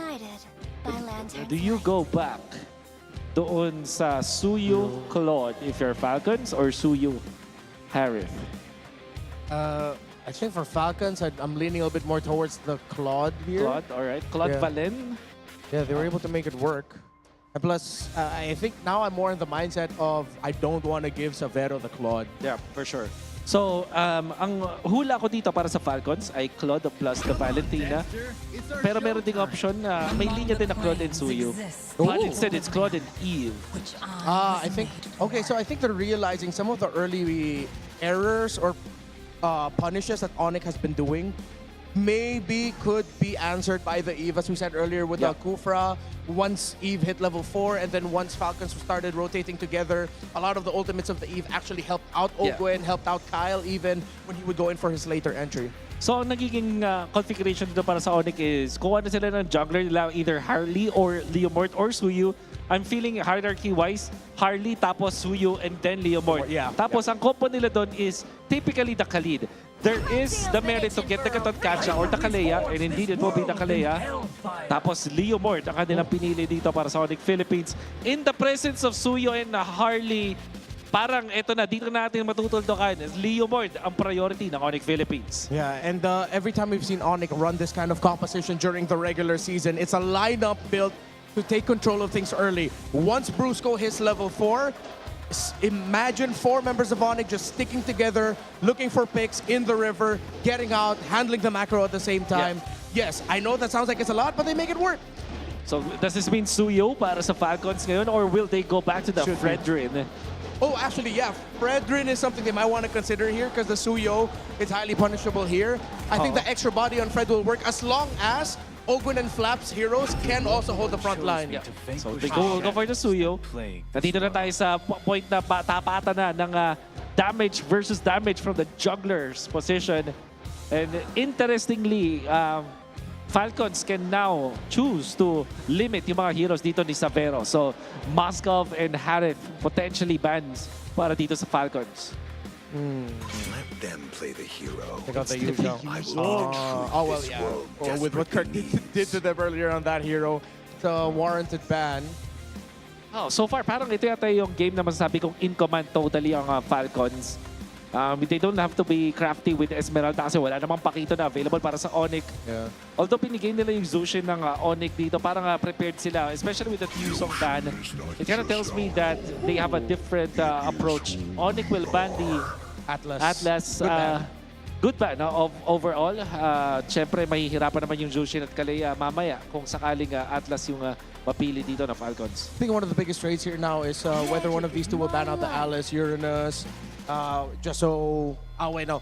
ONIC doesn't have any room anymore to ban out either, because if ever the Alice ends up for Falcons, then you'd want to just put Kirk on the Uranus there, which would be a good thing in the long run for what Falcons wants to be able to achieve with their lineup. There's the Katot ban. Tingin ko pwede yung ONIC na kumuha ng Sora plus the Sora and Moskov kung sakali. But siguro yung medyo delikado na is kapag may Valentina pang available na pwedeng piliin ng Falcons is their last pick at their XP lane. So, that yung Sora pick na coming out from ONIC, tingin ko mangyari lang pag napili na itong Alice. So now, you do have that go signal para sa ONIC Philippines na kumuha ng Sora in combination of the Moskov here. Yeah, it will be a good dive, and it will force Falcons to just end up picking up something like the high loss, bring down a glorious pathway, either as a means to stop or a means to escape, and then that extra stun is going to help out. Oh, but they go for the Lapu-Lapu instead. Interesting. I mean, technically they do some of the same things. Yeah. Ground control, good damage. At pang dive na rin dito sa may Eve. Yeah. Pero alam mo, yung Sora plus the, yung Lapu-Lapu, it also allows for the Moskov pick for Savero kung sakali. I just wish that it will be yung mga ganitong klaseng hero. Instead, they will go the carry route. Carry Kalea combo. Yeah. No Katot-Kacha. Ano pa ba yung mga save dito para sa Falcons? High loss. High loss is there. Matutunan ka lang ng... yeah, and I think that's why they pick it. I wonder if they're crazy enough to try pick off here. Maybe something like a Cho or a Kaja. Kufra ulit? Kufra again? Kufra ulit? Pwede naman? Maybe. Beleric for the Vengeance. But I think the safest is high loss. Tapos, yung Cho, potentially pwede rin naman dito sa side ng Falcons. What if they bring out the Belleric here? We mentioned Belleric earlier. Yes. Parang pwede. The Taunt works, Vengeance works, Revitalize works. But the Cho is the safest option. They will go for the glue. And I think this is the time that I would say Falcons really did have a better draft. Napakasolido ng glue. Although may chance na matunaw siya eventually, pero hindi ganun ka-worth it kung ang pupuhusan ng skill ng isang carry is the roamer. All right. So for me, with everything that we've seen so far, even in the regular season with how Ogwen uses this glue, it really depends on how they handle the trades in the center, especially against Super Friends, the Kalea, the Juicin. Because Ogwen has had that tendency to get picked off first. Wow. As much as I want to see more games, pero parang nakuha na ng Falcons yung tamang timpla. Picking up the second phase pick. Red side yung kanilang pinili. Sabay, ito yung heroes nila. They have a really good draft here in game number 5. Whoever wins this goes into match points and one arena. Magingay! Nauna na ang ONIC. Sumagot ang Team Falcons. Sumagot muli ang ONIC at sumagot muli ang Falcons. Sino kaya ang makakakuha ng match point dito sa game number 5? Sagutan sa dalawang teams pero isa lang ang makakalamang. All hero for hero, bar for bar.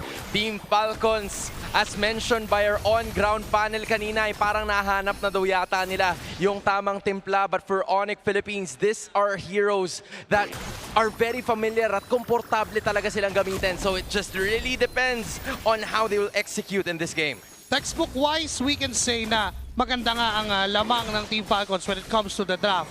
Dahil dun sa glue pick, dun sa very last pick ng Team Falcons, it would provide a lot of space doon sa mga pang-team fight, which is itong si Haji and even itong si Flap. Magkakaroon sila ng vision kung sino ba yung magandang target. And for ONIC naman, you mentioned it, comfortability. We're talking about Princess Jushin. Na for the longest time, ito siya siguro yung pinaka nakakatakot na mag-Jushin sa buong MPL.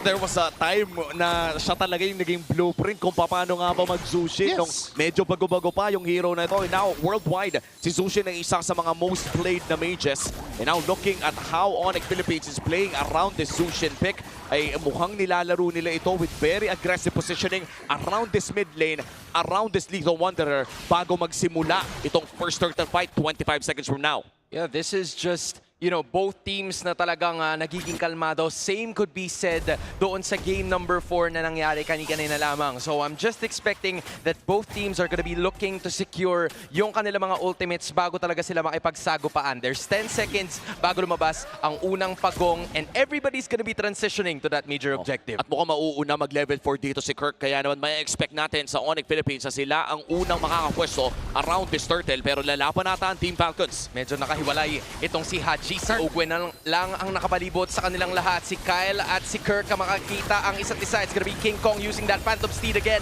At mukhang magpupulasan na naman ang iba. A Throne of Ruins gonna be utilized but to no avail. It's still King Kong na malinis na makakakuha ng pinakaunang pagong palitan ng skills. It's still ONIC taking it. Napakaliit na differential. Just because nauna si Kirk mag-level 4, yun na yung naging lamang ng ONIC Philippines. With that aggression from that Lapu-Lapu, nagkaroon ng boundaries kung saan lang pwedeng pumunta ng Team Falcons. And if ever na mag-cross sila ng boundary, it's go time for ONIC Philippines to punish every single member of Team Falcons. Dahil din sa damage output and again, Super Friends at the middle of everything. At doon talaga natin makikita yung importance ng level 4 sa XP lane. Papalag dapat si Super Marco pero parang hindi na pinalagan yung Savero doon. Pero may palagan pala dito sa mid lane si Ogwen. Ang first blood. Katulad nung sinabi ng mga panelists natin kanina.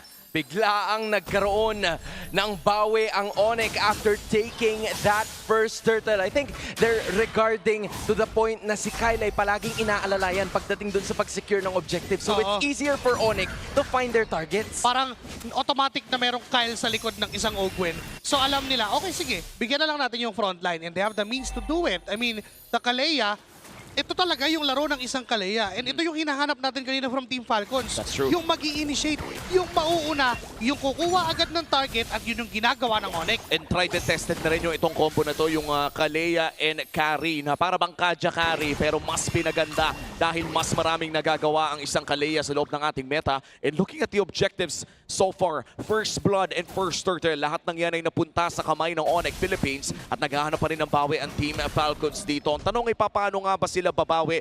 Joshi, anong power spike ng tinitignan natin for Team Falcons? Kailangan nang masecure ni Kyle ang kanyang Hunter Strike or even mag-Sky Piercer siya kung gustuhin man niya. But at this point, wala na sa options yun kasi nahirapan na siyang mag-snowball to begin with. And also, kailangan din makapag-build up. Yes, glowing one coming in from Haji. This is the best priority item para sa mage ng Team Falcons, knowing na nahihirapan silang lumaban kapag sustained na yung team fight. Nakapasok na itong si Flap, si Ogwen, nilalabas na rin ang kanyang mga anak. Mukhang may papatungan siya habang nagsusone out. Ang iba naman sa mga members dito ng Team Falcons. Flicker para kay Flap, engage para kay Kirk, pero si Haji makakuha ng pagong. Kapalit naman nun na yung buhay ni Flap at ni Ogwen. RWM at bibitawan, kasama na rin ang Blazing Duet, pero to no avail. Hindi nila makakuha ng kill, so it's ONIC taking much of it, but Team Falcons finally getting a major objective. Minutes a clutch steal mula dito kay Haji. Kung hindi nanakaw ni Haji yung turtle na yon, that would have been a major victory para sa ONIC Philippines. Pero dahil nga nanakaw, hindi ganun kalaki ang magiging gold lead na hawak ng ONIC Philippines. Just a 1K deficit para dito sa Team Falcons. At silipin natin ang ating Infinix in-game equipment. Dahil sa nangyari na yon na makasecure, teka lang. Okay, Kyle survives. And because of that, nakakuha kahit papano ng ilang mga recipe ang Team Falcons onto their core items. But for ONIC Philippines, pinapanghawakan lang nila na kaya naman nilang i-survive yung gagawin ni Ogwen and even ni Haji. Kasi kung tutuusin, kailangan kumonekta ng full combo ni Ogwen para makontain niya yung mga targets doon sa loob ng RWM ni Haji. And so far, parang dumidikit pa rin talaga ang ONIC Philippines sa gumaganang estratehiya para sa kanila. Nabigyan lang ng paulit-ulit ito si Ogwen katulad sa ginawa nila in games 1 and 3. Kanina pa siya nagiging target And kapag sumampa man siya, ilalayo lang ni Kirk. And kaya namang dumash talaga ng lapu-lapu. I mean, pag nag-ulti yan, ang layo ng nararating.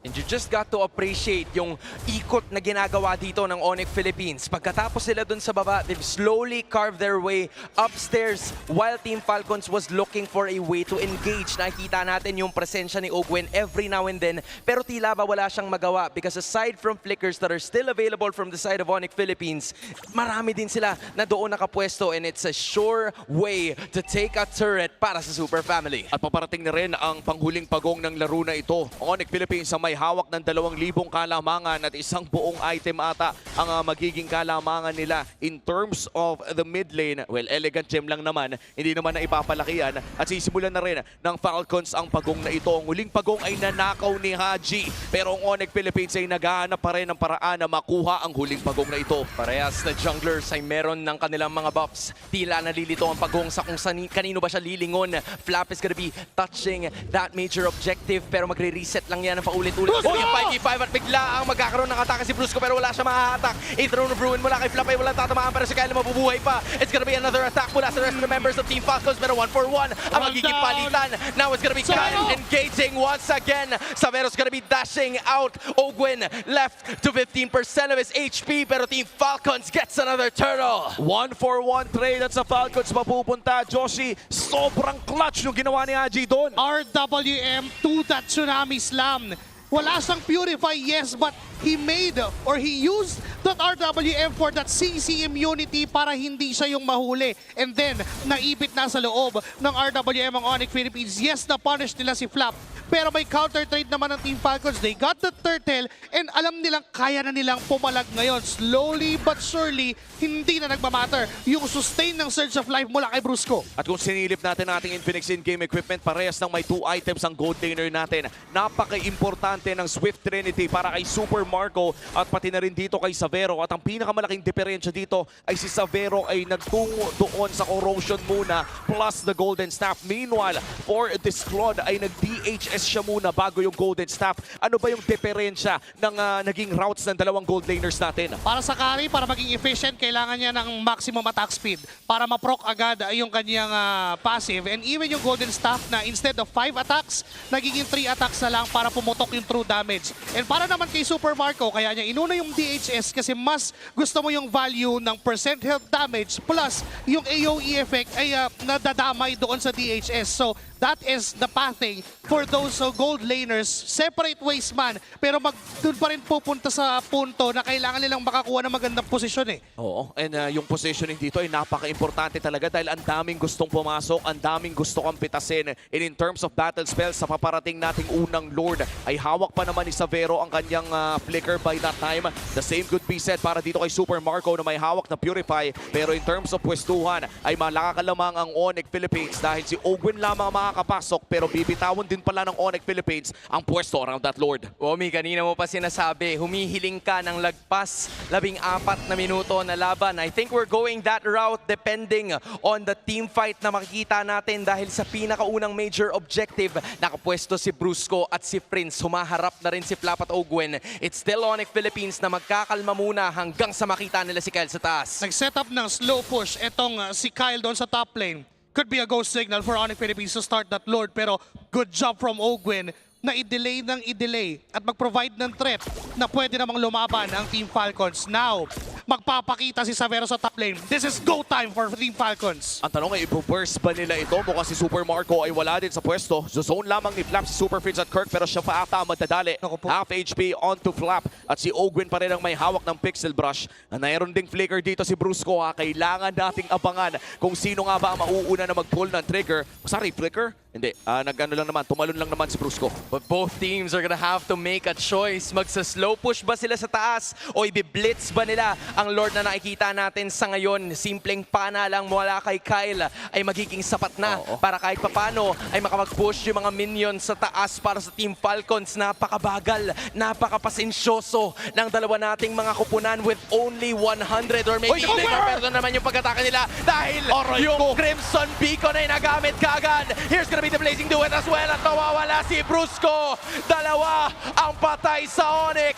Falcons are now in control. They're looking to go for it again. Simpleng mga sibat mula dito kay Kirk pero mapupunta sa green and white ang major objective. In a split-second decision mula dito kay Master Ogwen na biglain si Super Prince. Hindi na naka-Crimson Beacon, hindi na naka-Flicker at dahil dyan ang pinakaunang Lord ay mapupunta sa kamay ng Team Falcons. Sumabay pa ng pasok si Flap doon. Perfectly timed. Alam ng Team Falcons sa kahit bumagal at tumagal ng tumagal yung Lord Dance na yon. Nasa sa kanila yung bola, nasa kanila yung desisyon, nasa kanila yung luxury kung bibiglain ba nila ang ONIC Philippines. And now that they have the Lord down top lane, pwedeng mabasag lahat ng outer turrets ng ONIC Philippines. Pwede rin namang mag-focus ang Team Falcons sa iisang lane. At ang maganda naman para sa ONIC Philippines ay meron silang access sa isang carry na pwedeng tunawin ang Lord na ito. Very risky maneuver coming in from Super Marco pero may Purify pa naman siya. So kung sakaling nadali ay makakatakas, may Lord pa nagmamarcha doon sa may bandang itaas. At tama yung sinabi mo doon, Joshi, mukhang makakalbo ang mga outer tier turrets dito ng ONIC Philippines dahil medyo mahirap kung hindi ito papalalimin ng Super Fam.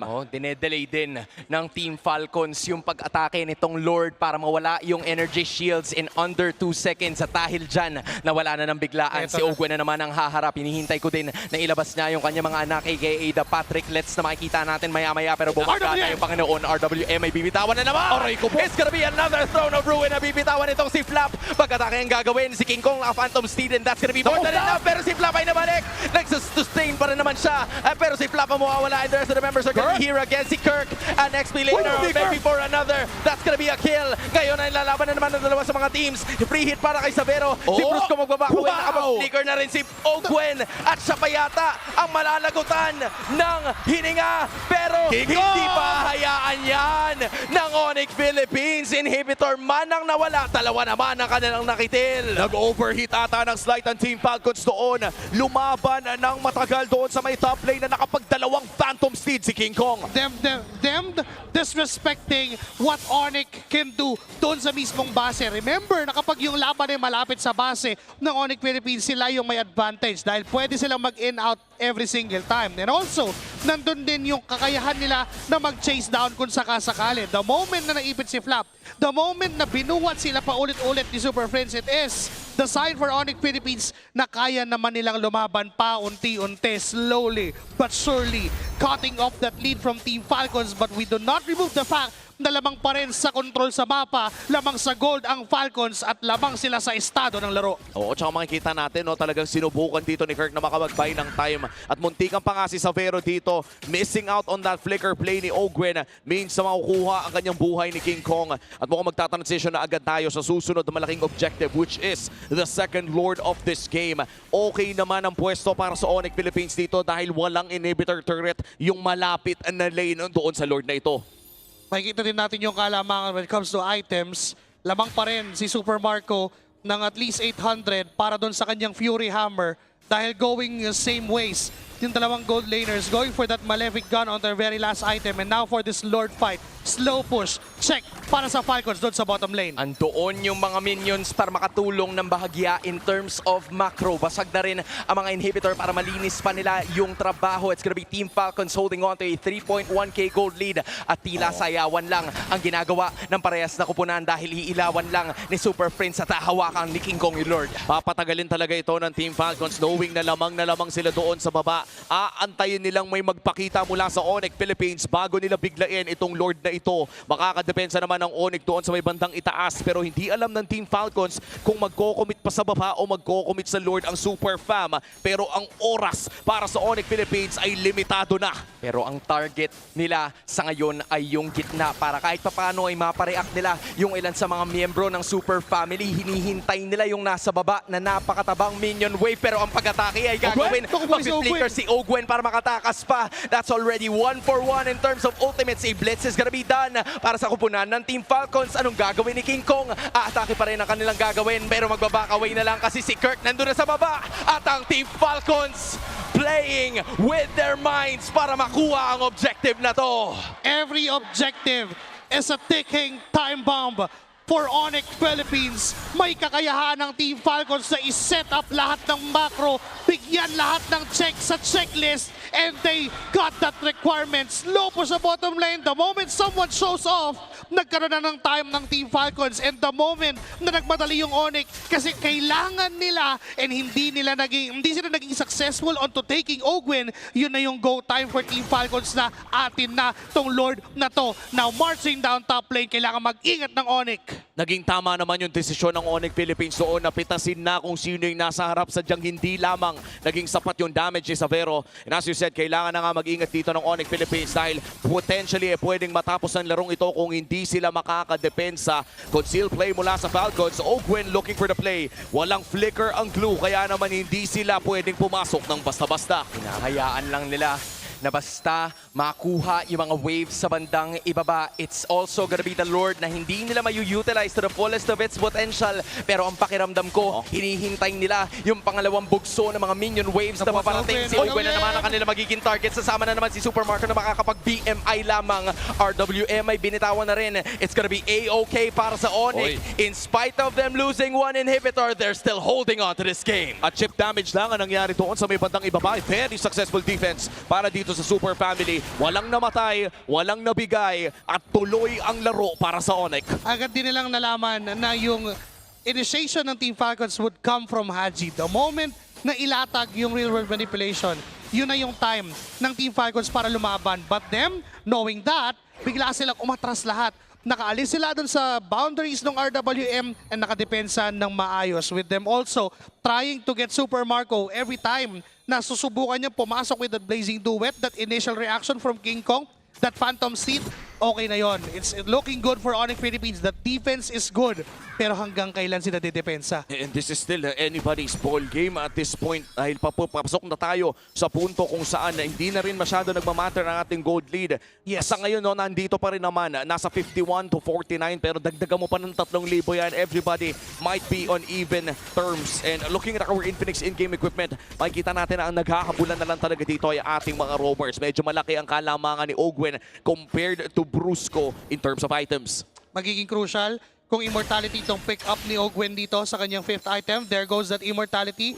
Meron silang added survivability. May added tapang, may added asim ang Team Falcons. And right now for this Lord, they are putting off a cross-map play. Nakakita sila ng target. It's gonna be King Kong. No, hindi mo nalalaban ang Team Falcons. Delikado kasi maglaban dito eh. Paparating na yung Evolve Lord. Pakiramdam ko for both teams ay magiging maingat sila sa paggalaw around this map. At kung meron mang bibigla, this most likely will be ONIC Philippines considering na meron na ring flicker si Brusco. Dahil kung lalaroin ulit ito ng ONIC Philippines, katulad ng huling Lord, pwede lang pabagalin ulit ng Team Falcons. Willing naman silang mag-take ng risks pero kailangan kalkulado. Lumabas na yung Lord at ang nakahawak doon ay si King Kong at si Marco. Umaatake naman si Flap, kasama na si Brusco pero hindi niya mababato yun. Kasi pagkatapos na naman at nakap ng Lord ang kanilang gagawin. Nandun naman yung RWM para magbitaw na naman pero major ultimates ang nabitawan. It's gonna be a flicker lost from Brusco. Ang RWM para dito kay what is gonna be the key para sa dalawang teams na makuha itong Lord? Aantayin natin kung sino nga ba ang maiinip. Si Super Marco na naman ang hahawak ng Lord na to. Si King Kong naman para sa kabila. Mas may karapatan ng Falcon sa patagalin ng Lord fight na ito. And Super Friends is already zoning out multiple members. Hindi na ata ipapang-reset ni Flap ang Lord na ito. Pero tingnan mo naman yung targeting na ginagawa nitong si Ogwen. Medyo mapapalalim yata siya ng konti kasi nag-flicker na rin si Super Friends. Habang nangyayari lahat ng yan, baka posibleng targeting sila ng Team Falcons pero si Ogwen na lang ang babagsak. Bobbing off his immortality. Mabubuhay pa kaya siya. Andun na naman yung ibang mga members sa si Flap. Napagamit na naman ng Winter Crown at andun na rin yung Blazing Duet pero wala pa rin namamatay. Sa koponan ng Team Falcons! Haji making the real world manipulation para sa kanilang koponan. Make it a double for the machine. Si Savero ang tatargetin ni Super Marco para mag-flicker pa rin. It's gonna be the rest of them locking forward. Marco, focus sa goal. Match point ang Team Falcons. The KDA machine fights them all.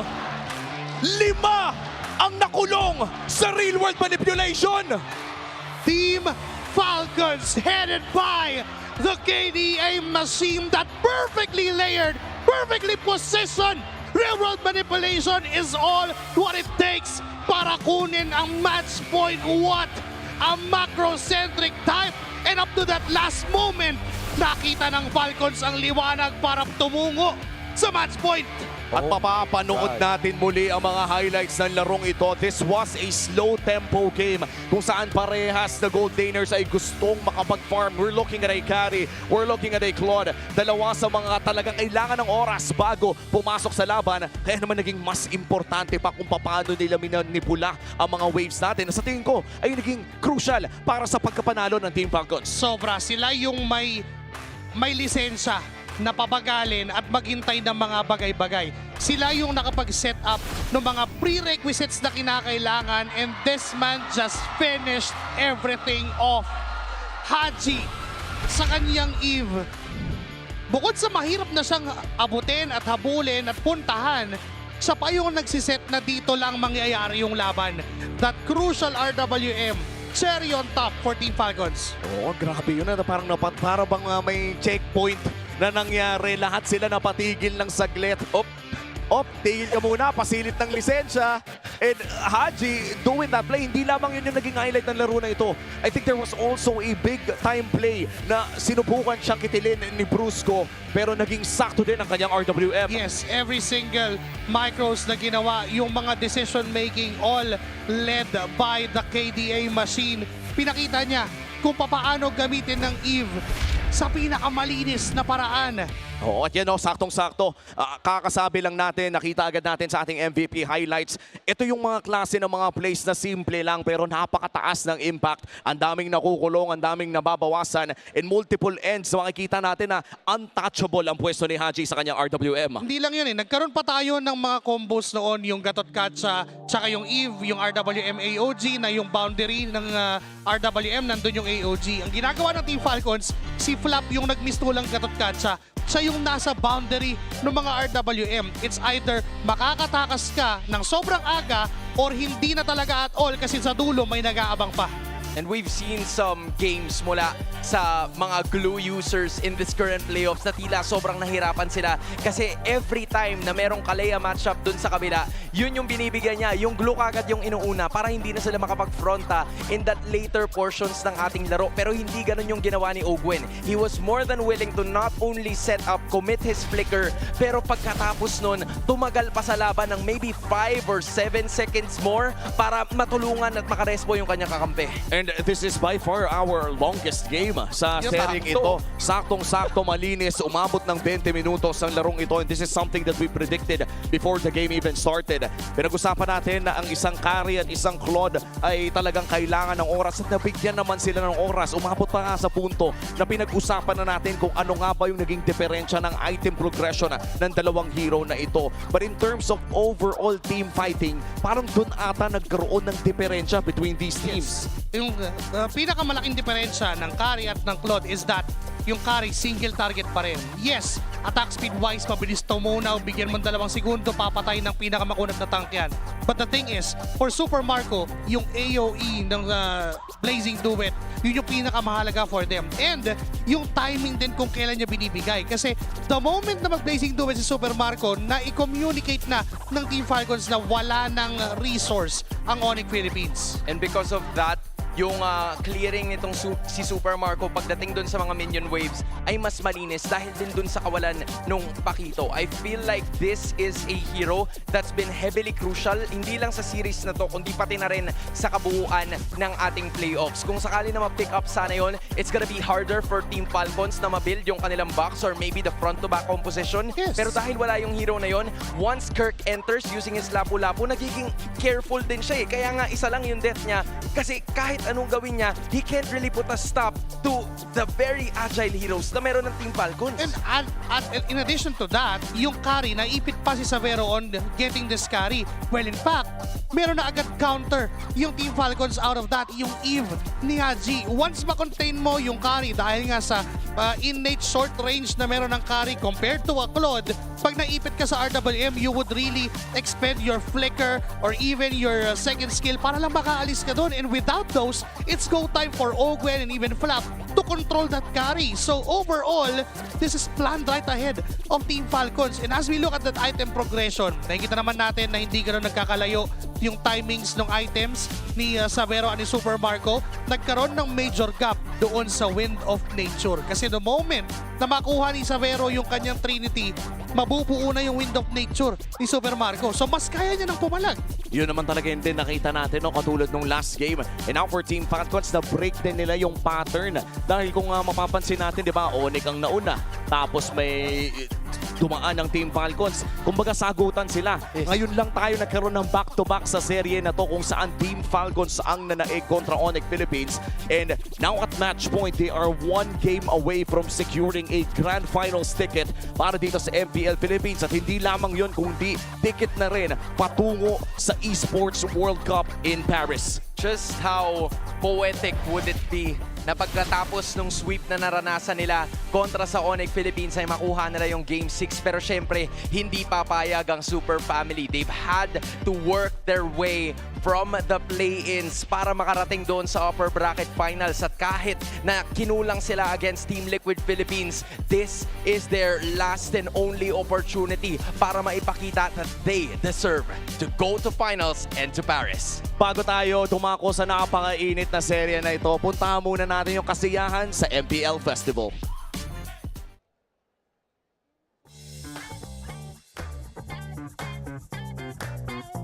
Hey there everybody! Your girl is back here at MPL Super Fan City at kanina naganap ang mga palaro sa ating stage kung saan naka-receive ng mga freebies ang ating mga super fans from our sponsors like Infinix, Smart, and Clear as well as from Falcon's Nest.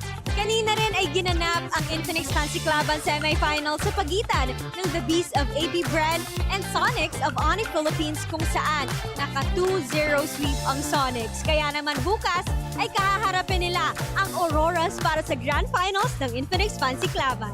Para sa ating 3rd at 4th placers ng Infinix Fancy Cluban, they will receive 10,000 MLBB Diamonds. Para naman sa 2nd place, they will receive 15,000 MLBB Diamonds. At para naman sa tatanghaling kampiyon ng Infinix Fancy Cluban, they will receive Fancy Cluban Trophy, medals, 25,000 MLBB Diamonds, and GT Watch 5 Pro. Maraming mga kaganapan dito sa Super Fan City, kaya naman tanungin natin ating mga super fans kung kumusta ba ang kanilang mga nag-i-experience. Let's go! So, kumusta ang experience mo dito? Ano bang favorite mo na nalibot dito sa Super Fan City? Yung clear po kasi may free. Ay, may free! Sobrang fun kasi sobrang daming booth dito. Pumunta na kayo dito sa MPL Festival Super Fan City dahil meron pa rin tayo bukas hanggang Grand Finals.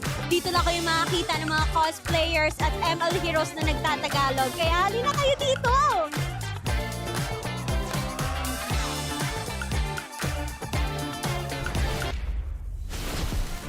Always great to hear from Odin and of course what's going on in Superfan City, but here we are. Match point. It's still Wolf and Renmar here, and we were talking about a very specific pick. It was in the EXP lane. I feel like there were moments that a Sora or a presence of a Sora was missed, especially since it was the eve of Haji that ended up becoming the MVP turnaround winner. There was a time na masasabi natin si Kirk was instrumental in the first few minutes of the game. Napakalakas ng pagkakapiloto niya dito sa isang Lapu-Lapu, but in the end, ang daming mga teamfights that could have won with a big box that they can utilize. Unfortunately, yun yung isang bagay naman na na-abuse dito ng Team Falcons. Well, do you have a play for us at the That's right. breakdown? So, napakaganda ng Lord Dance natin. Tingin ko dahil yung dalawang teams natin are championship caliber teams na rin at napakataas na rin yung experience and their knowledge about the game. That's when we can say na magiging maganda yung isang Lord Dance. This is a very long one. In fact, makikita natin dito yung pagkakasetup ng Falcons na first din nila dito yung initiation coming up from Brusco. That was the flicker that they started with. And if we take a look dun sa mga nangyayari, mag-initiate si Ogwen on this side. Now, take note. This looks like a weird play coming out from Ogwen dahil dito siya sa may bandang baba.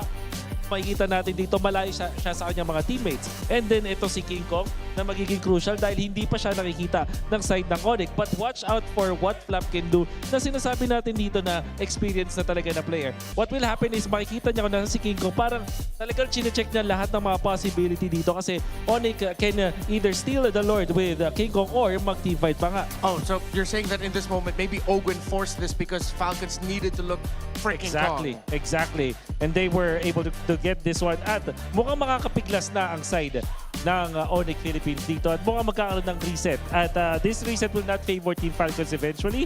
Pero dahil sa gagawin ni Haji, our MVP, this play needs no explanation, that timing. In fact, ito rin yung dahilan kung bakit sila nanalo sa Omega yesterday. Haji's timings with the Eve. Dun sa kanya paggamit ng ultimate na hindi niya basta-basta binibitaw at naghanap siya ng perfect na moment for his team.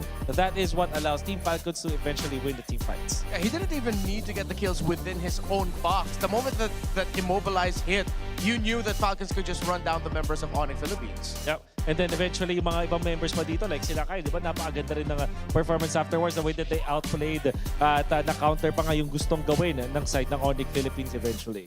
By the way, we have QR codes up in your screen right now, or they're going to be up in the arena. We're going to have QR codes that are going to be popping up. Oh, it's right there next to you.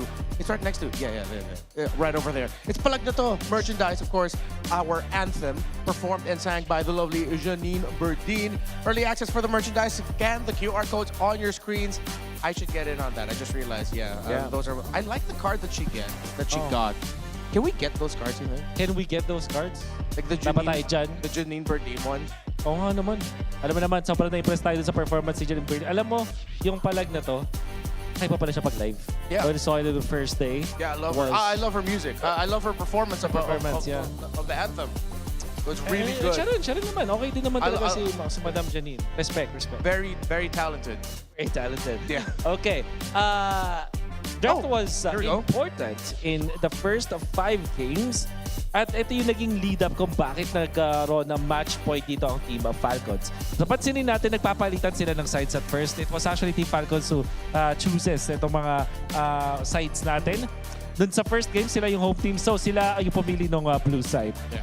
I think the very important thing that, especially that we noticed in game number 5 was, you definitely, of course, it made a lot of sense for you to lean towards Falcons for that draft. For me personally, it was dependent on how they'd be able to handle the early. They got, at least if I'm not mistaken, Turtle 2 after Turtle 1 went to ONIC. Yes. Because it's the Kalea and Juicin that has been problematic for you. Kalea, problematic for a lot of teams because it's Brusco playing it. Of course, in this series, the Juicin of Super Friends. But then now in this very crucial game number 5 where Falcons get a match point, they were able to take them down with those picks. Ang mental battle na nakita ko dito between the two drafters ng dalawang teams at kung paano sila mag-decide. First yung side selection, blue side natatalo ang Falcons. And after 4 games, nakita nila na yung side pala na papabor sa kanila is that red side. At this time dun sa game number 5, ONIC mismo nag-decide na ibayin yung kanilang draft pattern to ban eventually yung Pakito instead na mag-ban ng Zushin. So parang gumaganda na yung balasa para sa side ng ONIC Philippines. Pero yung Falcons, na-realize nila na okay, we just have to take this Alice away from ONIC.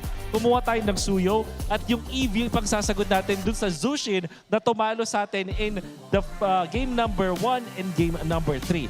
Baka hindi Kalea yung problema natin. If we are Falcons, maybe it was the Jushin. And in fact, nakita nga natin yung pagkakagamit nila nito sa Eve to eventually win out against the Jushin of Super Friends. So when Mirko and I made our predictions heading into the playoffs, I said that if ever we got this as the lower bracket finals match, because this was his prediction that we'd end up with, that this would be a battle of the side lanes. I thought that we'd see a more consistent, like without a doubt, Roman trio, they're gonna be good. But as the series goes on, you realize one pick in the mid can actually change the picture for the entire matchup in the Roman trio.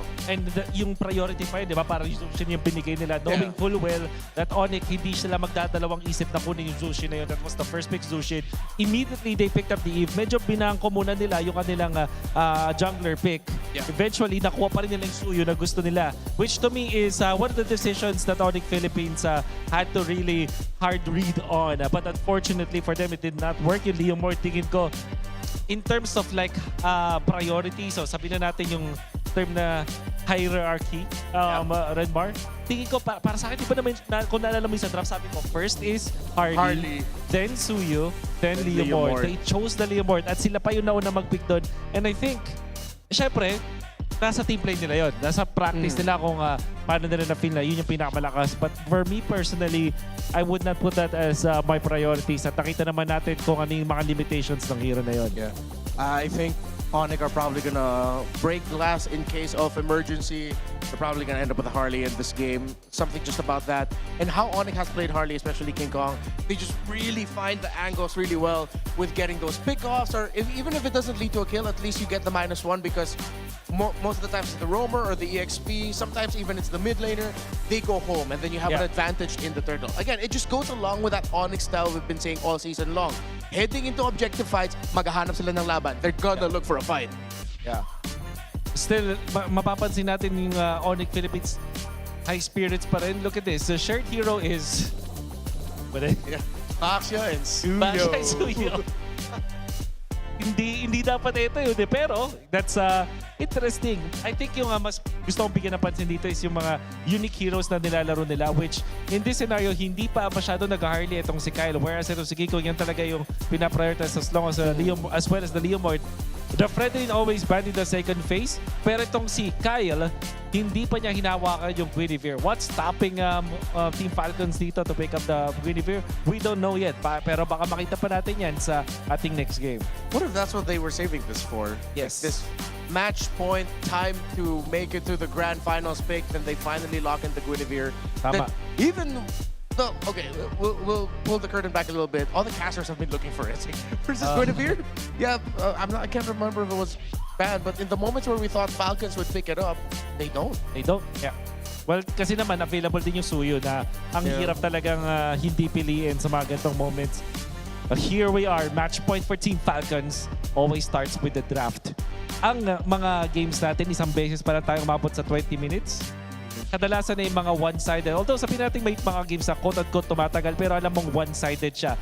And I think, dahil yun dun sa mga draft. So far, we have been seeing teams that has a better draft to eventually win it. So here's Super Marco's top 5 heroes picked for the season. Of course, it makes sense. Claude is all the way up there. Moskov is his next in terms of his most iconic so far this season. Win rate went down a little bit because we saw the result of the Moskov game that they got earlier. So that's why we put a lot of importance on the trade between the take out the Granger, the 4 marksmen that you see on the screen. The Yeah. Claude, the Moskov, the Harith, and the carry. At one point, I thought that we'd be seeing an entire playoffs or just Claude Harith, Claude Harith. But I'm glad nag-evolve tayo dun na hindi lang yun yung nakuha natin. I'm glad that we're seeing like the Moskov.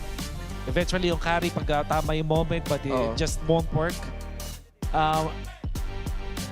If you're ONIC, I feel like parang hindi na advisable na kumuha ka pa ng mga pocket strategies dito on core roles. Siguro yung mga mid laners, yung mga roamers, maybe that's where you can go for your cheese picks, but we'll see if they will go for their pocket strategies. Heading into their potential last game. Here we are, match point for the Falcons. ONIC has to show up with a draft to force game number 7. Then we're gonna see in just a bit the sides for these two. ONIC goes blue and they first pick the Claude right away. One of the heroes that we were expecting Falcons to not give to Severo, but because of the bans, Falcons had to deliver. Fanny, Baksha, and the Freya, Severo gets his Claude. Okay, so ang mga ko dito, there is the Eve and now the Guinevere. There we go. Now the Guinevere. I thought about it. I was saying it earlier. Maybe they're saving it for this. This specific moment, their game or grand finals clinching win, and they get the Eve too. And alam mo, Redmar, parang hindi natin pinaprioritize yung Leomord para sa ONIC, but I think this is the game where they can pick it up. Right? It's one of those heroes na pwedeng pangasabay nga naman sa isang Guinevere. Yes. And has good synergy with Claude. Siguro yung Eve will always be a problem, but they can always go for the Valentina here if you're ONIC and the Zushin. So Zushin muna kanilang unahin. Yeah. Probably the Leomord as their next pick. Or maybe Alice, kung gusto nilang nakawin, di ba? Yeah, you don't have to worry about the Valentina, and it seems like ONIC want to go for full dive. But there's the Leomord. Ogwen. There's the Kalea.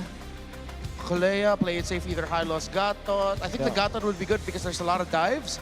You get that taunt and the Revitalize as well. Revitalize. Alright, so Harith yun, yung ibang sometimes ginagamit siya, pero kasi magic-based yun. So pwedeng piliin yung iba. But yeah, I would have said the Moskov is the better option kung sakali para may late game options din sila dito for Falcons. So well-rounded draft for both teams at yung Tricore ang pinakita ng parehas nating teams dito. Well, they're not technically Tricore pero gold.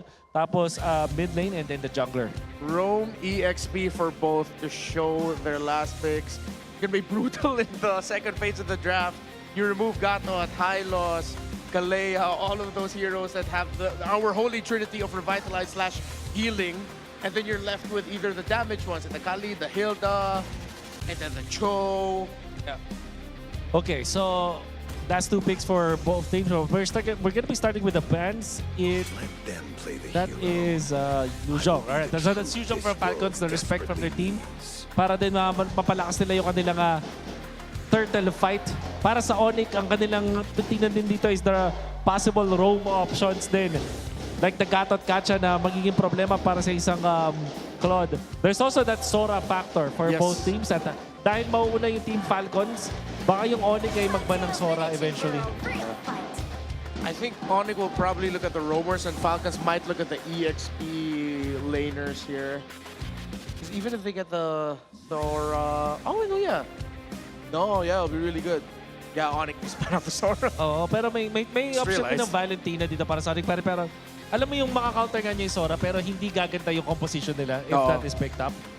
It does make sense on the counter perspective. I will see. Kawa yung Leomord dun eh. That's right. So Falcons, I'm still seeing the Sora 4th pick para sa kanila pero meron din namang option ng Alice on their side. Yeah, so that Kirk doesn't end up with it because it also it combines really well for ONIC. I mean, we've always said balance would be really good, but even more so now, I think it's warranted ONIC can just go full dive, considering it's the even Moscow that you're worried about. The Khalid gets banned out here for Falcons, one of the multiple roamers that we mentioned earlier. So if Falcons ends up, or excuse me, ONIC ends up banning either the Gatot or High Loss, and then that's going to be bad for them. So I think they want to float those two open, so that just becomes a trade in the roam. Yeah. So, speaking of roamers, mayroon bang chance na Guinevere dito will be the roam? Yes. That happened before? Yeah, that happened before, but okay. Sorry, it wasn't mine, but I just wasn't. Yeah, it was. Not for me, not for me. Let's just say that. I'm not going to yuck their yum, it wasn't for me. Okay, so that will be the Atlas, the ban here for ONIC. fourth pick para sa Team Falcons. Sora looks really good here para sa Falcons. Okay, would you rather get the Sora or get the Alice so that ONIC doesn't get it?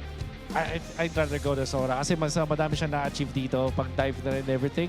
If they want a neutral pick, yung Hilda nandyan pa rin available para sa kanila. Okay siya laban sa isang Leomord, okay siya versus the Claude. Yep. Another option is Glue, another flex pick yun. Pwedeng maging EXP, pwedeng maging Rogue. At nakita naman natin kung gaano ka-impactful si Ogwin sa pag-control ng River with that Glue. Oh yeah, what if they just pick it up as the red 4 pick and then it's a flex if ever? Then you can just adjust it. So that will mean Alice para sa team, sa ONIC Philippines, I mean. Yeah. What do you pick for Brusco? Fight for the So it's indeed the Hilda. Still flex. Still flex. What a pick up. Okay. It makes it so much harder for ONIC to read. Yeah. But they can go Sora if they want to. At the same time, may Lapu-Lapu pa na hindi naman din magkakaroon ng problema dito sa Hilda. I think the Lapu-Lapu is a great addition para sa ONIC. It has the dive that they need. Yung Alice, tingin ko magkakaroon na ng konting problema dito because of the presence of the Hilda and the Moskov. Yep. And the knockups coming out from the control coming out from both Eve and Hilda. Even Guinevere. So tingin ko, Lapu-Lapu na pipili ng ONIC Philippines. And the Gatot Kacha probably. And there it is. That's the Gatot para sa side ng ONIC Philippines. And then they showed their revitalized roamer here. Ogwin can just wrap it up with a high loss. Yeah. Wrap it up in a neat little package. Still go for the Alice. Ooh. Yeah, the more you talk about it, I was thinking maybe the Lapu-Lapu would have been a little bit better. Yeah. Pero isa naman to sa mga na-consider na natin kanina. Yeah. For sure. A very standard pickup. Oh yeah, they go all dive, by the way. All dive, for sure. So, revitalize makes a lot of sense here. It has to be high loss, a glorious pathway. Pwede yung i-keep nila yung Hilda dun sa may gitna, sa may row, and then pick up an Arlot actually. And they themselves pick up the Lapu-Lapu. Alam mo, I think this is pretty even. Parehas na teams na may malakas na lineup. The dive coming up from ONIC is impressive. It's gonna be up to execution. I feel like this is a pretty even draft. Match point for both. Super Fam, ONIC needs your support! Falcons, one more game! Who is going to move forward? Is it Falcons now, or are we going to go to game number 7? Casters, let's go! Papalapit na ata ang prime time sa San Juan sa pagpasok natin ng game number 6 dito sa Land of Dawn kung saan nagtatapat in an elimination match patungong Grand Finals ng ONIC Philippines and Team Falcons. Malalaman na natin kung paano nga ba magpapatuloy ito sa pagpasok ng game number 6. Do or die para sa ONIC Philippines. It's 3-2 now at isang panalo na lang ang hinihintay ng Team Falcons para mapabilang sa Grand Finalists at mapabilang din sa pagpunta sa Paris para i-representa ang Pilipinas. This is gonna be intense. At na dalawang world champions ang ating pinapanood ngayon so far. Dalawang aggressive na mga mid lane and roam tandem na rin ang nagsusuntukan dito sa mid lane. Joshi, what can we expect in the early game sa crucial game 6 na ito? For this early game, merong edge ang Team Falcons knowing na ang hawak nila ay Hilda. Nandun yung constant threat doon sa jungle camps ng isang Leomord and also with the Guinevere na ngayon lang na-pick. Out of all those 5 games na nagdaan, ngayon lang pinansin ng Team Falcons. This could be the differential that Falcons need para makapag-control at makapag-snowball na mabilis. Look at Ogwin. Wow. And katulad ng sinabi mo, no, snowball nga talaga ang hanap ng dalawang ito and back-to-back Eve games as well. Para dito kay Haji na napakaganda na naging performance kanina in game number 5. Kaya may expect natin na mainit pa rin ang kamay ni Haji when it comes to this hero. Pero ang pinagkaiba naman ata ngayon ay hindi na hard catch ang gusto ng ONIC Philippines. They have a lot of sustain sa kamay ng Alice ni Kirk at pati na rin sa gatot kacha ni Brusco. And I think I could say the same thing para dito sa koponan ng Team Falcons. They have Ogwin as the roamer na posibleng makapagbigay ng information pero yung palakol niya lang talaga ang magiging mini crowd control skill aside from the real world manipulation na posibleng bitawan ni Haji. Pero as a crowd control skill, ayaw mo na basta-basta gamitin lang yung big ticket ultimate gaya nun. Wow, at nauna pa ang side ng Team Falcons dito. at mapepwestuhan na rin ni Flap ang turtle na ito. At dahil nga nauna ang side ng Team Falcons, parang mahirapan nata mag-contest ng ONIC. There's gonna be a bravest fighter already. May iwasan bahagyan itong si King Kong, pero napakaganda ng zone ng Team Falcons at makakabutas pa sila ng isa, posibleng dalawa kasi pinagsama na. Makakatakas ng bahagya itong si Kirk matapos siya gamitin ang Throne of Ruin, but that's a kill and a turtle para sa Falcons. Hindi nagamit yung revitalize si Brusco. Dahil doon sa mini stun and purify. Oy! Pagtatalon! Ang bansag ng Falcons kay Savero, he is down! Saan ang galing yung ganitong klaseng aggression ng Team Falcons? Dahil sa information na binibigay ni Ogwen, knowing nakita niya lahat, kita niya yung mid trio ng ONIC Philippines, na pe-prevent nila yung aggression na pwedeng gawin, and look at Ogwen once again! Pero nakakatakas pa rin naman siya at may pagtalon na naman na gagawin si Kyle. Babawian naman siya ni King Kong at yun ay ata ang kanyang magiging katapusan. Dalawa na naman ang jungler, dalawa na naman ang pinagsama si Ogwen. Ang susunod, counter punch mula sa ONIC. Ang ginawa nila para mabababa sa daan-daan lamang ang kalamangan sa gold. At hindi nag-overcook yung ONIC doon. Matapos sila manalo ng team fight, hindi na nila ni-risk na mag-invade sa purple. And yun naman yung hindi nagawa ng Team Falcons. Sila yung nag-overextend. Ogwen, nung nahuli siya nung Unbreakable and even yung buat ni Super Friends, okay na yun for ONIC dahil enough na yung crowd control time na yun para pabagsakin yung Hilda na hindi na nakapag-heal up itong si Ogwen, and eventually nahabol pa itong sila Kyle. And even si Kyle, nung namugat siya, hindi na siya nakatakas. Na-expend niya na yung second phase ng kanyang spatial migration, kaya naman wala na siyang way para tumakas against ONIC. Medyo even na nagiging tagpo. 900 gold lead for Team Falcons may seem na malaki yan for the early game, but for ONIC, it's just 1 kill away para makuha yung lamang. At iisang, actually, lahat ng mga battle spells sa ating XP laner sa magiging available sa upcoming turtle fight natin, kung saan ang huling pagong ay napunta sa kamay ng Team Falcons ng malinis. Ang tanong ngayon para sa ONIC Philippines ay kung magko-contest ba sila ng maaga dito. Mukhang ang sagot dito ay oo. Ang ganda ng pwesto ni Brusco. Pero magre-reset muna sila nitong pangalawang pagong. Wow, Pero yung RWM ay bibitawan na naman, yung Crimson Beacon ay gagawin din para makatakas kahit papano. May ipapatong na naman at atakihin na ng ONIC Philippines. Kasama mo pa yung Throne of Ruin na nagbulat dito kay Kirk, pero buhay pa rin si Flap. Sinazone niya na lahat. Ginagawa niya ang kanyang makakaya para hindi siya mamatay at makapagkaroon pa ng oras ang Team Falcons. Pero naubusan siya ng time para mabuhay sa laban na yun. Natutuloy-tuloy na naman ang Team Falcons para makapag-disengage. And ONIC now controls the river. Samahan mo pa yung King Kong na makakapag-secure na ang pagong. May Violent Requiem naman. Makakatakas pa rin si Kyle. Walang mabipick off sa ONIC at kuha nila ang pagong. And ONIC with a massive win sa team fight na yun at itutuloy pa ata nila. Hinahanap nila si Ogwen. Phantom Steed na gamit na rin. Looking for the Falcons nest. Pero mukhang hindi na nila papasukin ang jungle pa. Pahinga na muna para sa ONIC Philippines. That's a turtle and a couple of kills. Ganda rin kasi na ginagawa ni Kirk dun sa likod. The moment na pumasok si Flap, na-delay yung pag-take ng Falcons dun sa objective, making it possible for ONIC to turn things around. Power of Wilderness mula kay Ogwen could be a death blow para kay Kirk. Pero nabuhay pa din naman siya. Now looking at Savero. Tinuluyan gamit yung Blazing Duet pero may pantakas pa kaya si Savero. The answer is yes. Dahil nandyan na si Kuya King para umalalay sa kanyang kakampi. Oo, at may Purify pa nga siya doon. So kung sakaling tumama man yung mga abilidad ni Kyle, ay makakatakas pa rin naman si Savero bagamat mapipindot yung Purify. Meron na tayong tig-isang objective para sa ONIC and Falcons. At sa tagal ng laro na ito ng 6 minutes, 1,000 lang talaga yung hawak na kalamangan ng Falcons. Hindi na umalis doon. Napakalaking factor yung ginagawa ni Super Friends na paulit-ulit niyang ginugulo kung sino man yung humaharap from Team Falcons. Kailangan din i-maximize ng Team Falcons yung range na meron si Haji over the Shoshin. Kailangan perfect timed, perfectly positioned. Lahat ng mga binibitawan na skills, and Ogwen must not overcommit. Kapag wala siyang flicker, kapag wala siyang first skill, kasalanan para sa Team Falcons, para kay Ogwen rather, na lumaylay pa itong si Ogwen doon sa kampo ng ONIC Philippines. Because again, we're looking at ONIC with the Gatot Katsa and the Zoshin. Napakataas ng punish potential. Oh yeah, and para naman sa ating mga gold gainers dito, Joshi, parang magkaiba na naman ang nagiging ruta nila dito in terms of their items. Golden Staff ang rekta dito para kay Super Marco. Meanwhile, para kay Savero, para bang pupunta muna siya sa kanyang corrosion.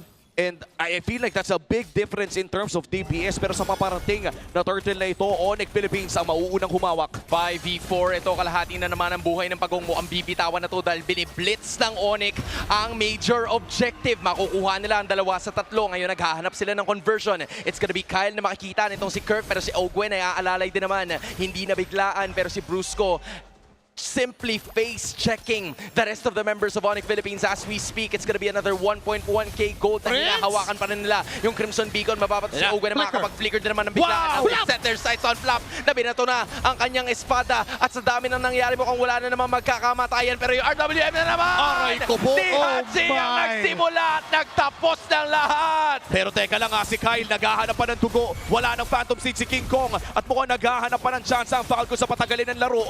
Pero mukhang hindi na nila itutuloy pa ang laban sa baba dahil nakakarami na rin si Super Marco sa taas. Team Falcons is just playing the Moscow game. Hanggat kayang patagalin nung 4, hanggat kayang pumalag, hanggat hindi sila namamatayan, hindi gagalaw si Super Marco kung nasan man yan dahil ito yung laro ng Moscow. Yung constant pressure doon sa opposite lane kung saan nangyayari lahat ng laban. This is how they will outpawn that Lord. Aray ko! Nakabawi pa ang ONIC, getting a massive kill onto Haji. Ibig sabihin yan ay medyo makukuha nila pabalik ang control. The 3k gold lead almost cut into 2,000.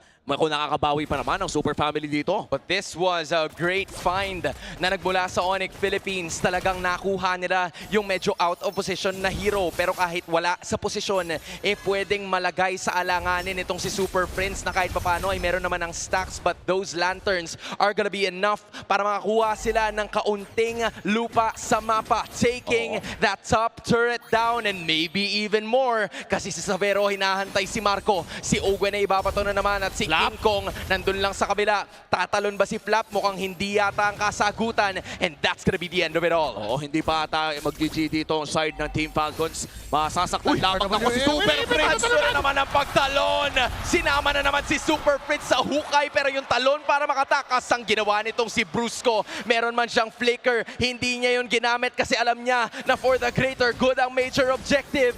And that's the Lord, I think. Para sa side ng Team Falcons, mahihirapan talaga ang ONIC na lumaban dito nang wala si Super Prince. At napakadelikado kung sakaling i-rest nila mag 50-50. Pero kung gusto ata nila delikado, ilalaban ata nila to. Nilalaban na talaga nila ng tuluyan. Si Kirk na naman na malalatagan ng sandamakmak na damage. Pero nandun na naman ang free hit sa may patalikuran. Yung revitalize na ginamit. Hinati nila ang ONIC. At yung Team Falcons na naman sa tulong ni Flap.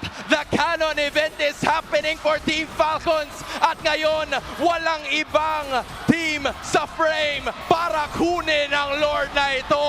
And that's the first Lord secured para sa Team Falcons. At irerekta nila ang mid lane plus the invade doon sa purple. Makukuha pa naman ito ni King Kong pero matagal-tagal pa bago mabuhay si Brusco. Kaya naman itutuloy na rin na ang mid lane turret para dito sa Team Falcons. Isang tore na naman ang babagsak.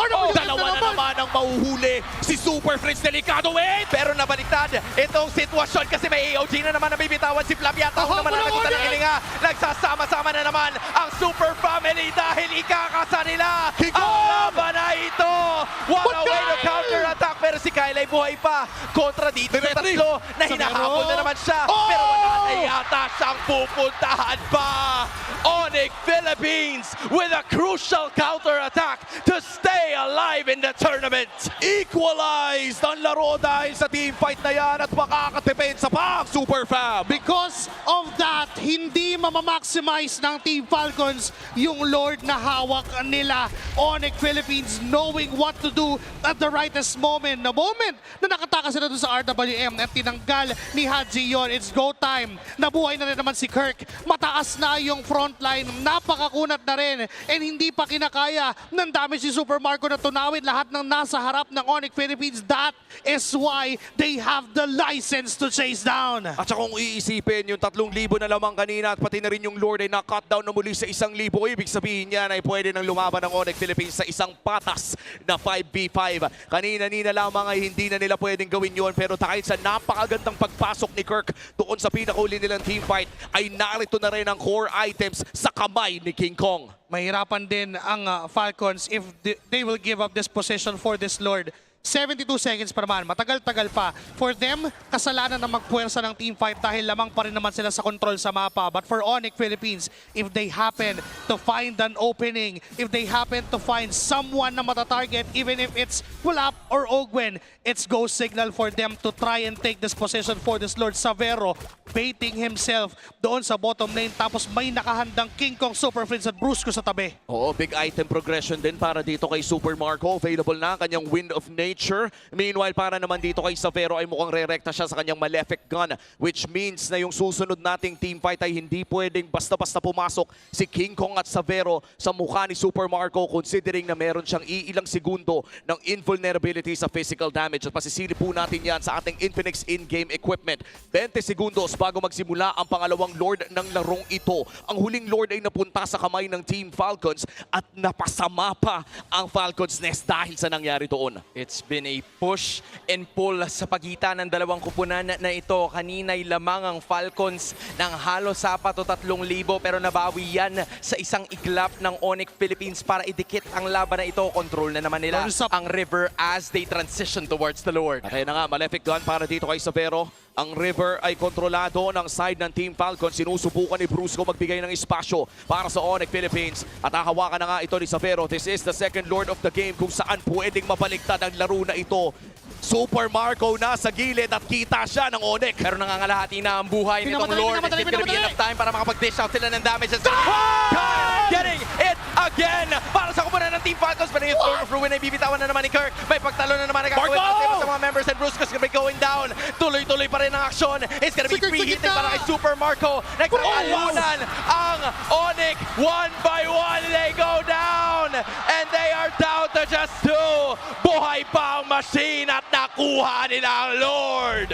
Crucial retribution mula kay Kyle, and that perfect timing can give them a ticket to the Grand Finals! At ito na ata yun, ang alab ng damdamin ng Team Falcons, ang pagliyab at pagsayaw ng Team Falcons patungo sa base ng Super Fam! Kumakapit pa rin ang ONIC, buhay na ang halos 4. Kakayanin kaya nila na gusto ng makatapat ang iba sa mga members ngayon ng Team Falcons, pero nag-dish lang ng damage. Tapos biglang nawala si Ogwen. It is still a-okay. Biglang bumabalik sa ONIC. Nawala na naman si Flap. At nandun, just like that, 2 heroes have been taken down and ONIC is still alive. Primetime MLBB, 14 minutes in, akala ng lahat ay kaya nang makuha ng Team Falcons ito, pero nakahanap ng pwesto ang ONIC Philippines. Pamatay, sunog mula sa ONIC Philippines, getting the 2 sustain heroes na kinakailangan ng Team Falcons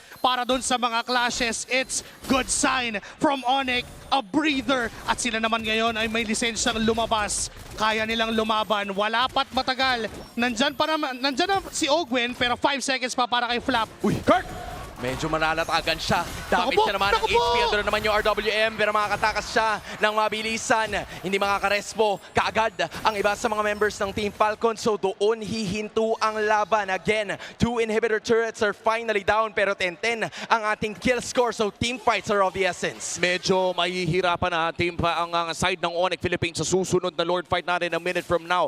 Joshi, kung titignan natin ang mga inhibitor turrets, lahat ng yun ay stacked against ONIC. Dalawa na lang ang natitira doon sa ONIC Philippines. That's on the bottom lane. And hindi na problema to ng Team Falcons dahil yung Lord ay doon din naman magsuspawn sa linya kung nasaan ang natitirang outer turret ng ONIC Philippines. So technically, yung short lane na naman ay wala na silang pakialam. Pero yung long lane for Team Falcons, kailangan agapan agad ng ONIC Philippines. May 30 segundo pa silang window time para i-push yung mga minions. Kasi if they will keep it at that, pwede silang madelikado knowing na kapag may nag-react, yun na naman yung go time for Team Falcons.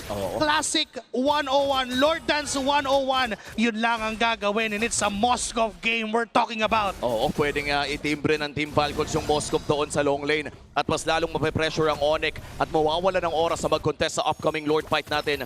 But in terms of item progression, Savero already securing the Wind of Nature as well. So at least kung sakaling papasok si Super Marco ay hindi niya kailangan indahin ang lahat ng bawas na manggagaling sa bulletproof. Sa ngayon ay mabagal muna ang takbo ng sayaw ng Lord na ito, pero may conceal ng ginamit si Brusco at hindi siya makakahanap ng target. Pero ang gagawin nila ngayon ay transition towards this major objective. Hawak yan ni Savero. Baba sa 30,000 or should I say 30,000 ang HP nitong Lord. At nandun mahanapin si Kirk pero isa lang. Si Flap lang kanya malalatagan ng HP. Si Kirk ngayon pinapalibutan na iba sa mga members. Pero doon naman si King Kong para kunin ang Lord na ito. Ito damay pa sana si Kyle. Pero double lang na pala yun. SOD bibitawan tapos rin-revitalize. And doon na naman si Brusco malalagutan ng hininga. AOG pa kay Brusco para makatakas. Pero si Super Friends ang naubusan ng buhay. ONIC still breathing. Nasa kanila ang Lord. Naku, yung Lord lumiko na agad. Mapapasama ata ang ONIC Philippines dito dahil makakalabas na ang Lord sa vicinity ng base. 25 seconds para kay Super Friends. Pwede pang pumunta ng mid ang Team Falcons. Sila hindi nila nagamit ang major objective. 75% ang HP ng base. Ogwen umaharap. Kyle nagdidish ng damage. Flap nandun din para sa frontline nitong Falcons. At nandun na naman yung kanilang main agenda para pabagsakin ang bot lane inhibitor. Kalbo na ang base ng ONIC. How will they defend? Mamaya malalaman natin yan, pero sa ngayon naging disiplinado ang Team Falcons. Pwede na nilang EJ yung mid lane, pero ang naging desisyon ay unti-untihin natin. They don't wanna risk that. They respect yung damage output ng ONIC Philippines. Kanina pa sila nadadali ng mga overextension na yon. And it's good job for Team Falcons to respect that and try to discipline themselves. 100 seconds in for this next objective.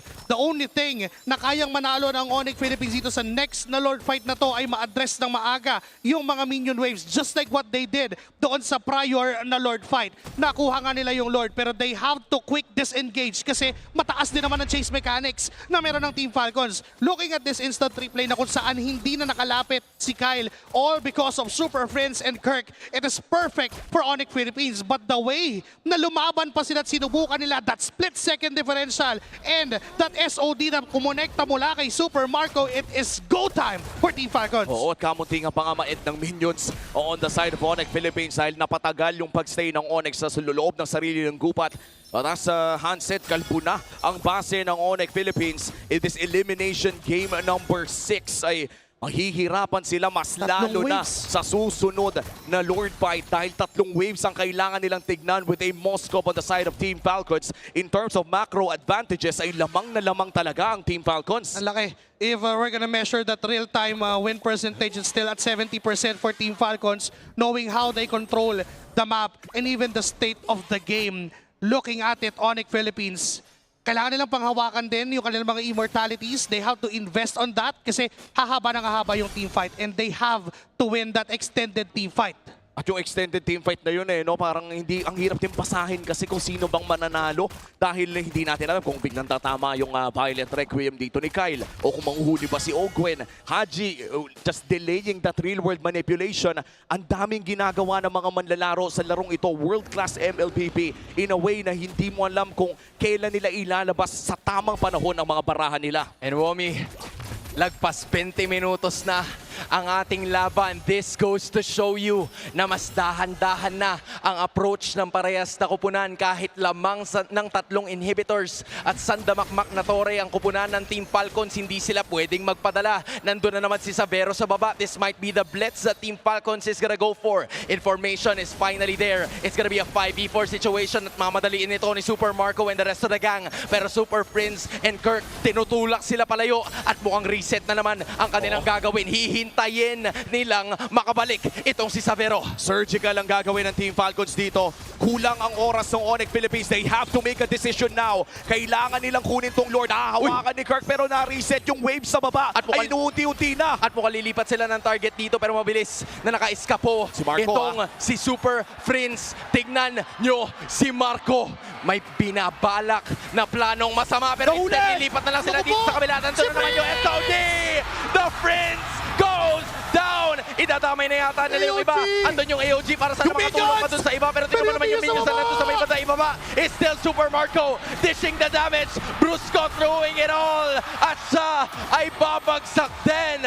Kirk is gonna be retreating. King Kong and Savero looking to defend. Pero ito na yata ang katapusan. Naghahanap ng paraan. Mga depensa ang ONIC. Pumasok sila. Andun naman si Super Marco and Savero's doing everything he can. Si laban nakapagpatigil at si Kirk ay babagsak. Nagpasiklab na sa Maynila pero hindi pa doon matatapos. Gumaling pa sa Cambodia. Ang kinulang sa Arabia ay babawiin sa Europa.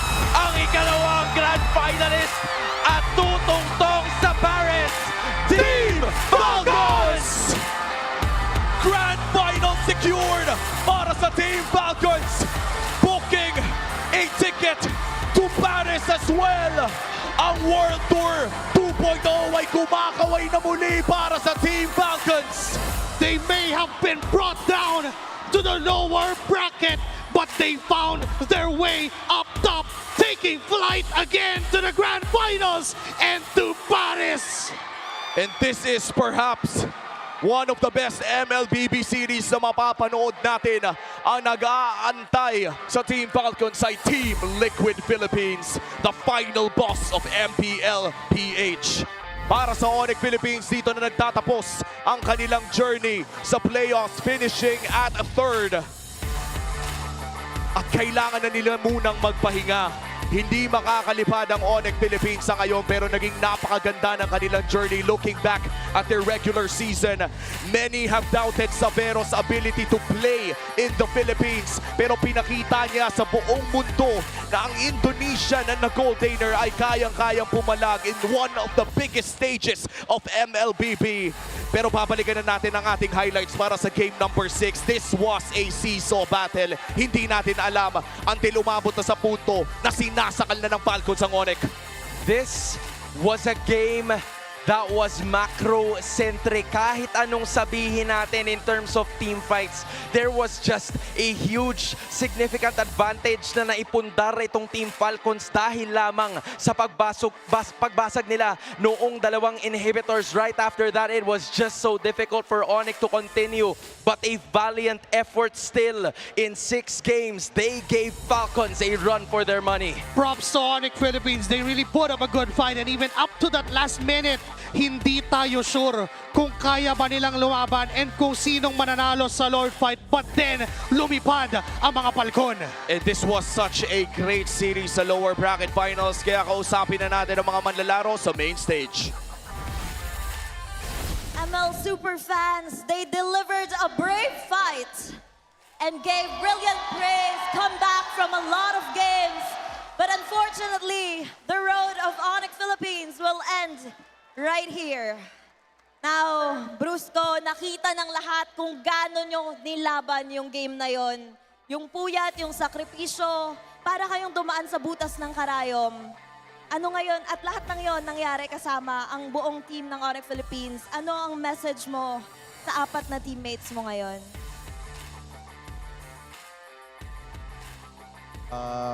Message ko sa teammates ko, grateful ako kasi sila yung naging kakampi ko.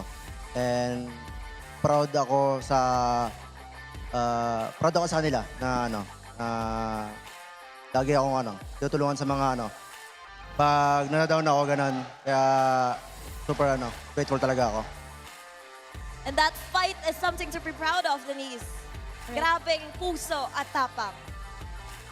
Things are very emotional here right now, super fans. Kirk, just how proud of you are you sa boys? Alam kong it's very heartbreaking for you, but sobrang dami nitong silver linings. Grabe yung pusong pinakita nyo. How proud are you sa isa't isa? Gaano ka-proud ka sa pinakita nyo? Super proud ako sa team kasi simula regular season, walang naniniwala sa team namin. Kaya eto, super proud ako. Now, Savero,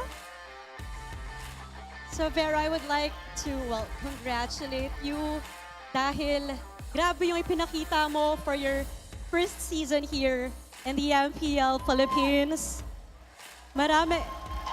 Everybody here is so amazed with what you've shown. What do you want to say to all the MPL superfans?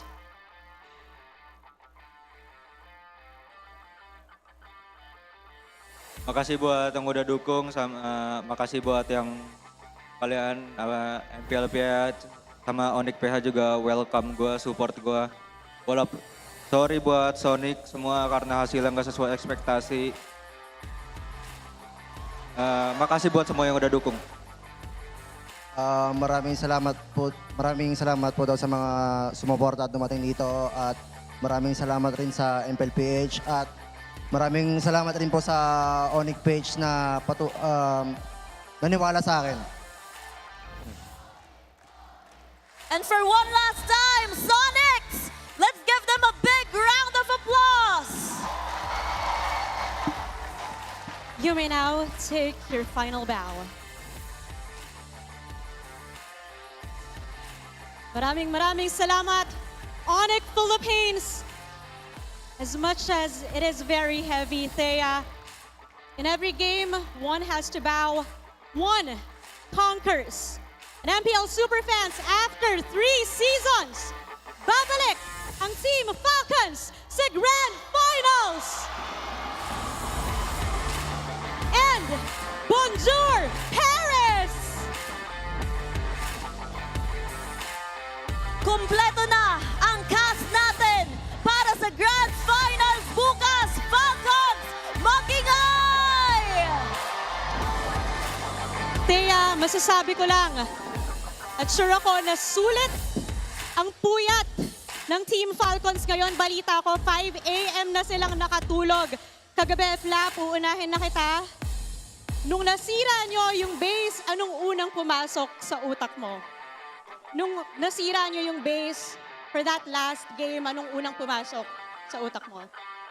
Unang pumasok sa isip ko yes, Paris. Ganun. Pero at the same time, parang parang sakto lang yung tuwa ko kasi may finals pa bukas eh. Kaya that composed pa rin ako. This is a very new Team Falcons that we're seeing. A very, very composed and disciplined Falcons. I can't wait to see more And of them. new nga, Haji. New member. Of course, grabe. Yung sigawan dito, Haji. Sabi kanina, parang lumusot sa butas ng karayom. It was a push and pull game. Ngayon, pwede po bang i-summarize para sa aming lahat kung gaano ba naging kahirap yung matches na pinagdaanan nyo kanina? Sobrang hirap po talaga kasi bago kami mag-prepare sa kanila, yun nga talagang pinagandaan talaga namin sila. Kasi para sa akin yung mid trio nila na parang yun yung pinakamalakas na team. So, hirap talaga kagabi. Habang natutulog ako, iniisip ko lagi yung sitwasyon namin sa mid eh. Tapos, yung kanina rin nung pagkagising ko. So, ayun talaga. Parang nag-overthink ako. Hirap. Hindi talaga nagpapatulog, lalo na siguro bukas when they go to the Grand Finals, Denise. I'm excited tomorrow because it's gonna be the Clash of the Titans 3.0. Falcons against Team Liquid. Daddy Ogwen, anong maasahan namin sa inyo bukas? Mas gagalingan pa namin. Tsaka expect nyo na hindi namin bibigay na madali yung championship sa PLPH. You heard that. You heard that, everyone. Hindi nila yan basta-basta ibibigay, Thea. And, tanungin naman natin si Super Marco. Super Marco, what an outstanding game and performance from you today. You are the best gold laner. I mean, that's super makmak for you. At bilang best gold laner ngayon, ano bang dapat naming asahan sa'yo para bukas? Sa tingin ko, ganun pa rin performance ko eh. Siguro mas mas explosive pa. Explosive! So talagang hindi na matutulog para bukas sa Grand Finals. Wala na silang tulog. And lastly, Kyle, ano naman ang message mo sa napaka-energetic na Green Falcons na patuloy ang maghiyaw? Sa lahat po ng sumusuporta sa Team Falcons, maraming salamat!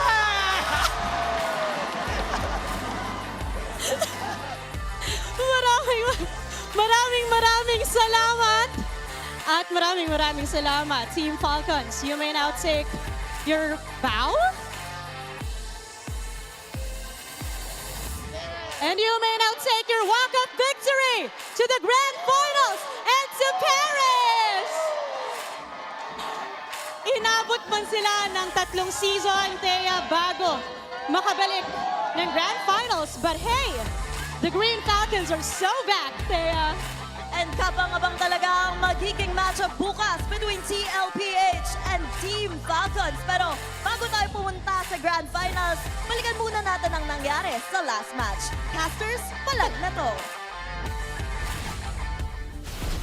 Maraming salamat sa ating mga hosts. Nagbabalik po tayo dito sa casting desk. Kami pa rin, Umi, Hans, and Joshi para yatid sa inyo ang ating post-game breakdown. At dahil nagbe-breakdown talaga kami dito kung gaano naging mainit, gaano naging malupit, at gaano nakakaiyak at nakakatuwa ang mga susunod na nangyari. Yeah, this was just an amazing game na nagmula sa Team Falcons. They've used their strength to the fullest of its potential. Nabanggit ko kanina yung kalakasan nitong ONIC Philippines is in terms of those team fights. Pero yung macro-centric playstyle ng Team Falcons with Super Marco holding the helm really gave an opportunity for them na mas mapalawak ang mapa at makakuha ng maraming kills and objectives. We've been talking about this all throughout the game.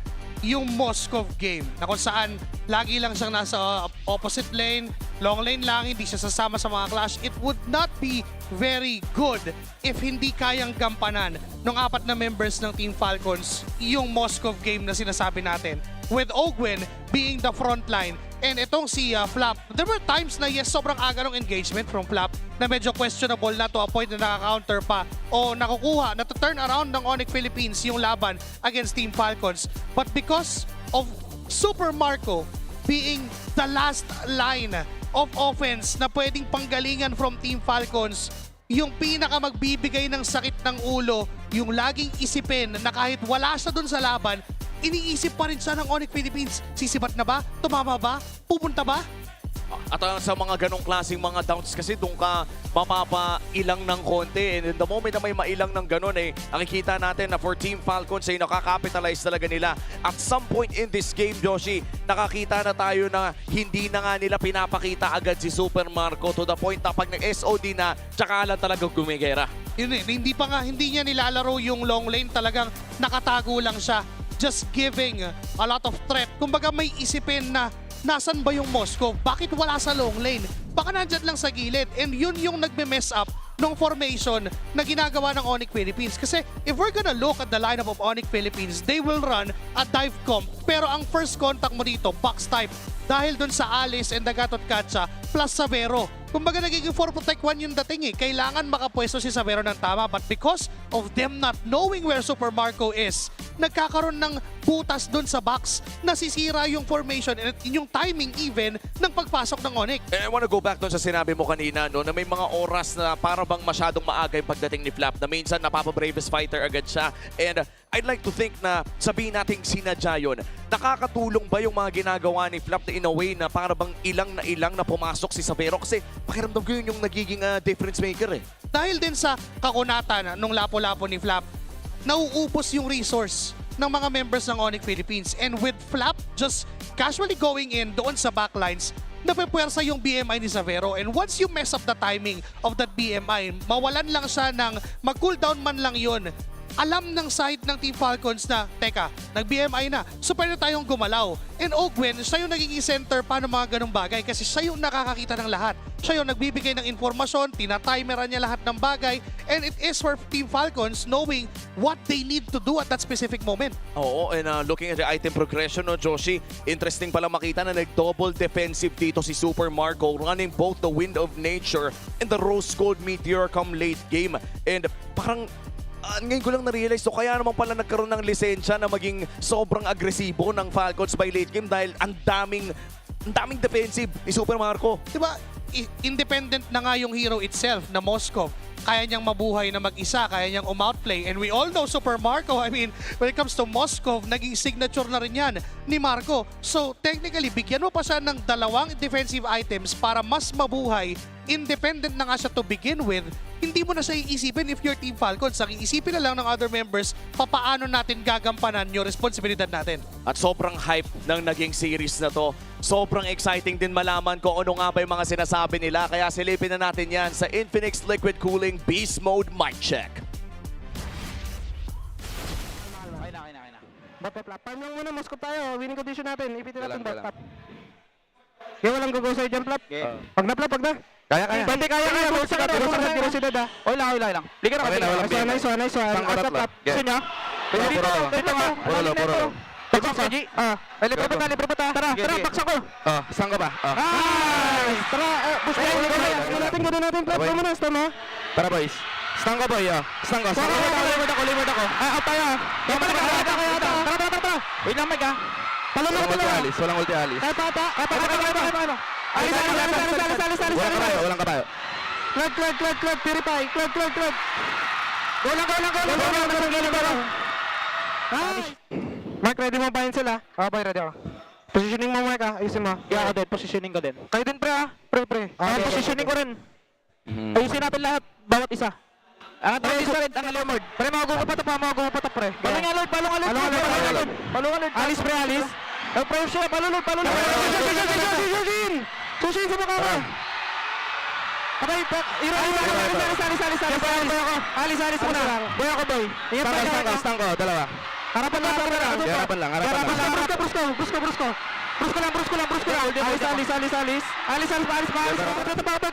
Tayo, papamatay to. Alis, walang flicker. Winter ako. Alis ako. Alis muna kayo. Boy ako. Alis, Mike. Stang ko, Claude. Boy ako. Itong Leomord. Always great to hear the mic check. Welcome back here to the On Ground, and we're here with Flap, TZ, Flap and Kyle of Team Falcons to help break down some plays. But before we break down the play, we have to ask a question I wanted to ask, and pinag-usapan na natin ito before we showed up on camera. Whose call was it to pick up the Kuka nung game na yon? Ako po. Ako talaga. Totoo ba yun, Kyle? Totoo. Siya talaga nag-suggest. Nakita kong lahat yung composition ng ONIC, lahat nagdadash eh. Kaya parang pasok na pasok yung Kofra kahit never namin nagamit. Yeah, and to add to that, kasi may Esmeralda din kayo, di ba? So nahirapan talaga si Kurt para magawa yung trabaho niya. Flap and Kyle, sinimulan natin ng season nung na-interview ko kayo sa pagtanggal ninyo ng TZ na pangalan sa IGN ninyo. At ngayon, kaharap nyo muli etong si Carl TZ doon sa finals at kayong dalawa pa yung nag-step up. Gano'ng ka-importante ito na nakaabot kayo ng finals na ngayon gumagawa kayo ng sarili nyong marka na sa liga? Siguro sobrang importante sa amin to ni Flap kasi dito na kami sa finals So if ever man namin matalo sila, dito na kami mag-start yung legacy namin dalawa. The new branch of the legacy for Flap and Kyle. All right, I think we have a play that Wolf wants to break down with the boys here. So, ang naging comment ko dito, parang binalik nyo yung classic na macro nyo, yung Lord Dance nyo. So, talk to us, sino ba yung mga nagsha-shot call dito? Ano ba yung mga usapan at gano'n ka-intense doon sa usapan nyo dito sa comms ninyo? Yung nagsha-shot call talaga dyan si Super Marco Parang win-wait lang namin yung long lane namin para mag-push. Tapos pag may nagpakita, doon na kami go-go. And there's an important play here, Kyle. Ikaw din yung makakahuli kay Super Prince. Yung Zushi niya ay nakakatakot at alam natin malupit siya. Pero in this last play, napigilan nyo yung isa sa mga key players dito sa ONIC. Talk to me how you were able to pull this off. Nag-aantay lang po talaga ako mahuhuli dyan. Tapos nung na-check ni Super Prince yung try-bush, yun po yung nahuli ko. How about you, Flap? Paano naman ang comms mo dito, lalo na crucial din sa mga Lord Dads ang role mo as the XP laner? Nung nakita kong natalunan ni Kyle yung Shushin, alam kong patay na yung Shushin and at the same time, lalamang na kami. Kaya naging kalmado lang ako dyan. Noong time na yun. Whose call was it na tapusin na yung laro na to? Meron pang tatlong hero na natitira tapos may Lord, pero mas pinili nyo mag-push. Kanino yun nanggaling? Sa amin po lahat kasi nung 5v3 na po yan, tapos wala na rin po silang skill, nagkasundo po kami lahat na tapusin na yung laro kasi idetep po nila tapos papamatay po sila lahat para matay. So instead of dragging the time pa, they made sure that they just ended there. Now, of course, going up against ONIC, sinabi niyo naman kanina na mahirap talaga kalabanan yung ONIC, of course, with a 4-2 score. For each of you guys personally, what specific aspect of ONIC na nahirapan kayo the most? Siguro po nahirapan kami sa ONIC yung sa early game nila.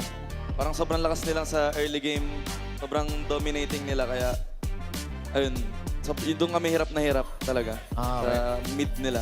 Same rin sa'yo, Kyle. Same lang. All right, ONIC early game crazy. Of course, hoping to see ONIC bounce back, but this is the moment for the Falcons. Flap, Kyle, thank you so much. One more time, MPL Arena, make some noise for Flap and Kyle. Congratulations again for making it to the grand finals and of course going to MSC. That's it for myself and Wolf. We'll see you, because now we're gonna pass you on over to our casters. Thank you so much, guys, on the on-ground panel. And again, congratulations there to Team Falcons going to the grand finals in Paris. Great breakdown. I know we were shouting our heads off over here on the English stream. How do you guys feel over there on Tagalog? Well, nababaliw din kami dito sa bawat palitan ng dalawang teams na to. Nagsisigawan kami, naririnig namin. Ang San Juan Arena ay pumuputok din sa bawat play na nangyayari. Sumasabay lang kami sa energy, mga par. Oh, man. Kung sumisigaw sila, syempre sisigaw din tayo, di ba? That's always the goal. And you gotta appreciate the supporters of ONIC and especially Team Falcons. Well, if you guys want to bring the action over to your own neighborhood, with eProject, Esports for Everyone, we're giving you the power to bring the MPL energy to your own local community. That's right. Participants get exclusive access to tournament modes, free in-game items, and even diamonds. Just head over to ph-mpl.com/e-project to start your application. It's now time to turn that passion into action. Visit our website for more information. And there you go. Have it join through us. Again, this has been an amazing night of the lower bracket final. I'm so glad we got our 6 games. We did mention that we wanted at least 6 games. We almost got the 7th, but Team Falcons ends it in the 6th. This is setting up for Clash of the Titans 3.0, as mentioned by our hosts earlier on. Are you excited to see this midnight? I mean, your gears were grinding a little bit throughout tonight, but maybe tomorrow it'll be different. So look, here's the thing. First 2 games, a bit of a warm-up. I think that's been a story for the past 2 days, but tomorrow we don't have space for a warm-up. Oh, yeah. This is a long time coming, guys. 3 seasons ago, since the last time we saw the clash in the grand finals. It's been a while. It's been a while for these 2 Titans. I think huling beses na nagkita ang dalawang ito sa Grand Finals, it would be season 13. Kung saan Falcons AP Bren pa ang team ng Falcons noon. And for Team Liquid Philippines, ito na yun eh. Kumbaga, sila ang nanaig nung time na yun. Yep, and here we go. We got an updated look at our Infinix Fancy Club as well. Through this, they have their own grand final tomorrow as well. The Auroras are going to be facing off against the Sonics. So a little bit of a different fate. Yeah. Through the Infinix Fancy Lab. When was this? Was this season 17, 16, 15? 15. In the MPL PH, like the counterpart for MPL PH. That's true. By the way, if you guys have been tuning in or gotten a chance to watch Infinix Fancy Lab, the teams are not only fighting for glory, but they're also fighting for a big haul of awards out there. What are those awards, Brigida? Our grand champions will actually walk away with not only trophies and medals, but also 5 Infinix GT Watch 5 Pro smartwatches and 25,000 MLBB diamonds. Meanwhile, runners-up take home 15 and 10,000 diamonds respectively. The Infinix Fancy Club playoffs runs from May 27 to the 31st. Hanggang bukas na lang yan. To support your fandoms and don't miss out, Palag Na To. Palag Na To. Don't, by the way, Palag Na To. Hey, I got no Tagalog tomorrow. You got that. So I'm going pure English tomorrow, right? So it's been wonderful. Thank you guys for joining us tonight. Also, all the viewers around the world, we're going to be closing out the show by throwing it over to our hosts. We'll see you guys in the grand finals tomorrow. MPL Superfans, we see you and we know how you felt during that match. Isa na namang maaksyong gabi ang natapos here in the Champions Arena. Opisyal na ngang nakuha ng Team Falcons ang huling ticket para sa Grand Finals at sila rin ang kasama ng Team Liquid Philippines patungong Paris para sa MSC at EWC. At bukas, nakakasana ang huling laban para sa buong season. It's the Grand Finals!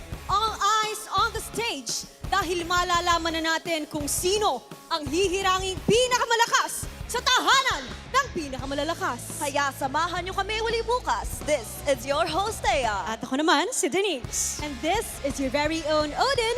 Magkita-kita tayo dito lamang sa MPL Philippines Season 17 The Playoffs. Palag na to!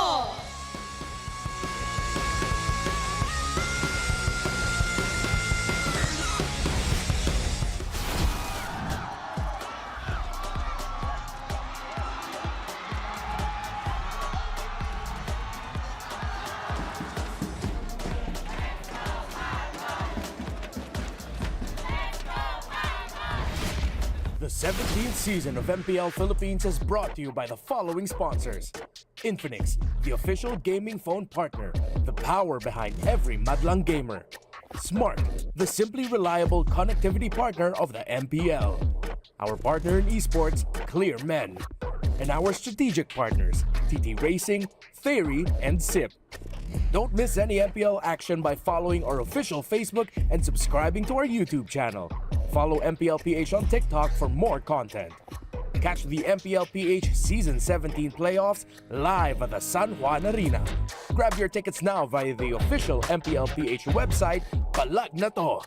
MPL Philippines is monitored and supervised by the Games and Amusement Board.